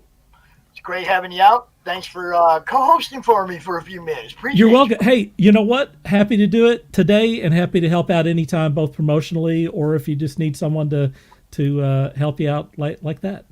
Cool. Appreciate it. Thank you for having me on, Pops. I appreciate it. Have a good night, man. All right. Nice to Bye-bye. meet you, Dirk. Take It's care. nice to meet you, too. I'm going to go check out your deal right now. All right, cool. Cool. Later. Bye-bye, guys. Take it easy. All right. So, Sim, Hex, we just had another person pop into the backstage. He's scheduled for a little later, but what the hell? Let's just all hang out and talk about each other's books. What do you think? Sure, baby. Hey. It's Doc Blalock. It's Head Wound Harry. Oh, all right. Head wound hair. We'll go with that. Hey, guys. Hey. So it is, we're talking Nephilim Squadron. We're going to talk about a little bit of Sim, a little bit of what Sim's got going on with Demona? Yep. How do you say that? Demona. Right now, it's a webcomic for my member exclusive on Patreon, but it's going to be a book coming to Indiegogo. It's going to be a full 60-page.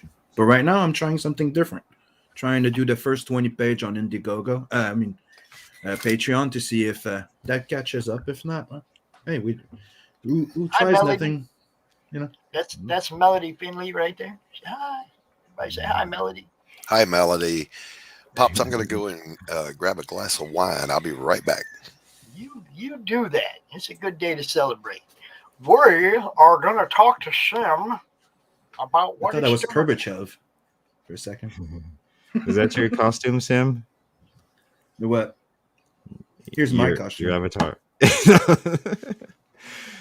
Oh. Damn, he let his hair down. That is a costume. Look at that. Yeah, because I have new skull candy here, wireless earbuds instead of my headset. Ah. Nice. You look Yeah, like I never liked the headphones, the earbuds, none of it. I just don't. Also got this. Whoa. Yeah, I think I have the same thing. But I You put got the the little afro blackout? puff on it. I don't got a cool mic. Anyways, we won't see the difference between you and your costume. Yeah. I know. Stay black, stay strong. That's right. You know what's up. Let's see. Yeah, Sim looks like he's about to go hunting wild boar. Realize that you're. Well, you can't see him anyway, Marv. You can't see him anyway. How would you even know that's Hex, right? I know. Back there I think I hiding. might go with this all the time because, it seems like a lot of guys who have these successful campaigns never show their face. I don't think I want people to see who I am anymore. That's not true. I don't know. Most people show their faces. The one that don't show their face usually that don't succeed. Yeah, they're the ones that are sus. But you don't have to show your face every time, as you can see with me. I show my face. Rats jump on chairs.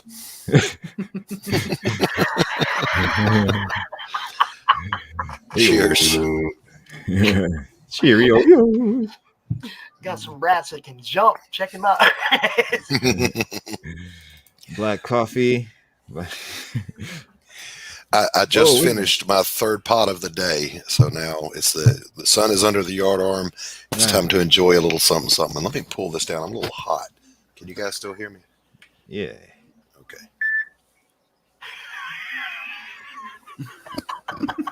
Hmm. All right. Sim, you want to share a screen? Oh, you did share a screen. I guess I just didn't put it up. There you go. Yeah, you were talking about Demona, so here's the first Demona. cover of Demona. There it is. And then you have the second one. This is the variant cover where you see her demon form. And here's the first page. Page 1. Very nice. Very nice. Page 2. And those are the only ones that are alive now. So here's a little teaser. Right on. So Sim, are you you're drawing, inking, and coloring, and writing? Yep, I'm doing everything on that one. On Telson and Fantastic. Adverse, I had colorists working with me, but on that one, it's all me. Very nice. Very nice. I even thought of Joe likes and lettering, but I didn't do it. Joe likes Demona. Joe approves. And this is me working on Telson and Adverse 2 and the Inkslayer project. One of these days, I'm gonna have the balls to try digital. There's a little Tales of the Netverse stuff there for you. Ah, Tales from the Netverse. Tales. Yeah. You got beef and cheesecakes. What does her butt say? Mavericks. It's the name of the comic that they're part of. Mavericks. Okay. All right. It's a crossover between Maverick the book and Nat the Merc. So the one with the pink and green hair and the guy sitting there with a big package, that's Nat. Because girls are always saying, like, oh, girls have big boobs. Girls, no. We don't do the packages to the guys. And I'm like, well, he's in a speedo. Well, Sim, I was glad to model that for you, and I appreciate your faithful representation. What about the little green dude? I don't know that goblin. Just He's a troll. Just trolling He's not there. a goblin. He's a troll. Yeah. He has been classified as an internet troll. That's what he's classified as. As he should be. The metadata on the NFTs with him in it. He is a internet troll. So probably the first one in the genre. And this started showing up in the people's mailbox. Telson and Adverse. Nice. They're all in fulfillment right now. And here's a little glimpse to the Second Chance campaign that's going to have 2 variant covers. I already printed some of them. Oh, I like the sound of Oh, Second yes. Chance campaign. I like You the have, sound of it. Oh my you have God, a that's- Preston Acevedo cover, ink and colored by Scotsman. And this, you have the original cover I drew in 2016, remastered by Scotsman. And those are the 2 variant covers that's going to be in the Second Chance campaign. Oh my God, dude, why are you doing this to me? Look, I'm sorry for everybody who does a Preston Acevedo cover. I'm sorry I didn't buy your cover. Letting you know ahead of time, if Preston did it and I'm backing your book, I'm probably getting his cover. Just letting you know. I mean, I'm just being honest. So I those love will that be- dude's work, man. I love that dude's work. And I already printed 100 of those each in advance, so that when we're done with the Second Chance campaign, I can start fulfillment right away. And since I'm international, that's why I closed the in demand, because there's extra fees for Canada. So I after a while, it's like you're giving your book away if you only sell, So I just went close down, and when I'm done fulfilling, I'll start the Second Chance campaign for people that are like, we want in. Where the hell was that all my life? Hey Sim, Yep. is there like do you have like a network that you use outside of just only within Canada that people you talk to talk about your book? No. I'm just wondering if Like, because like most of your customers are in the U.S., aren't they? Half and half. Ah, It's technically like usually it's half in the U.S., half international. I include Canada in there, but the thing is, I have some in Canada. I've been here for a long time, except I've been canceled a while back. Good man. If you're not canceled, you're not doing something right. I am anti-PC culture, and I am totally against freaking censor, and having a bunch. Let's just say having a bunch of feminists and Antifa showing up to my table and Comic Con, roughing my table and me jumping over the table. Oh, yeah. There you go, buddy. You earned your wings. You earned your wings. I'm very cool-headed in situation like that, but when my kids are around and you start being violent, well, you get to meet the other me. Yeah. You get to meet the Wolverine. Yeah, and the other me ain't that nice. You do not want to meet Dad. You don't want to meet Grandpa either. Trust me. Those wonderful, tolerant leftists. You gotta love them. God. You know what they say about only nice if guys, you right? agree with them. It's harder to be nice. Keep that in mind. I know. Very much so. But that's a goal. That's a decision that we made, and this is what we are. Yeah, I always tell people I'm exactly as nice as you allow me to be. Yeah. Oh, and hold on. Let me show you the Pop, did you shave the goatee? It's all gone, bro. Oh, he really is 18. Did you see me last night? Check this out. Did I see you last night? Yes, I did. Oh yeah. Yeah, it's all gone, bro. Nice. See the glossiness on it? Yeah. Oh yeah. I can smell it from here. But you can see the reflection of my room in it. Yep. But bling bling. We went Like, all the way for quality. Yeah. Nice. Yeah, those people do a lot of crunches.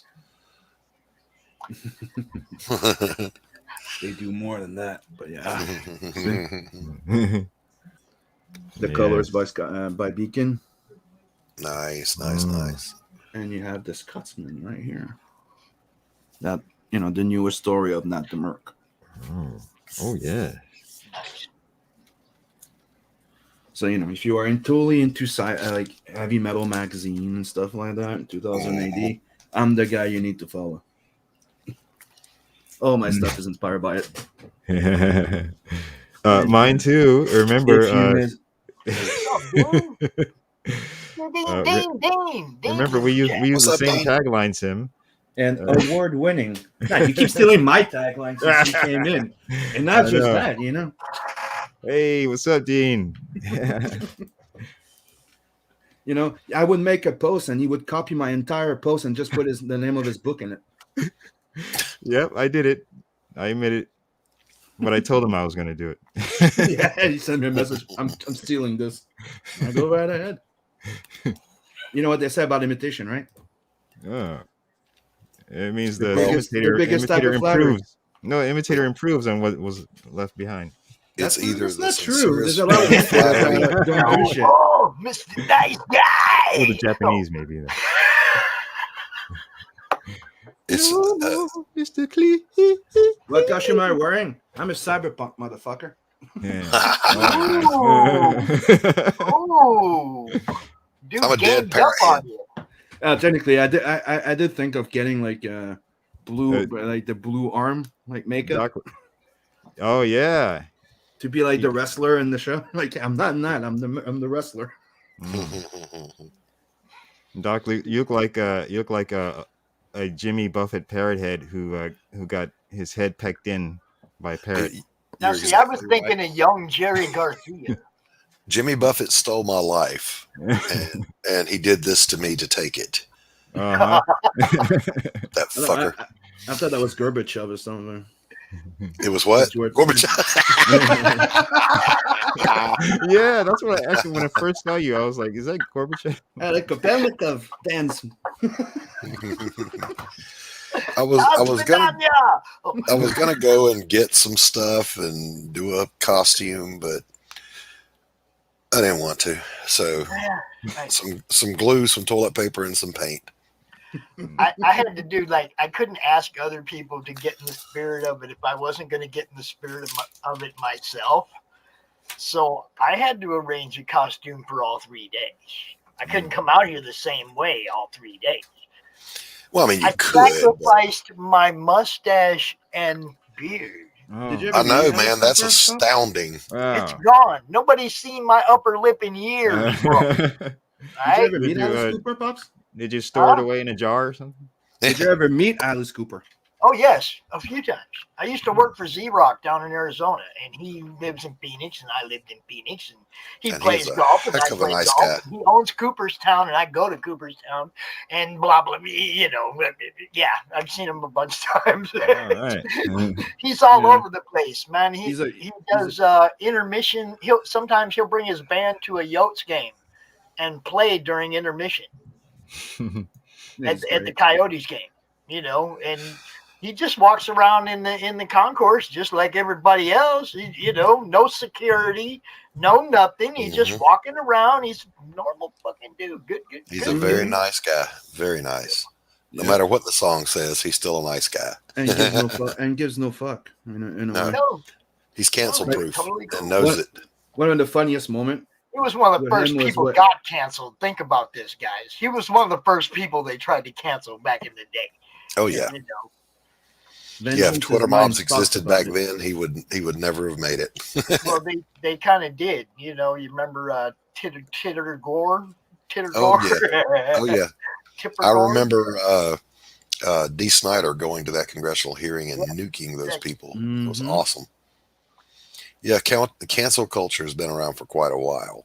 Yeah, like one of my favorite comic book writers in French comic book writers has been canceled for ages. His name is Jodorowsky. If you know who that is, it's the guy that made the movie Holy Grail. Not Holy Grail, the Holy Mountain. And El Topo. Yeah. So that guy's the father of the. And didn't he write some movies. comic book? Didn't he write some comic book or something? Well, we're going there. Then he did the Dune thing. He was the first one to put the Dune movie together, and all the team that made that broke out at the end and went to do Star Wars, Aliens, and all that shit. So we have to thank him for that. But he's also the writer of The Inkle and Matter Baron, which is two of my favorite Gotham comic books. Yeah, if you haven't been canceled, you're not doing something right. Well, at least if they haven't tried, you know. Yeah. I mean, if they've tried to cancel you, then you obviously tipped the scale somewhere. Well, I'll say if you haven't been canceled now, you're a fake ass bitch. I love that. I love being canceled. Was that straightforward enough? That's me, bro. Yeah. That means you don't have the balls to stand for what you want and speak your mind. I'm sorry. You got to. You got to.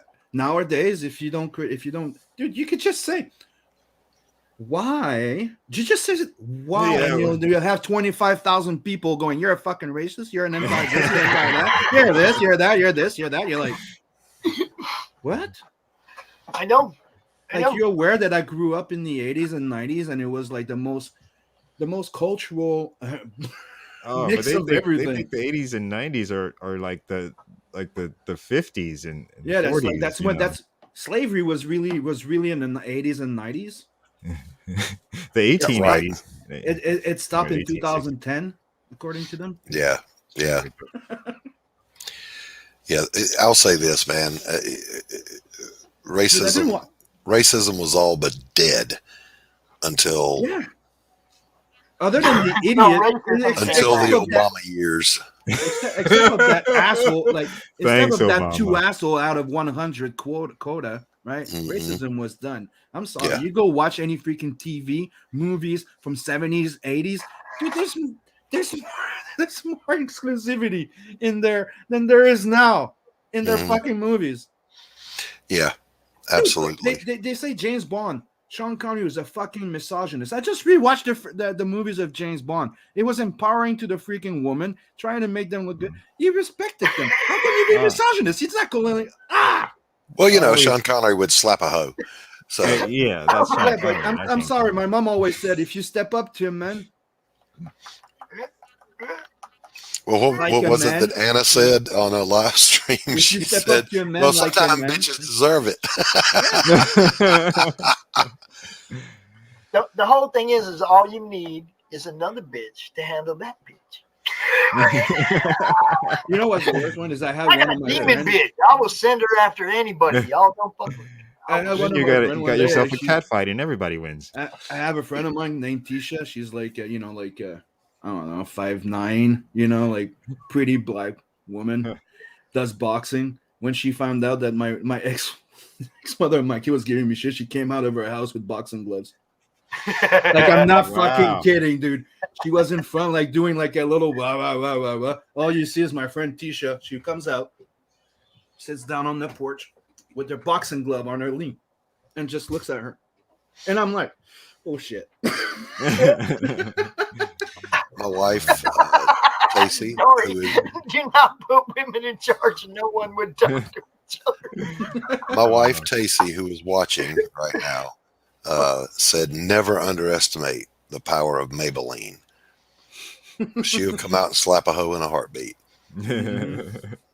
Bristolian Dave, what's up, brother? Hey, Dave. Hey, Dory.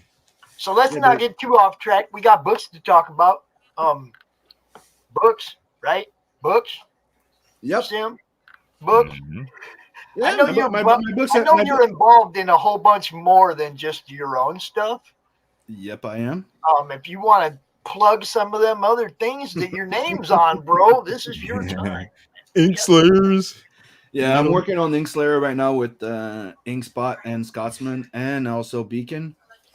This is going to be a big magazine and anthology type of thing where we each have our own IPs and telling stories. So each of us are going to have between 20 to 25 pages in there. So imagine like you're getting 4 to 5 floppies in one big magazine format. So there's that. I also right now there's the Outlaw Night that's being fulfilled right now that I've been part of. I'm also going to be part of that book that Passion for Drawing is doing called Tales from Nova Terra or something like that. Yes. Nice. I'm supposed to be illustrating the little novel there, doing some illustrations. What else? I'm sure I'm forgetting something. I'm working on Blood Hunt Doc Salem crossover with Brian Kreisgau and Preston Acevedo. Damn, that too. Yep. I'm doing the rough pencils, and Preston's going to be the finished art on it. We're trying to go like Greg and Todd on Spawn type of thing, mix of styles. Somebody wasn't paying attention last night because I said more than one time, if you want to come hang out, hit me up and I will send you the link. I'm not posting the link in the chat for just anybody, and I'm not sending links out during the show. I did send the invite out, though. You can't say No more, Mr. Nice Guy. every lady.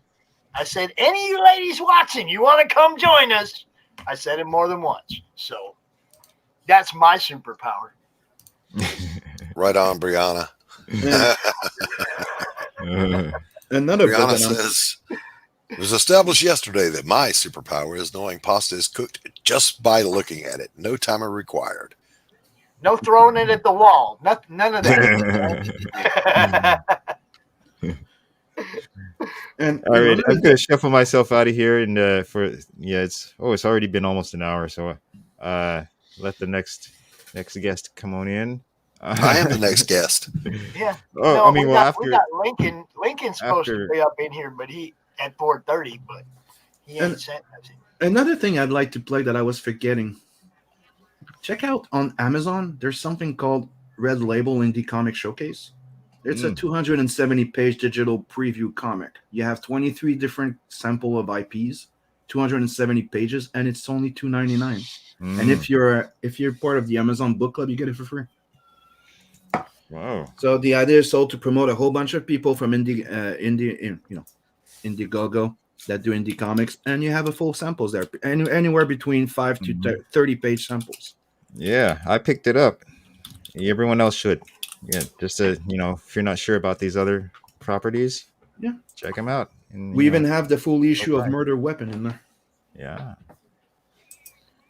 Nice. All right, fellas. I'm talking about the guy after Doc Blalock. I'm gonna let make some room for them.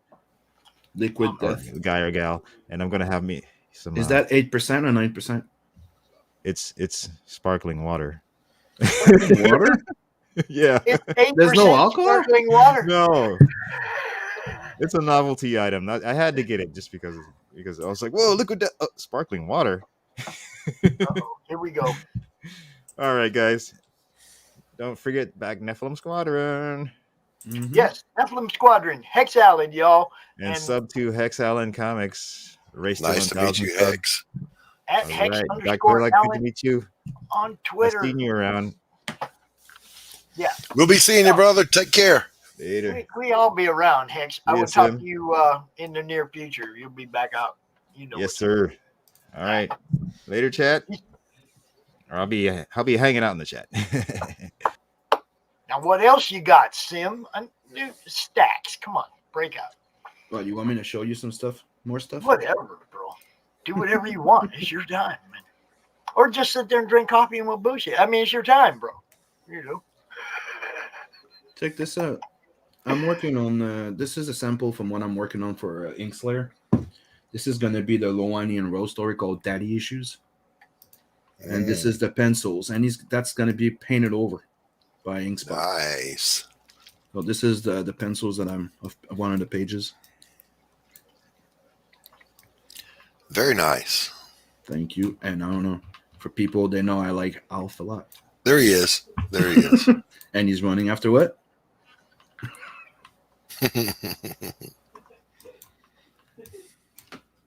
I would show him more. But hold on a second. Let me go here. Not the Merc.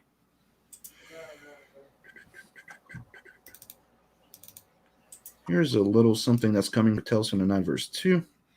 Gonna give it a little few samples right here.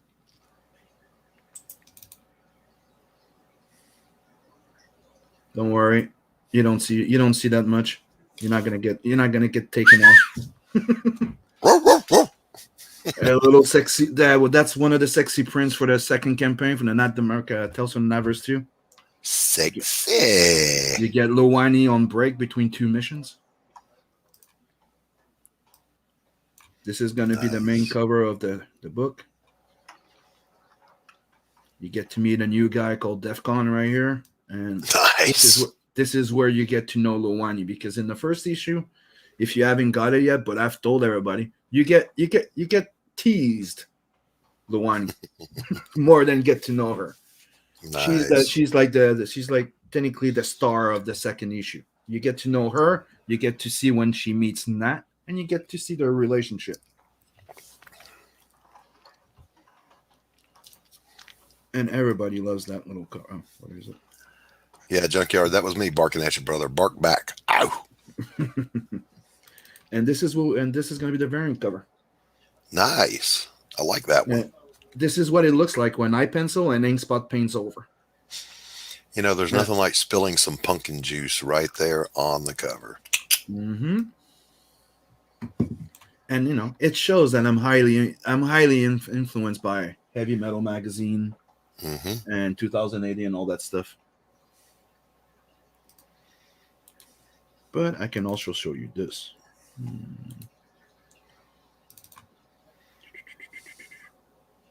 Let me just open the right file.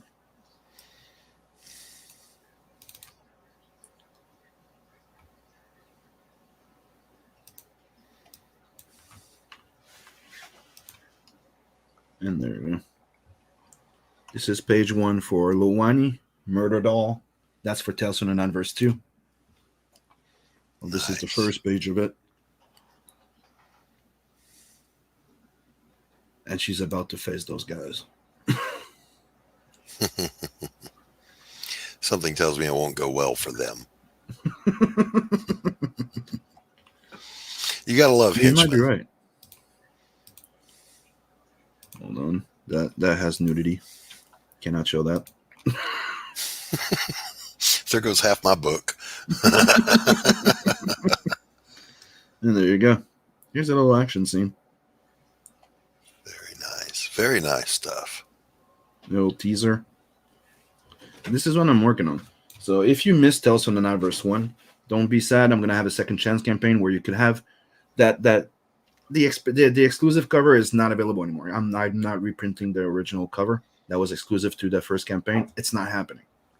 But you're getting that group shot and those 2 variant covers that will be available in the variant Second Chance campaign, which is not going to go in, probably not going to go in demand. I'm going to finish the campaign, fulfill, then launch Tales from the Nightverse 2. I'm doing Demona #1 on my Patreon, Inkslayer, and I also have 2 other projects. There's one I can't really talk about right now, but let's just say I'm doing a crossover of 2 characters that are not mine. Oh. Good stuff. It's all good stuff. Mm-hmm. Now, I don't know where Lincoln is.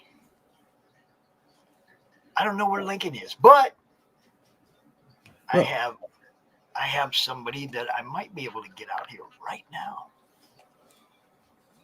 I might. Let me give it a shot.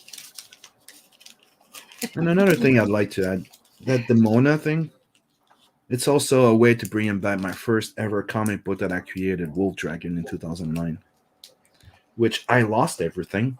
But the other day I found an old drive, and I found the first 23 pages out of 32. The following 6 sketches for the next pages, so I can actually have it all remastered and available again. And it's all linked to Demona. So it's 2 universes I'm creating. Nice. Did you find it? I'm trying to buy you sometime. Yeah, I sent him a message. We'll see if he comes through. He wants to come through. He's like got the Halloween party thing, kids going on. He's trying to figure out later. I'm like, right now?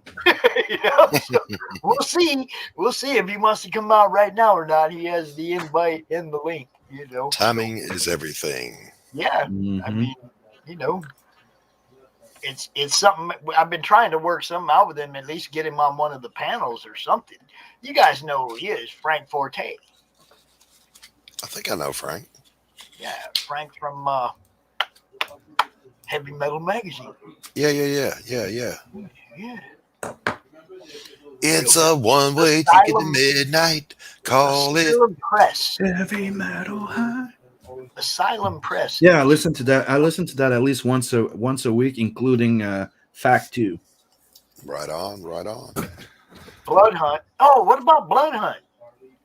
You didn't even mention my dude in the coat, man. I did. I even showed the book earlier. I even showed the book. Blood Hunt is having a sequel, but it's, like I said before, it's not coming till 2022, the end of 2022. Like I had planned 2 years to 3 years between 1 and 2, and there's a reason. There's actually 2 years passing between issue 1 and 2. I'm actually you must have showed it when I was over there redoing my eyes. So yeah, Blood Hunt was me going more anime manga. It's in black and white, and trust me, you've never read a vampire story like that. Trust me. Truth. And you will be surprised at the end of it. Like I will get you wondering how the fuck is he gonna close this, and when I do, you're gonna go, well, fuck. And the sequel, and the reason why I'm so like, want to spread it out that way is because I have 3 stories planned. It's a trilogy. Like not all my stories are planned the same way, but that one has a reason. It has issue 1. Issue 2 is supposed to be two years after. And then you have the conclusion. And, crossovers can happen in between all of them. There's you'll see in the story how it could. But there's a beginning, a middle, and a fucking end to Blood. Nice. Endings. You're a busy man, so Mr. Sim. I try to be. And, Right and I wish I could be faster and do more, honestly. Like, I hear you. There's never enough time in the day. I wish I could have like 4 or 5 books a year out. And I'm working real hard to it. And the ways to doing it, that's what we're trying with the Inkslayer. Inkslayer is Inkslayer Entertainment. It's 4 people teaming up together. And together we can cover everything. Like we all can do everything from drawing, coloring, lettering, everything. Right? But we each have our own specialties. I'm way faster and way better as a layout, penciler, and stuff like that, right? That's what I am. I'm a storyboard artist, and I'm pretty quick at it. And then you have a Scotsman that's like that guy worked for like as ink assistant for like Marlowe and stuff like that for DC, Marvel, Image Comics from like in the 90s and stuff like that. And now he's back doing inks. And then you have Inkspot, that's a fucking painter. And if that's not enough, we have Michael Beacon, that's a writer, colorist, and he's learning and he's practicing his drawings right now. So we're trying to get everything mainstream in a way, not going mainstream, but we're trying to stream our process. Meaning, when you buy Inkslayer, you're gonna have a Metal Mayhem Rockboard that's created by Inkspot. You're gonna have Hero by Scotsman. You're gonna have the dwarf with a jetpack and a rocket-powered axe by Michael Beacon. Nice. And that's all we're all gonna be working on each other's books. So I'm the layout artist, the penciler. There's gonna, we're all. Listen, a dwarf with a jetpack and a rocket-powered axe is exactly what has been missing in my life. I know, dude. I told the fucking guy. He came out with his fucking book called 7 Legions about angels. I'm like, you have a fucking dwarf in it with a jetpack and a rocket-powered hammer. That should be the star. Exactly right. Then go to 7 Legions. Exactly. There's not enough of those. We need diversity. Bring on the dwarf with the jetpack. Straight up. And Dave, your copy is going to be mailed on Monday. Like, I have 16 packages left international to mail, and yours going to be on its way very soon. Yep, and he's anxious for that. Cannot wait to see what's going to come from you guys in the future, too. Yeah. And trust me, it's totally worth it, because before Tales from the Nevers was only 64 pages. It was mainly just a reprint of the old stuff, right? So what I did is I remastered the entire freaking thing and added 16 pages to the book, making it an 80-page book. So now it's half new, half old, and it's all remastered. I just thought, listening to the fans going, it's the old stuff. I don't know. Maybe if there was more stuff. And I'm like, well, you know what? Let's take that 12K remaster stretch goal and just make it happen now. And I'm ending up with a book that looks way better and I'm prouder of. But yeah. I have to admit, remastering old colored and lettered pages that I lost the original, I had to go in, delete all the bubbles, patch the holes, delete the colors, go match the blacks, balance the blacks. Dude, it was way more work than I thought it was. Yeah. But it ended up looking awesome. At least with today's technology, we can go back and do that stuff. Yep. Glad to have that stuff. Like with a quick trick is Photoshop, switch it to CYMK. You can have access to the colors. You delete the colors, then you can have the black, and then you have to go clean them. It's a pain in the ass, but it was totally worth it when you look at the end that the stuff almost looks like it's new. You still notice my difference of style because I did not redraw or clean, the thing. Because that's one of the things people like from it is the fact that they could see my writing evolve and my art evolve. But the colors, I don't care.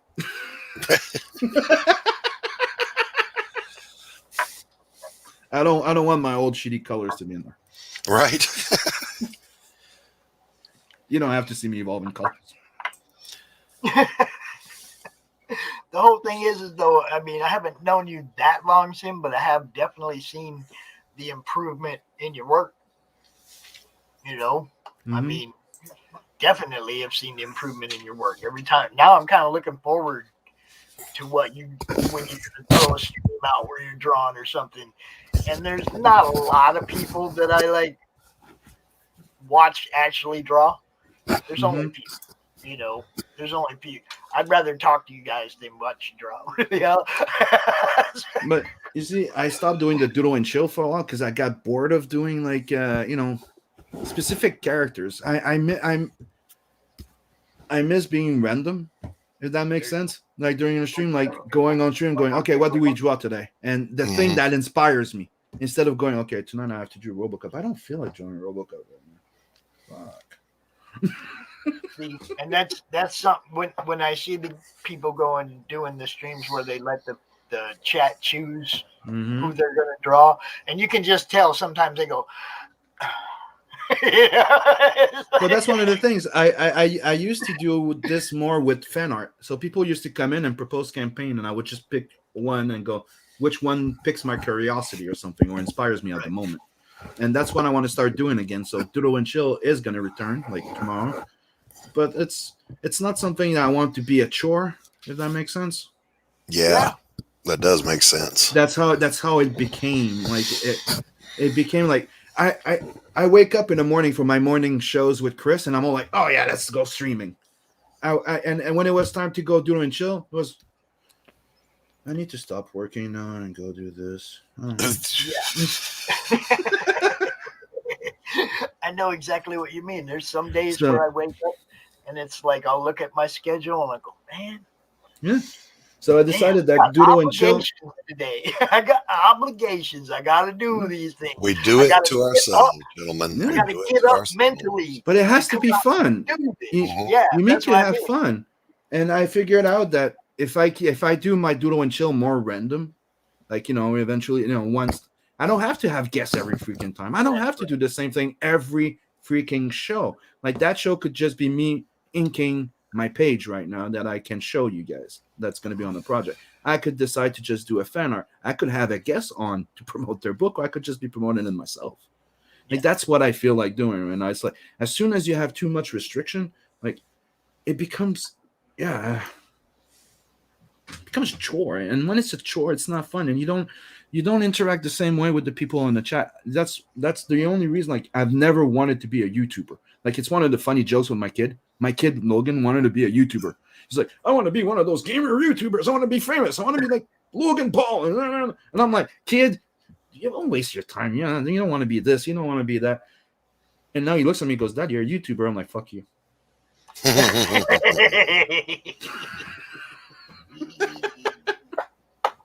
Now he's asking me tips, and he's like, yeah, but I'm not doing it because I want to be a YouTuber. The thing that got me liking it, though, is to interact with people. Like, it's really the interaction of people. It's like when I used to stream the first times, when I first came in and all of this, I used to have anxiety attacks, panic attacks. Like, if I was in front of a fucking camera, like, and I've done cons, I've done radio interviews, right?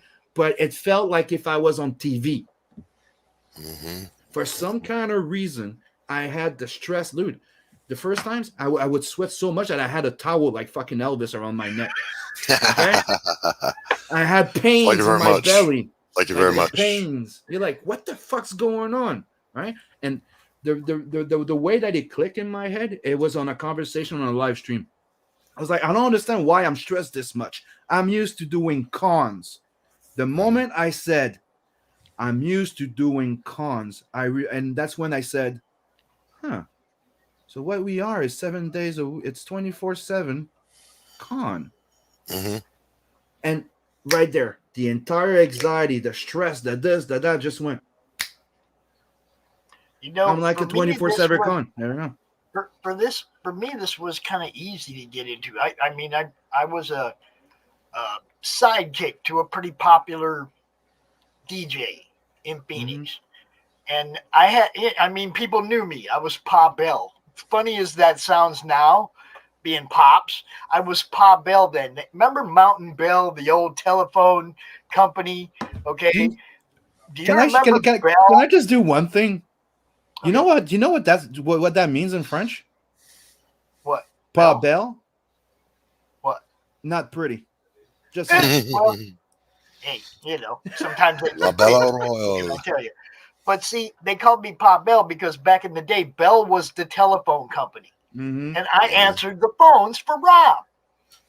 So everybody called me Pop Bell, right? He was like the guy on the radio. He was the guy, the main voice. But Rob didn't like to do DJing. Rob was a production manager. Rob made commercials. And on Saturdays, they would make Rob do a 4-hour show. Rob didn't want to do a show. Rob wanted to make commercials because on Saturdays there's nobody hardly in the building, and he can get shit done. He can have the studios to himself and get shit done, right? Mm-hmm. So I would do everything. I'd load the music. I'd cue the commercials. I'd do everything for his show on Saturday, and he'd pop into the booth once in a while and say something, and he'd pop out. I'd answer the phones. It was fun. I got used to talking to people I couldn't see. Pa Bell. I got used to talking to people I couldn't see on the air, knowing there's a whole bunch of people listening, and I'm talking. I got used to it. I got But in comfortable. I French, could crack Pops, jokes, you've been insulted.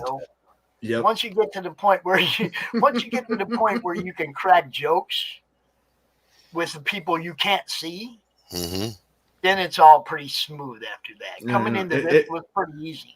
Yeah, You talking know? to a camera when I first started my fine art YouTube channel, looking at the camera and talking as if someone is I don't sitting do there. that very well. That was awkward as shit when I first started. You get used to it and you do it. But I look at the people I'm talking to, though. Like, I'm looking at you guys' pictures on my screen, right? I'm looking at you guys' feeds on my screen. I'm not looking up here at the camera.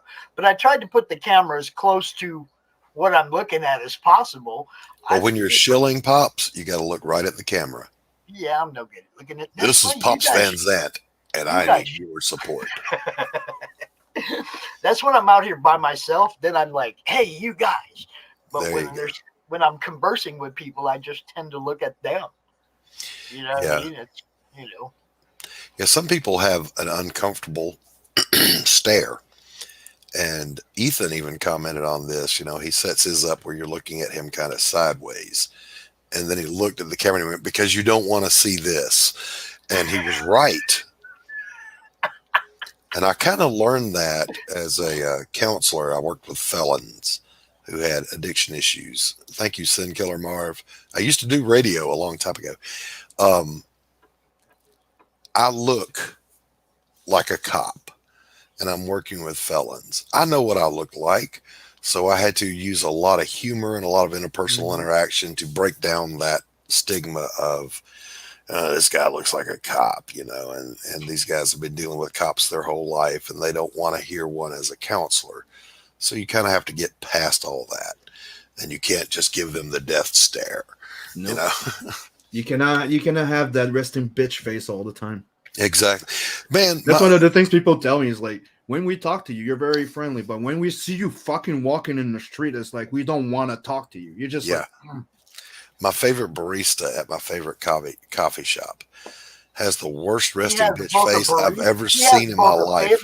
Hold up, Doc. You have both a favorite barista and a favorite coffee shop. There is a coffee shop here in my town called Safe House Coffee. When you touch your coffee, you're the third set of hands to touch it. It's that fresh. And it's called Safe House Coffee Roasters. Look them up online. They are internationally rated as one of the top coffee shops. And I am a coffee fiend. And it is an amazing cup of coffee when you go in there. It's a great atmosphere. So there's a shameless plug for you, Hunt and Amanda. You guys owe me a cup of coffee. I want a freebie. There you go. But yeah, my favorite barista there has a resting bitch face. She'll look at you and you think, I'm so sorry to inconvenience you, but I would desperately love a cup of coffee. And you expect her to hurt your feelings. But she doesn't. She's very friendly. My bro used to like come to see me, like even the girls when they're in the beginning, they used to come, and every time I would work, right, when I draw, like I listen to music or stuff like that, right, and my face is and they would often go to say, are you okay? Sim, Sim, are you okay? Who pissed you off? Why are you pissed?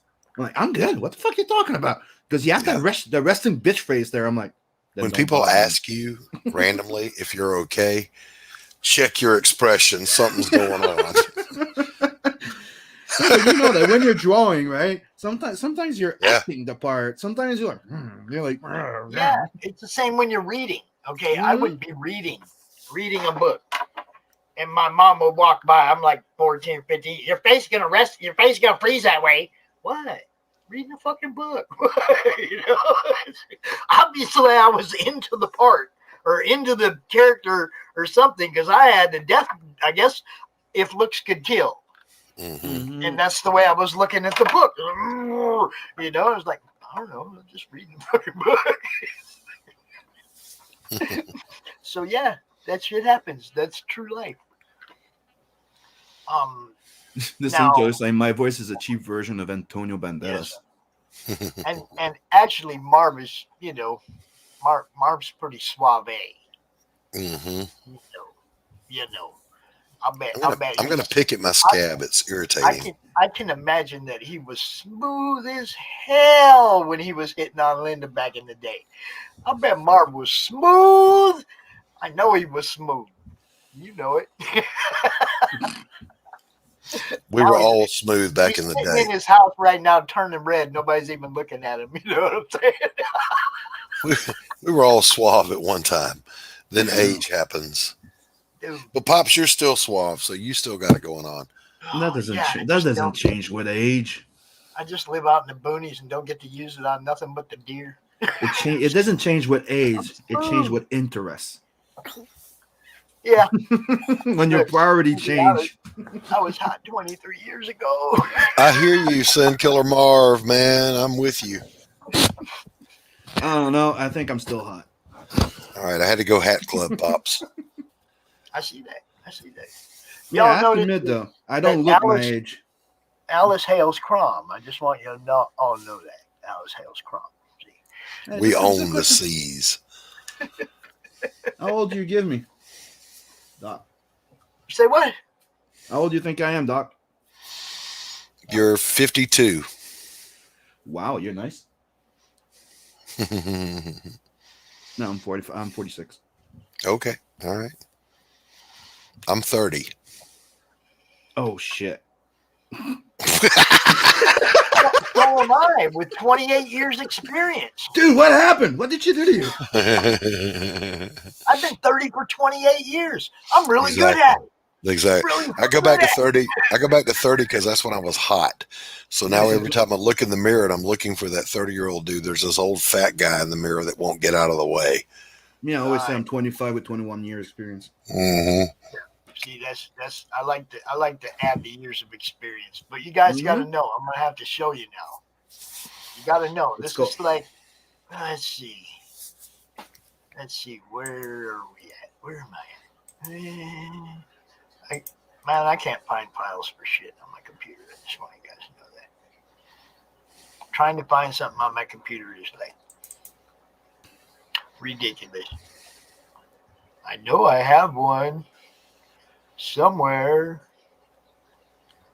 but I'm looking for a picture that's like circa 1994, 95, something like that, so I can show you the smooth.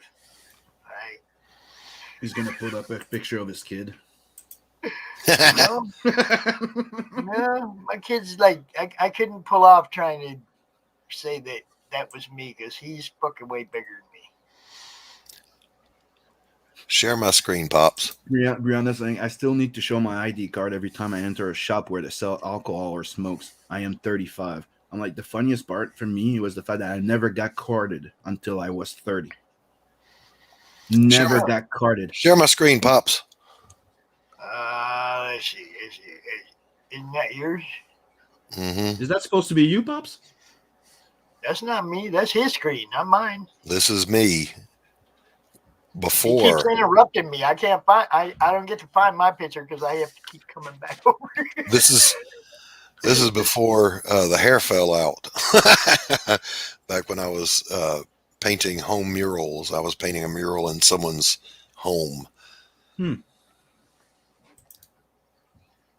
I'm gonna find this picture. Damn it! Yeah, I'm gonna start painting. Like I haven't painted in like over 25 years. I just I'm bought gonna make my you look my at full him. my full kit for acrylic and stuff. Gonna get I'm gonna back make into you it. keep looking at him until I find my picture.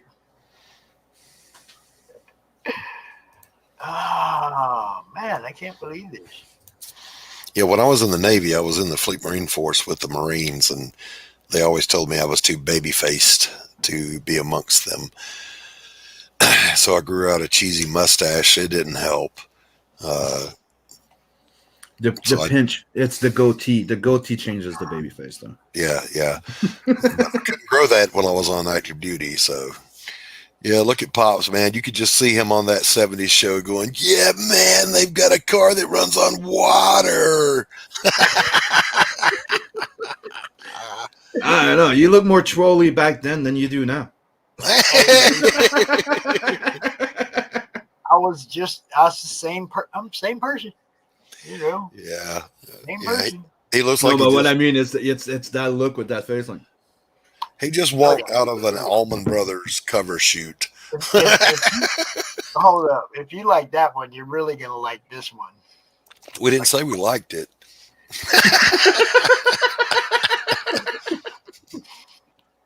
This one's for Doc. Uh-oh. Oh, wow. So that's your YMCA years. Got it. Yeah, that was his my YMCA years. That's pretty much it. Okay, that was going into Pops Pass. There you go. You got it. You got some. All right, Pops. So share my screen. Share my screen, Pops. There you go. I will see your crusty San Diego boot camp picture and raise you mine. Yeah, buddy. And look right here. I had an Irish pennant going across my piping. How embarrassing is that? What? An Irish pennant. I had a string laying across my piping. That was such a no-no.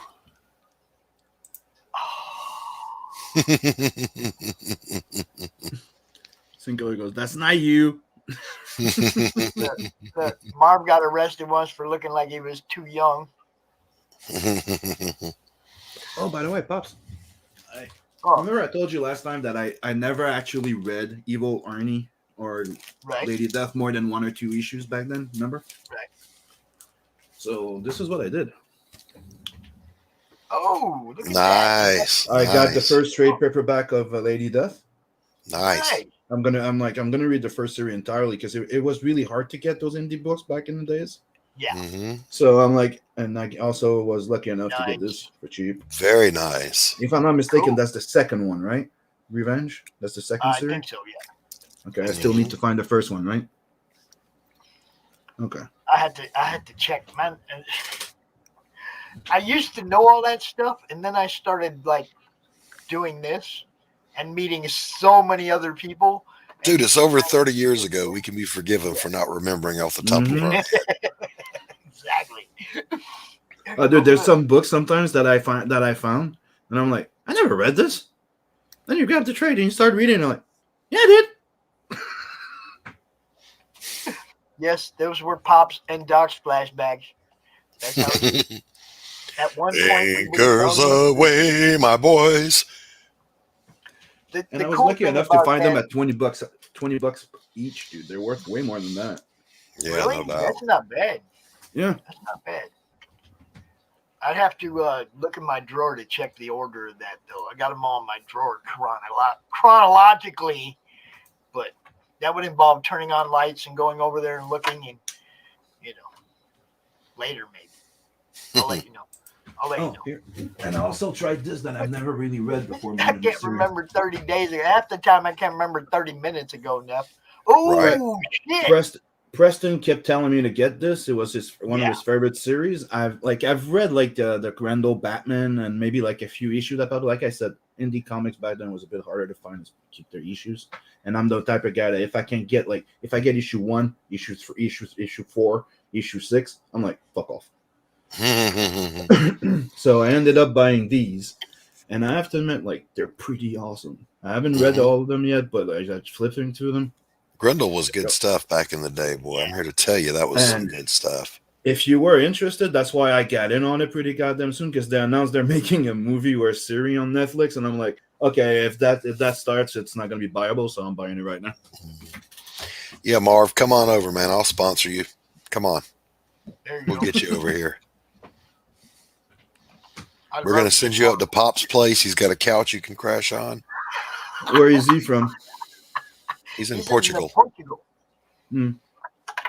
Oh, me, I'm thinking of moving to the U.S. during the year. Yeah. Yeah. And when you move to the U.S., by the way, move to Texas, because Texas may end up being the last free place on earth. No, I was Texas told would the be same thing first from state to West secede. Virginia too, that they're fighting back. I'm not. Florida, Texas, a little bit of Georgia, South Carolina, and West Virginia. Yeah.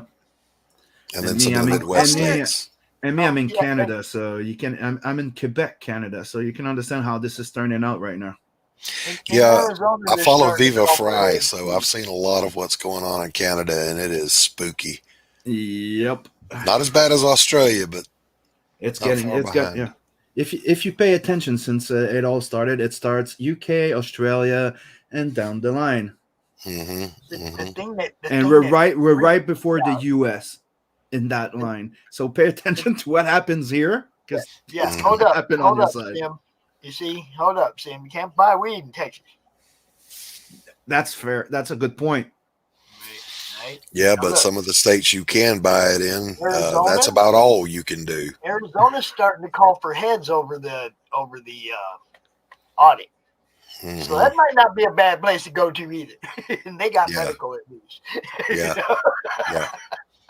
But it's bad in a lot of states here too. I'm thankful our governor signed an executive order that passports my ass. No, you will not.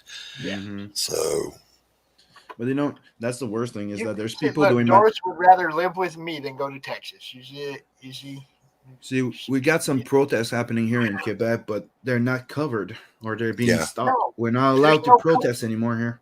yeah, Viva Fry covers it, and he does a really good job. He even ran for office there. He didn't win, but I know I voted PPC. yeah, you know my man. Then I'm in Montreal, guy. I know who Viva Frey is. Yeah, Viva Fry is a super guy. He doesn't know me yet, but he will one day. Yeah, yeah. All you got to do is draw him. Draw that campaign poster. You can see Draw literally, by the way, when him holding up a sign that says vote, whatever. When Viva Fry, before the quarantine, dude had black hair. He's gray now. Mm-hmm. He's gray. Same thing here. I didn't have that gray hair before. See? Yeah, I was young yesterday. And then this shit happened. I don't know what was going on. Yeah, actually, if I moved to Texas, I'm going to the coast, because a lot of people don't realize the Texas coast is parallel with Florida. So you have a wonderful climate there. You've got the beaches. Yes, you have hurricanes rolling in every year. It's a little humid. That's the thing is, I have dude, I'm in the deep friends- south. Humid don't bother me. Me, I got friends in Florida. I got friends in West Virginia, I Ohio. moved So I'm from like, Phoenix, which was hot, Mitch, my hometown is Hilton Head. to Texas, which was hot and wet. And neither one of them were fun as far as ick. Just I got to the point where I had enough hot.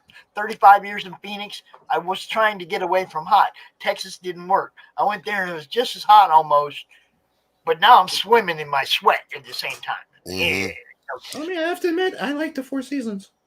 Yeah. Mitch, what part of South Carolina are you in, brother? Michigan ain't bad at all. I haven't had one of them snowstorms where I was like snowed in or anything like that. You're in Michigan now? Yeah. Been in Michigan for 8 years. And haven't had a winter that was near like the Minnesota winters I had when I was a kid. You know, I mean, Minneapolis, where you get 5-6 feet of snow in a couple days all at once. Bam. Yeah, listen. I want to move somewhere where there's no word in the native language for cold. So I'm headed to Fiji, Tahiti, the Caribbean. I don't know. You sleep so well when it's cold outside and you're hot inside. I detest winter. I hate it. For a reason, by the way. You guys that are up north, Canada and the northern states, when you have winter, you get snow and it's pretty and it's something to do. The winter here in the deep south is gray, wet, cold mud, and I detest it. Get it? Yeah. Okay. It's more like autumn, like a cold autumn type of thing. Hey, Asylum. Hey, we Sam. Hey, talked Doc. about him. Doc He's Blalock. here. What's going on? What You up, guys know guys? Check, Frank, right? What do you got check, there? check this out. This is a brand new Sideshow Collectibles 6-scale figure that I was just involved in this posing contest they had online, and it just came out. You can see the video. Yeah, no, I was a poser. I'm a total poser now. Dude, I came in third in the posing contest, but it's a pretty funny thing to kind of watch. I didn't even know posing was a thing, but this is the figure they gave me for participating. Pretty cool though, huh? Very Yeah. nice. All right. So check it out, guys. We got 2 things to cover before we close out this segment. We got to cover Doc's book, Pariah, Blood and Mud. We have a sign-up campaign for that, right? Just Is this launched. on Kickstarter I or saved Indiegogo? this. Oh, I just saved launched? this just for you, Pops.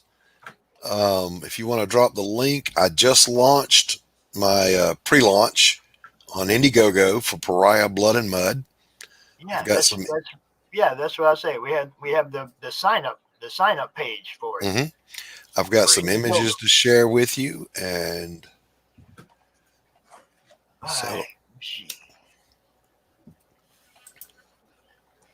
And then we're going to talk about what Frank's got going on before I have to go start the next segment, because this thing is really days going by pretty fast, man. Yeah, man. Yeah, it's already been. Here we go, Pops. If you want to share my screen. Oh, I already shared mine. Eehee. Oh, okay. So this guy's that. You can, the other stuff you want to show, you can drop. Okay. All right. So tell us about it. What's up? Well, I absolutely will. Go ahead and share my screen for me, guys. If you get the chance, go on over to Indiegogo, sign up for the mailing list, and I will keep you up to speed as this project develops. And if you'll be good enough to share my screen, I'll show you some of the stuff. But you'll have to tell me when you're sharing it, because I am on a single monitor. Yeah, you were sharing it. All right. This is Pariah, Blood. This is my screen. I'm not even seeing your screen come up. That's what I'm saying. Oh, I've got to. Yeah, here. Let me do that. I am very sorry. Yeah, you got to share it with me, bro. You have to click share 1,000 times before it'll do it for you. Ah, there it is. All right. Boom! Infinity. There you go. Pariah, Blood and Mud. So this is the cover with colors by Phil Leon. I know that guy. Nice. Yeah. I've heard of him. Yeah, Phil did a really good job for me.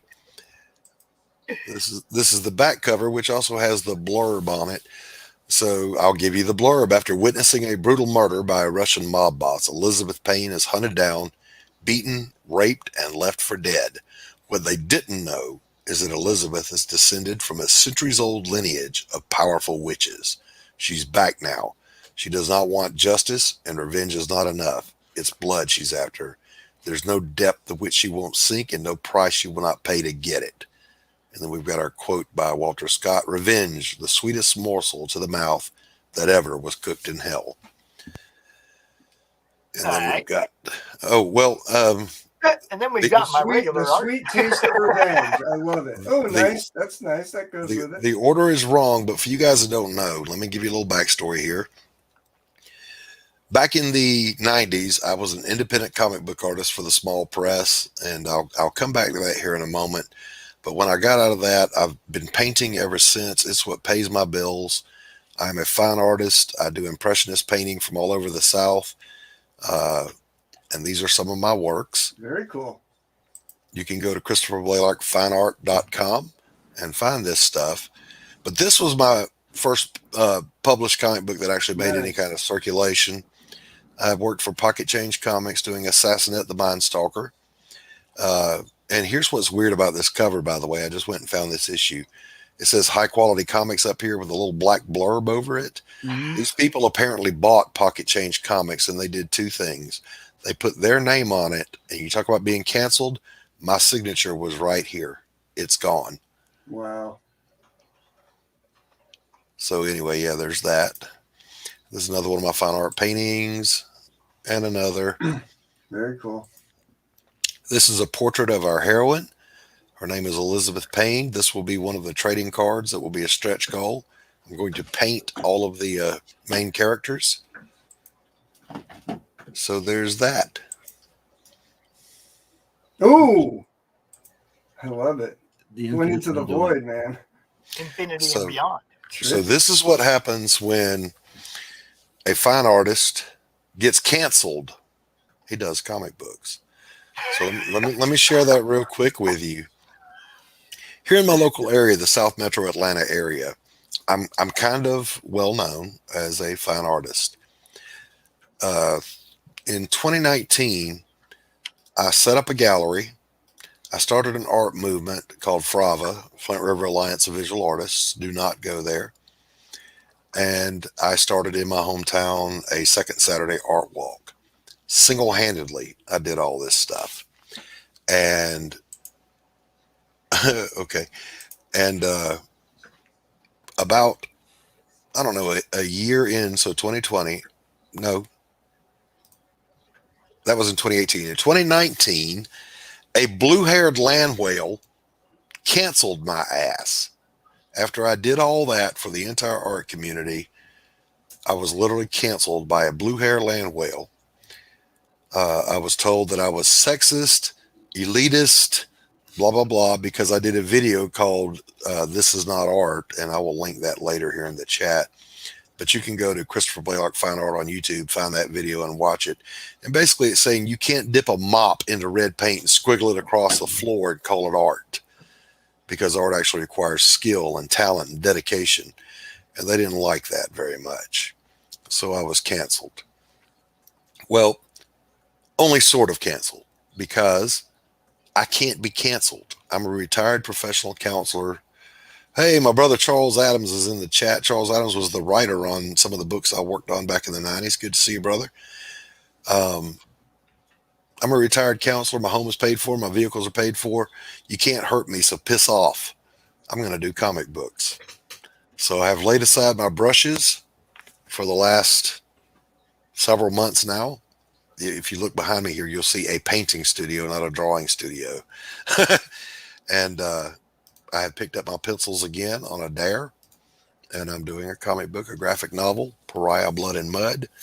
It is the ultimate story of revenge. If you think I Spit on Your Grave, that movie, anyone that's ever seen it, but think about it for a second. If you had fucked up and done that shit to a witch, what would that revenge look like? Right. And that's what this graphic novel is. It's intense, it is supernatural, and it's good. Nice. By the way, I'm not an inker, so the interior of my books are painted in acrylic and charcoal and India ink. So it'll be a little something different. Oh, we got a cover for Pops. Where are you going, Pops? I'm back. All right. So, hey, Marv, I'm with you, brother.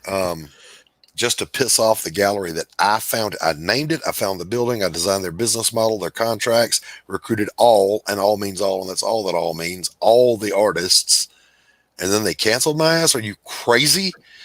So just to piss them off, I left my artwork there for a year.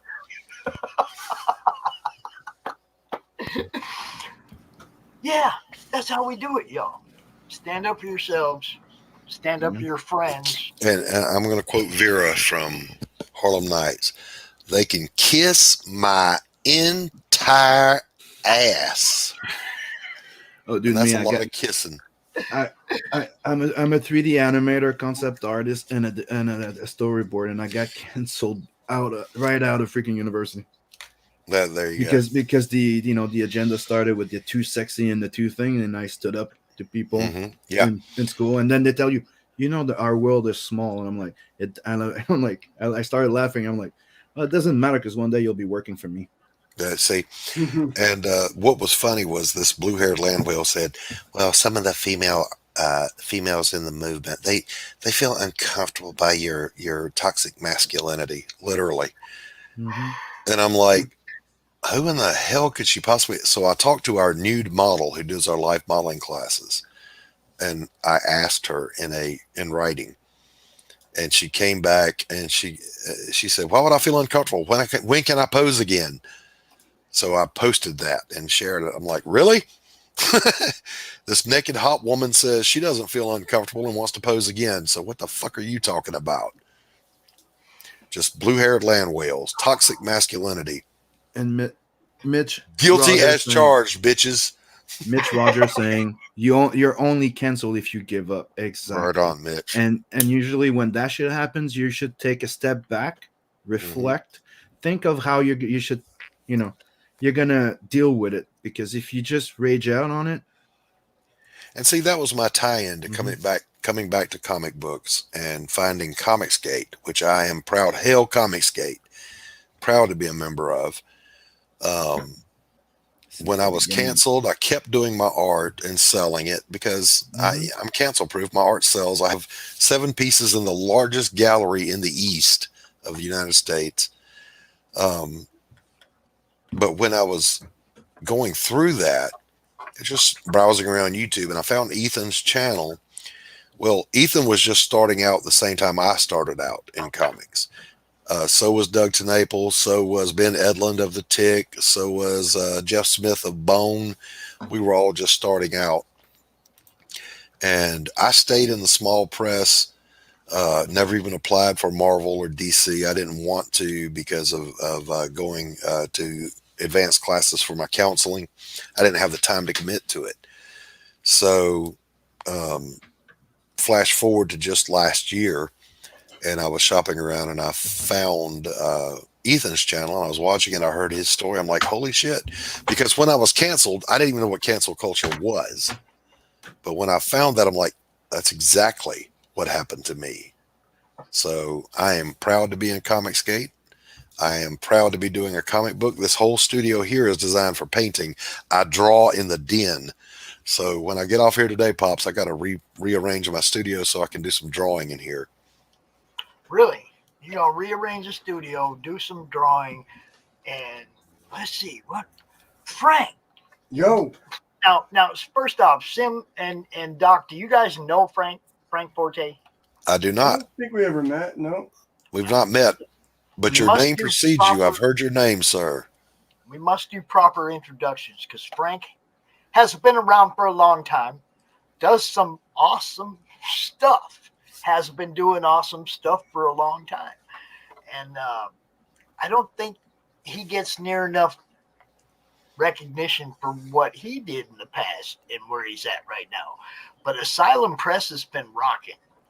They've been doing some cool stuff. I don't want to say shit when I'm talking about somebody's work, you know what I mean? But hey, dude's rocking it, man. And I need you to drop me a link in the private chat. Yeah, we've been doing comics since the late 90s. 1999 is when Asylum started, but I was really publishing since like 91. And we've kind of dropped out, I guess. Here's the chat. We kind of dropped out for a bit. because I remember as and stuff. I remember as Well, Press. we've done. Let me see.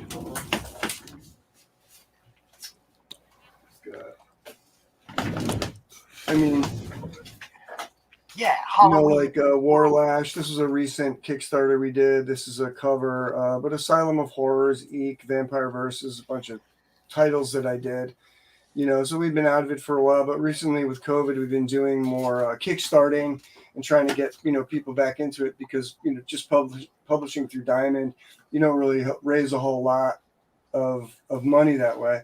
So this is the new Kickstarter that we have. It is a bunch of all new horror comics. So we've got Asylum of Horrors #1 Halloween special, Vampire Macabre, Zombie Terrors, Vampires #1, which is a bunch of vintage horror comics similar to Haunted Horror, edited by Steve Baines, and Eek Halloween special. So there are a bunch of one-shots. They're all anthologies, and they're all kind of a different vibe. So you can get the regular covers, you can get variant covers, we have metal covers, we have nude covers, we have naughty covers, we have all sorts of different variants and stuff that you can get. This is Skinner. Skinner did a cover for us. Who does that feel like, though? What kind of a vibe do you get from that if you didn't know who it was? Yeah, you get I love Tim that. Vigil or Bernie Wrightson, any one of those classic, Yeah, I saw Tim. who's Vigil. the guy from Ghastly Graham Ingalls, like all that stuff. So these are some of the guys that are involved. A lot of different creators from all sorts of different, some are well known, some are unknown, but a lot of the books are, just really high quality interiors, good writing, a lot of gore. This is some of the interiors from Vampire Macabre. We're introducing some new characters. Edu Mena, Mora Mike, all these guys are really good. They're up and coming. I mean, I'm sure they're going to be working for Marvel soon.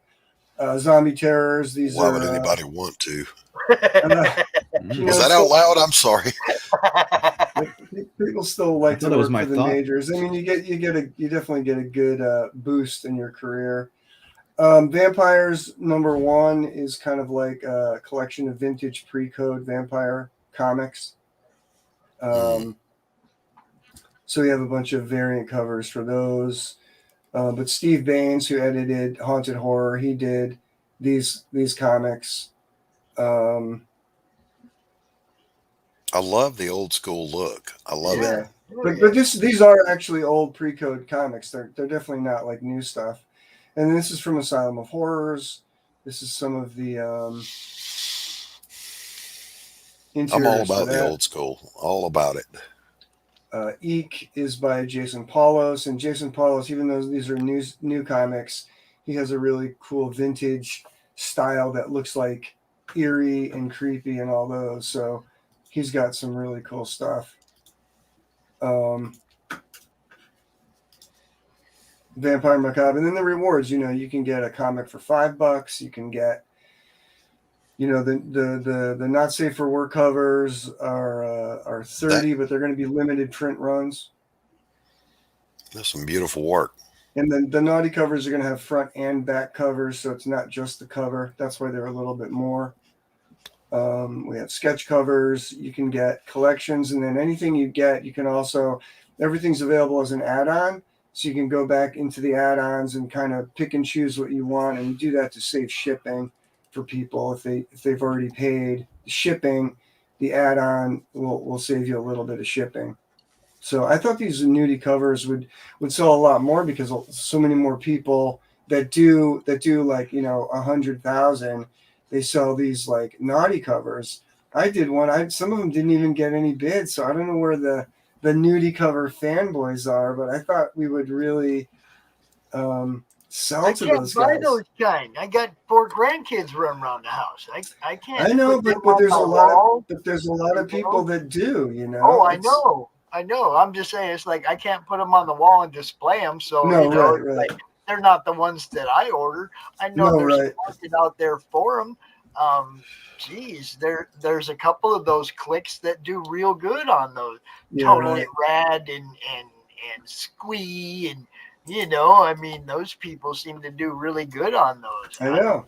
I don't know how, like, we really promoted a lot. We did, some Facebook ads. We got a lot of blogs to cover us. We got a lot of people tweeting about it, but I don't know if we reached the right fan base. I mean, we did more than we did on other campaigns, and we had a lot of people, even Fangoria, tweeted out about it. And I thought that would really give us a boost.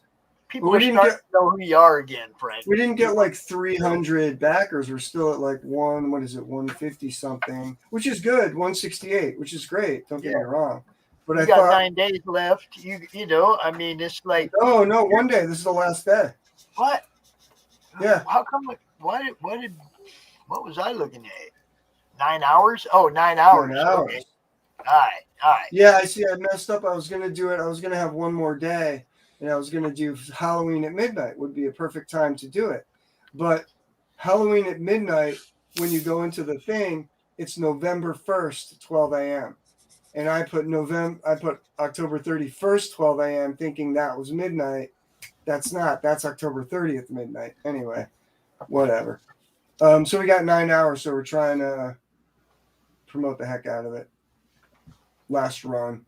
But we're gonna have backer kits, so I think we could still take with backer kit. You could still take orders, right? Mm-hmm. Backer kit keeps it going. Don't know. I don't know. I Oh don't think so. no, I'm an Indigo guy. Yeah, I'm only on Indiegogo. We have in the men. Oh, backer kit doesn't hook up to Indiegogo. I don't know that. I know Kickstarter. There's a way that you can send your Kickstarter to Indiegogo after to go in demand. I don't know how actually. No, you got to rebuild it from scratch. I mean, I've done Indiegogos, but I don't really raise the same amount of money. I might do it for this if I have some different covers, but this is just so much work. But that's and what Billy so many Tucci's been rewards. doing. He's been doing. Yeah, Yeah, I Tucci's know. been doing. He's been doing Kickstarter with one cover and Yeah. Indiegogo with another I know. cover. and He does really good with it. I think if I was, I don't know. I'm going to figure it out. I don't know. Indiegogo is just it's tough because I just don't seem to get backers. The last one I did didn't even fund. I couldn't even raise $100. It's crazy. Yeah, and it was like I backed that one on Kickstarter. Yeah, right. If I had waited, I could have helped you on the I know. I don't know, man. Indiegogo is tough for me. If I could figure out a way to do both and it works, I will. But right now, I'm just trying to build what I can on Kickstarter and just fund the books. And maybe the next one I do will raise 20. Who knows? That would be almost doable where you could pull some profit at 10 grand. I don't know how much profit will be left after printing, but look, it's going really well. It's our best one yet. So, but yeah, that's it. Horror, anthology horror. If you like anthology horror and you guys are out there, check it out for sure.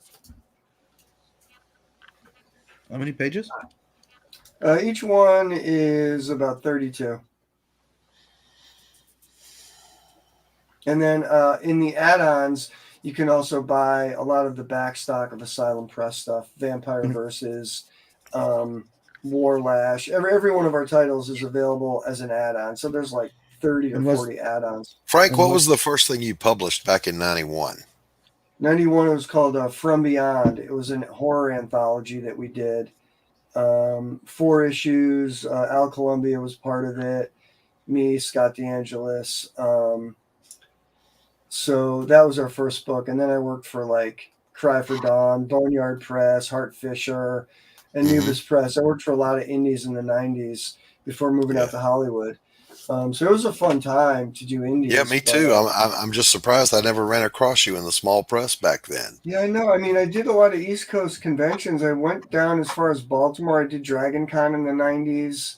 I did Dragon Con. I was mostly the New England conventions, New York, Boston, Massachusetts, Connecticut, Jersey. I did all that stuff. Yeah, I was down in the South, so I've done Florida. You probably ran into Everett Hartsoe. He was like North Carolina or something. Did you run into him? This is what I was saying about Frank. I don't think a lot of people realize how deep Frank's roots go. All the different stuff that he was involved in back in the day. Yeah, and I think because my output you're just now starting to reignite your old fan base. They're realizing that you're back and they're starting to get behind you. Yeah, I had a woman contact me about an Assassinette issue. Oh, cool. And she goes, I bought your Assassinette issue. If I mail it to you, will you sign it? And I said, oh, you're the one. You're the one that bought one. One person that bought it. No, my output wasn't like, I think the people that put out a lot of books on a monthly basis, I mean, had a bigger fan base. Like I was putting out one book a year, similar to what Tim Vigil was doing with Faust. I was just crap, man. Well, I don't know. Like I had other work and I couldn't focus. I don't know what the problem was. I was doing a book a month, and that was the most grueling thing. It was, man. Hollywood. And if you happen to pick up a copy of anything I did back then, I apologize now for the art.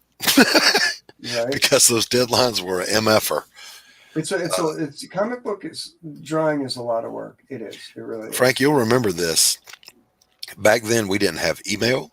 We did not have cell phones. Yep. So your long distance phone bill, thanks, Bristolian. I appreciate it. Back then, your phone bill was higher than your mortgage payment, talking to your inker and your publisher and your writer. It was crazy. And you did everything by FedEx. Yep.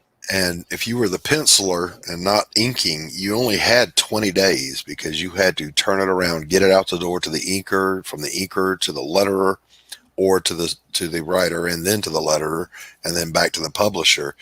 It was a nightmare. It was crazy. Yeah, it was. Then computer lettering and coloring came in that made it a little better, but you were always running to the copier, copying the pencils, getting the pencils approved, or it was always FedEx because you were always last minute. You never sent anything regular mail. Pages would get crumpled in the mail. If you didn't mail it in a sturdy box, like pages would get crumpled. Then you'd want the pages back. By the time you got them back 2 months later, they'd be like messed up, and the pages had to be divvied up and stuff. I mean, and in the middle of penciling, the writer would call you and say, "Hey, look, I made a change," and you go, "No, you son of a bitch!" No, I know it was definitely crazy.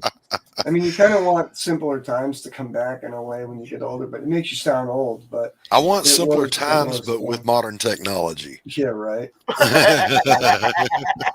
I think I'm going to try to spend some time doing some more drawing, because a lot of with these I've been writing and just putting it together. But I want to just like kind of shut off the internet and focus on like drawing, like almost hire somebody to run social and just like focus on the work, because there's too many distractions and I have a hard time focusing on the stuff. It's just there's too many distractions. I caught myself working against the same kind of deadline pressure when I started doing Pariah. I was literally cranking a page a day. Right. And then I heard what Shane Davis said, and it stopped me dead in my tracks. He said, every panel should be cover quality. And I'm like, you're damn right it should be. And I'm not up against a deadline, so that's exactly what I'm going to do. So I slowed down.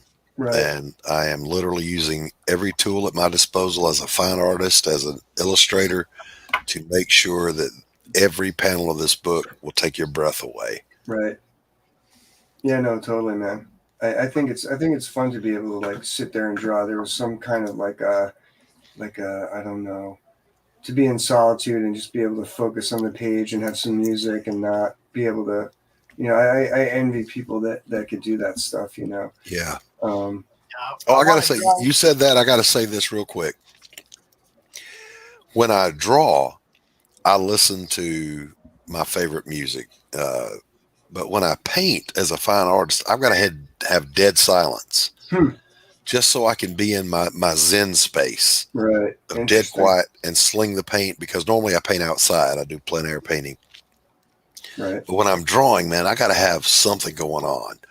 I either listen to live streams by you guys because I subscribe to everybody, or I have my music jamming and I draw. So it's weird how different that is for me. Yeah, right. I like to listen to music mainly, either vintage rock, Jack White stuff, underground garage, or sometimes like 90s techno. Believe it or not, I like. Oh man, I got Fleetwood Mac. Like that. I've got Kiss. I've got Iron Maiden. Nice. Hi. So listen to all type of music, and also like to watch movies. I can't. I'm gonna try to come back later, maybe two Pops, but I have to go to a pumpkin carving today, so I just wanted to pop in. It was great meeting you guys. If you can get back out here tonight during Don's panel, you're more than welcome, bro. Like I said, I might not be home till 7 p.m., which will be 9 p.m. It's 9 p.m. It'll be 10 here, but the panel starts at 9. I'm sure we're going for a while. Don't worry about being late, bro. I'll just text you. We'll try to come on. All right, guys. Thanks, man. It'll be a different Frank, nice to meet you, brother. Sorry we didn't cross paths back in the 90s. Yeah, man. No shit. I know. We just missed each other. It'll be a different link, Frank. So if you want to be out, let me know so I can send you the link. All right, guys. See you later. Thanks. Peace. Yeah, and Pops, even though I was the 5 o'clock slot, I'm going to have to bounce myself. Well, I was going to say, we got, a few minutes, give everybody your, where you can find me and all that. And then I'll have like 20 minutes to go grab a bite before segment 2. Yeah. Yeah. So guys, Indiegogo just, Pop posted the link. You can share it again, Pop, if you want to. You can find me also at Christopher Blalock Fine Art on YouTube, Doc Blalock on YouTube, which is my comic book channel. I just did an interview with a mega collector named Charles Adams, who gave a lot of insight into what collectors are all about. The guy's got over 20,000 comic books and hundreds of thousands of dollars worth of toys and rare stuff. And you can also, if you love to have some beautiful fine art, Christopher Blalock Fine Art, just search it in Google. It'll take you right to my website and buy yourself a painting. If the prices scare you, contact me. I'll work with you. But everybody should have art in their life. Everybody. So I'm going to bounce. God bless. Good to see you. Hail Comicsgate. Hail Pops. Hail Sim. Nice to meet you, brother. You guys take care. Later. Good night. Sim, where can they find you? If I can find me anywhere under Simon SIM Porthier or Inkslayer, the entire crew. We're on Facebook, Twitter, all the nice places. And check out my Patreon. Because in a week or two, I'm going to launch the Second Chance campaign for people that missed out on Tales from the Maverick's one. You know some of us need you to do that too. So. Hold on a sec. I didn't get it yet. What can I tell you?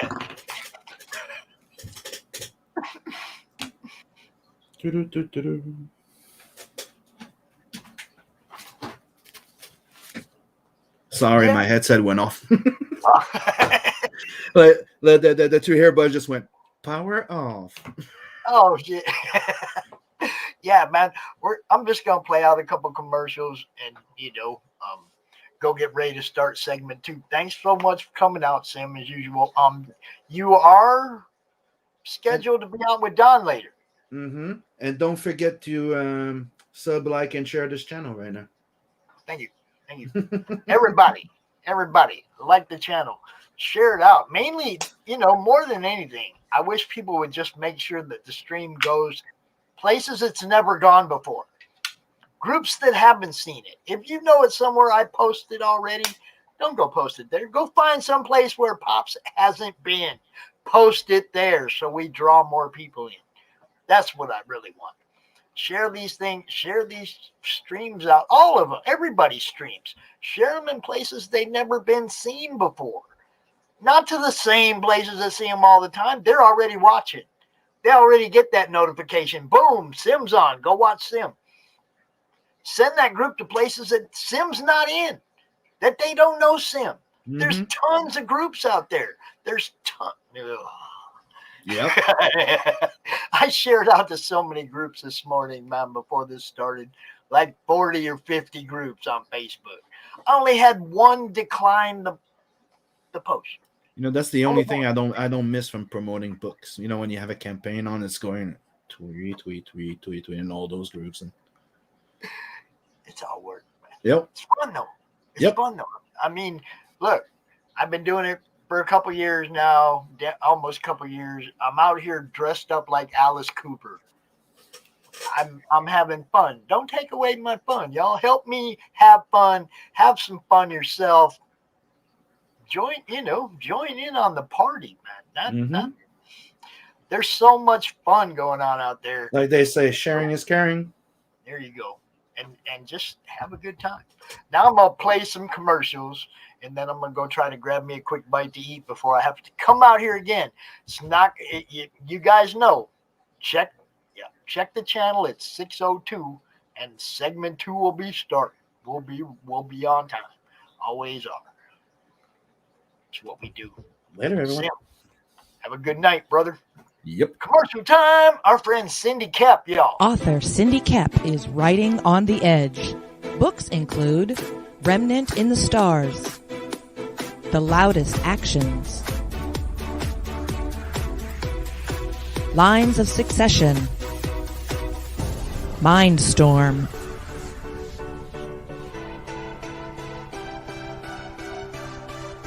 Condemned Courier, the Yerushalayim series, and Animal Eye. Find author Cindy Kep at CKOEPP.com today.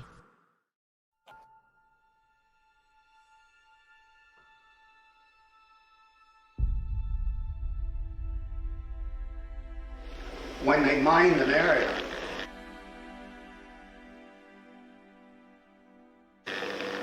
They put down yellow tape right across that line.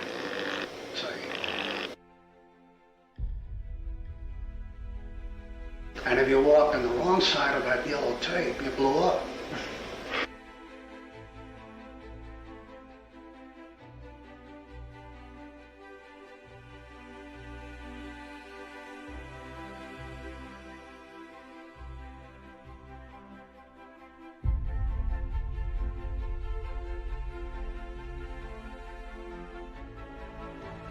Strange Tales 136. I remember it very clearly, and that was my first exposure to Kirby.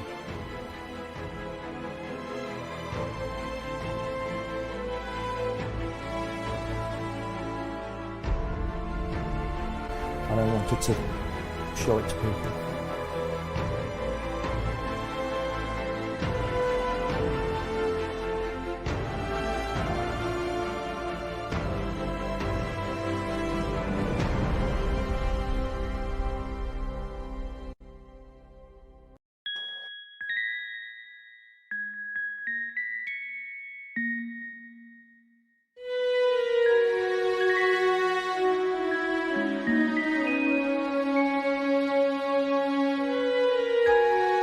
Secrets,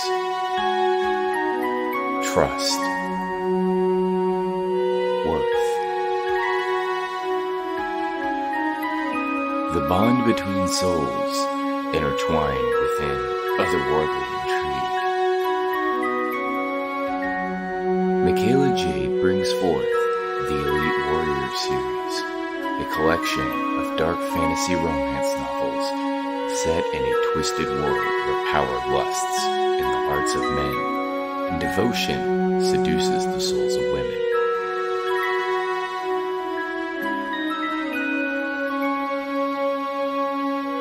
Warrior's Secret, Warrior's Trust, and Warrior's Worth. Available now at authormichaelajade.com.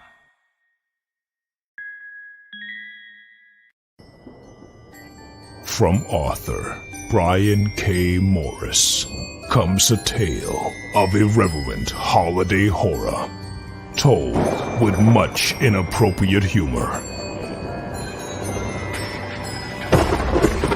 Dr. Victor Frankenstein creates the spirit of giving himself. Ho, ho, ho. Santastein, or the post-holiday Prometheus. Available at Amazon.com. Get your copy today.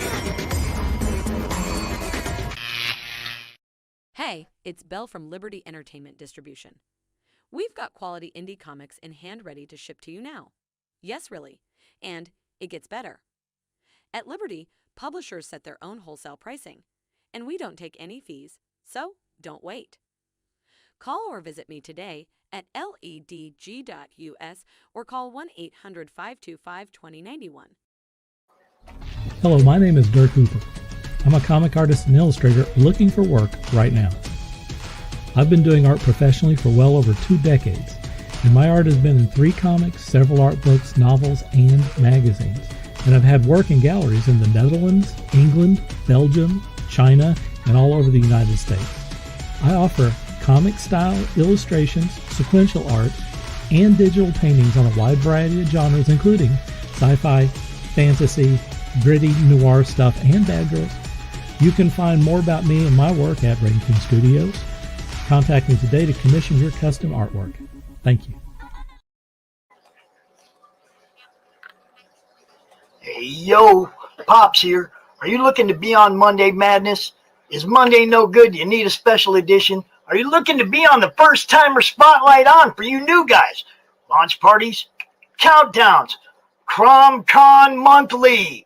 We got it all right here at the Madness Comic Network. providing online promotional services for the indie comic community, and proud sponsor of Comic Books for Kids provides comic books to kids in hospitals and cancer centers across the U.S. It's a place where we can all work together to make sure every child has a comic book. 100% of all proceeds go towards the kids. It's about making a difference, and while they're in the hospital, allowing them to fly like a superhero, battle dragons, or rescue teddy bears. We are in every state in the country and now support over 160 hospitals. Every month, we add more. Visit